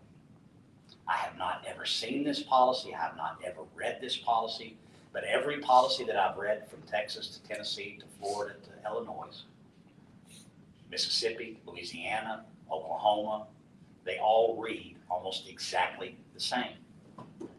And they all have anywhere from 40 to 70% of coverages that have nothing to do with additional coverages. Now, we've only went over two very specific parts of the policy today. How much shit did we find? How much time would we have had to have wasted if we wouldn't have had to look over the shit that didn't belong? Right. How much more efficient could we have been? You understand what I'm telling you? The system is rigged so bad, from so far ago, and so many different ways, that if you don't get to a point where we're trying to get you to, you're beating your head against the wall. We did that entire exercise so I could do this. We sat through that whole fucking dry ass reading. Much of it was very important. Much of it gave you the debris removal and the things that we went over. The things that were additional coverage were very pertinent to you, were they not? Those 5 items, is that what it was? 5 items that were correct? They were very pertinent. They changed the way that you do business. The rest of them just wasted your fucking time and confused you and made you not do what? Finish this claim or work on another claim. So they double dipped inside of there at a minimum. You missed the money that you should have been doing on this one, and you missed the money that you should have been on another one doing something else. You think they just did it to us? No. No, they did this to the insured. Who are you? The insured. Yes, sir. Each and every one. They didn't do this to our clients, y'all. They did it to us. You know what's worse? They have every intention of doing it to our kids. And their kids. And everybody that comes after them. The only thing that can stop that is you. There is not another professional in the world that can do what you can do. You must stand up. And you must do so in a way that is correct. In a way that stops what's going on. You only do that with a process. You only do it by proving what they didn't do. How did I teach you that that was a wasted 60% of the time? Wasting my time. I had to actually do it. I had to actually get you all the way through it to the other end of it so that I could show you what just happened. Now I want you to do that to them. Drag them all the way through it. And when I say drag them, that's exactly what the fuck I mean. Grab them by the back of their shirt and drag them through the claims process to the end of it. Kicking, screaming, coming willfully, I don't care. You're coming, whether you like it or not. If you do it easily, you get out of here. I call it put them in the box. You put them in the box and you remove everything out of that box that can possibly be a way out except for one. Your way. Payment, not my way. Don't say that. I don't have anything to do with this. I'm simply doing what the policy, what the tripod said to do. That's it. I have nothing, and I've been trying to drill that down. This is not Cal. This doesn't have anything to do with Cal. Cal and Melanie and Sean simply figured it out to a point where we could get it to you, where it could be palatable, where you could understand what was going on. Questions? Stunned silence, I like it. We'll see y'all tomorrow. Dismissed.